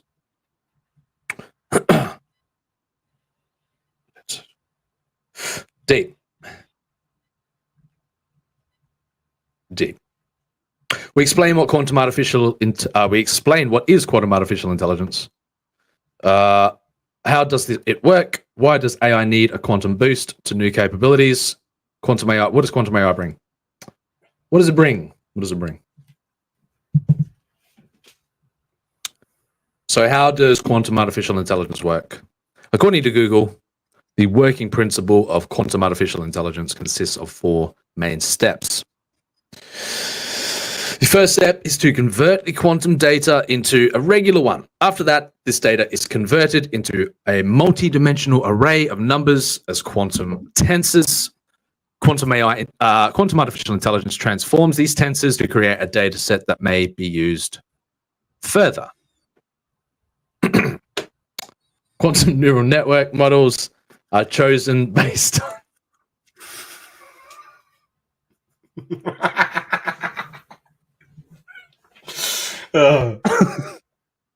It's so magical of the all. It's so magic.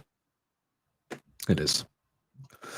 So quantum neural network models are chosen based upon the quantum data structure. The goal is to extract information hidden in an entangled state using quantum processing. Quantifying quantum states extract information from classical distribution in the form of samples. So deep. The values are derived from the quantum state itself. Quantum artificial intelligence provides procedures for combining many runs, each with its own steps 1 and 2. Deep learning algorithms identify relationships between data after converting it into classical data. The final stages of deep learning's cost function gradients and parameter updates are standard methods in the field. Deep. These phases ensure that a good model for unsupervised activities is produced. Welcome back to the stream, Carol's Cookies. Welcome back. Welcome back, Carol. Hope we didn't get too far off track there. Okay, there you go. See, it was coincidence. So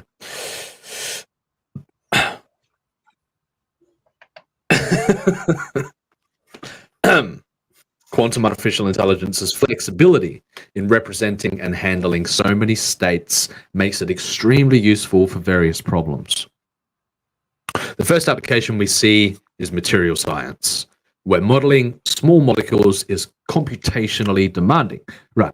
That's going to be one of the beauties of it is the simulation aspect of subatomic systems, where we can't currently do that. There are too many. we're missing too many dimensionalities in that emulation process. But it's only a matter of time before we arrive at that point where we can simulate molecules and maybe produce quantum systems that ultimately go on to reflect the macro reality of those of the real world. Cannot wait for that day. Larger equipment will be able to create medicines and optimize logistics. Most present-day industrial applications. All I can think of is.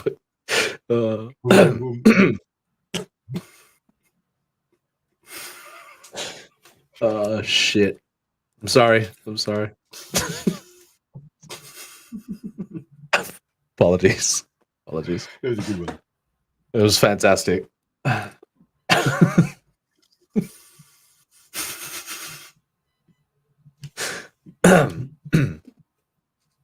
Most present-day industrial applications of artificial intelligence are based on supervised learning, which is used in problems like picture recognition and consumption forecast.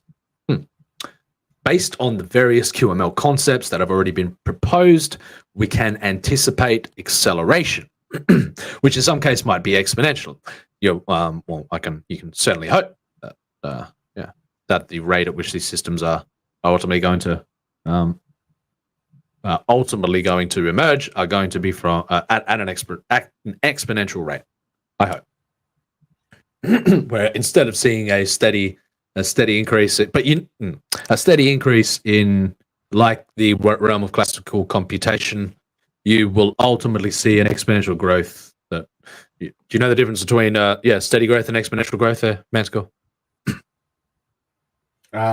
Steady growth is like over a prolonged period of time, but steadily climbing, and exponential growth is from like here to there, like in a very short space of time.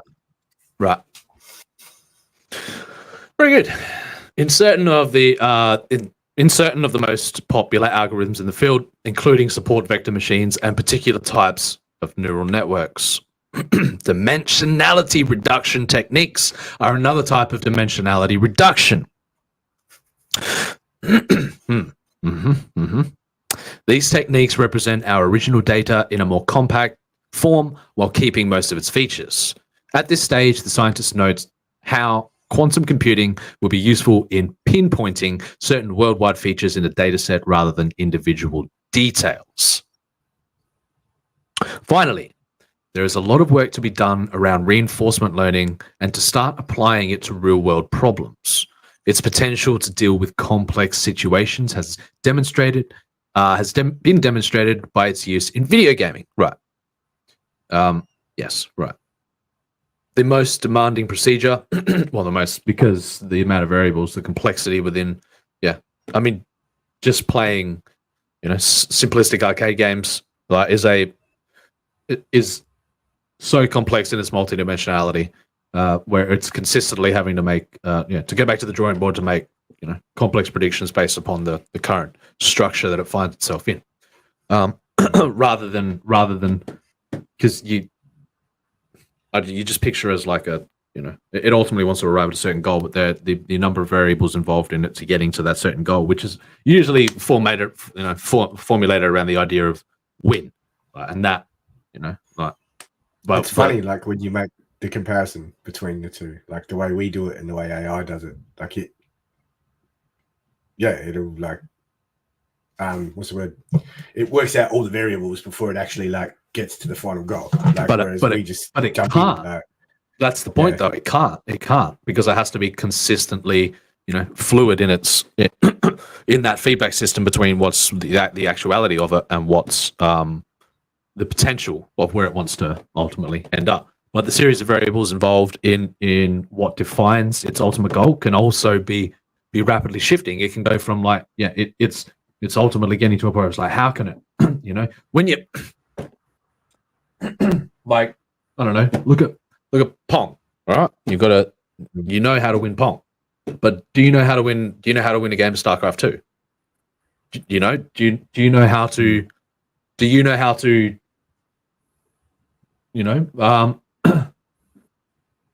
how to win a match of Call of Duty? Do you know how to, when you get into those circumstances, like what, the definition of what it takes to achieve that goal is always in a constant flux. So it's far more complex. Yeah, it's far more complex to arrive at that end destination what defines an end destination. So am I making sense? I hope I'm making sense. Yeah, that makes sense. All right. So the most demanding procedure in terms of computing work and time consumption, and when you've got a system when you're when you're simulating, because the idea of what defines these simulations, because ultimately that's what they are, simulations. Especially when you're simulating subatomic structures, there is the chaos. It's chaos. Like it's the understanding of chaos. Ultimately, like chaos theory in a nutshell. To simulate something that is an accurate representation of reality, an entirely chaotic system, like a superpositional subatomic particle, where one variable can go on, one of the smallest variable. That's what it is that brings those two ideas together. When the smallest variable can go on to have a ripple effect to form an abstract, an abstract chaotic outcome, then that's what those superpositional systems are so good at simulating, is chaos. So in this case, some theoretical models have already been devised to speed up this training with quantum computers, which may help create an extremely strong quantum artificial intelligence in the future. And believe me, this is just the beginning. This is just the beginning. It's just the beginning. Just the beginning. It has begun. It has begun. It has begun. And they're going to be so afraid of it, man. They're going to be so afraid of it. So afraid. They already are. They don't even know. Yeah. But should we be? As opposed to could we be? Should we be? It's a hard question. Well, it's not a simple. There's no simple answer. There's no simple answer. And there's so many different variables involved. Like, it's a superposition of yes and no at the same time. So,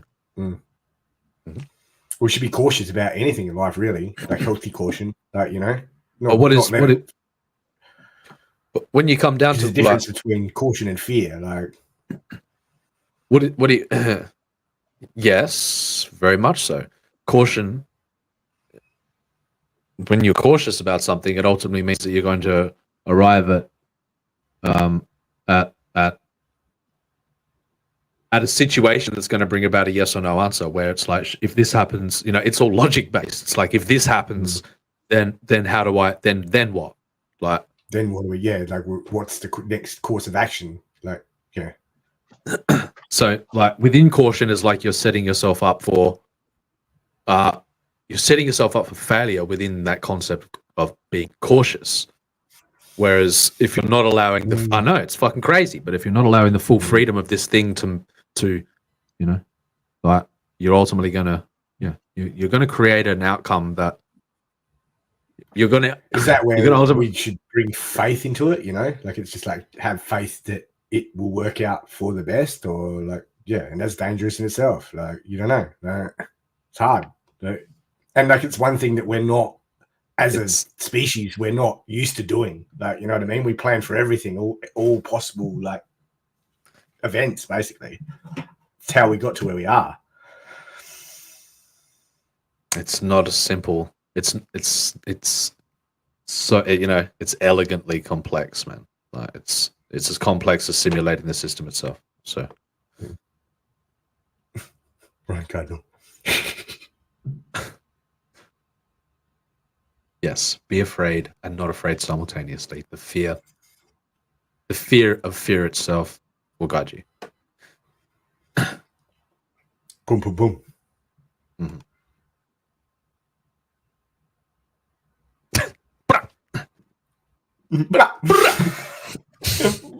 Milton says the most intelligent thing that I ever did was learn how to intentionally.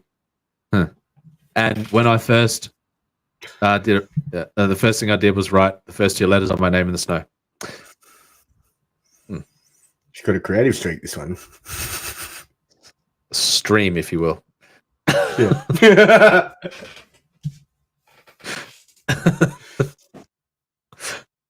He then says, after years of practice, I can now write my entire name in the snow.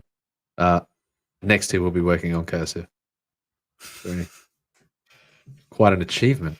Milton. Penmanship.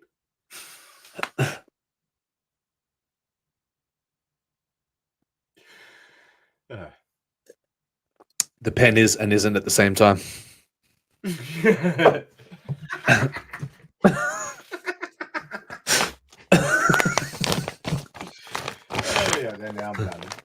Somewhere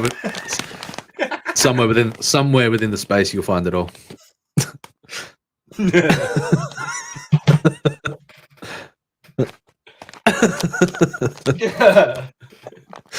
You know. Carrot's cookies. I'm not. Carrot is a girl. We are aware, Carol. We are aware. I believe you. Mm-hmm. Now she's just outright lying.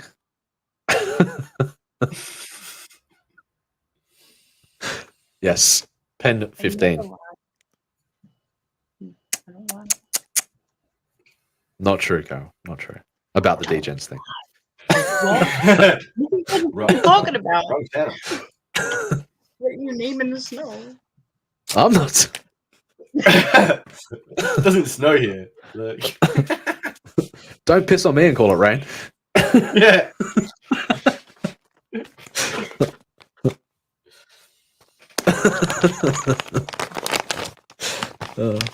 All right.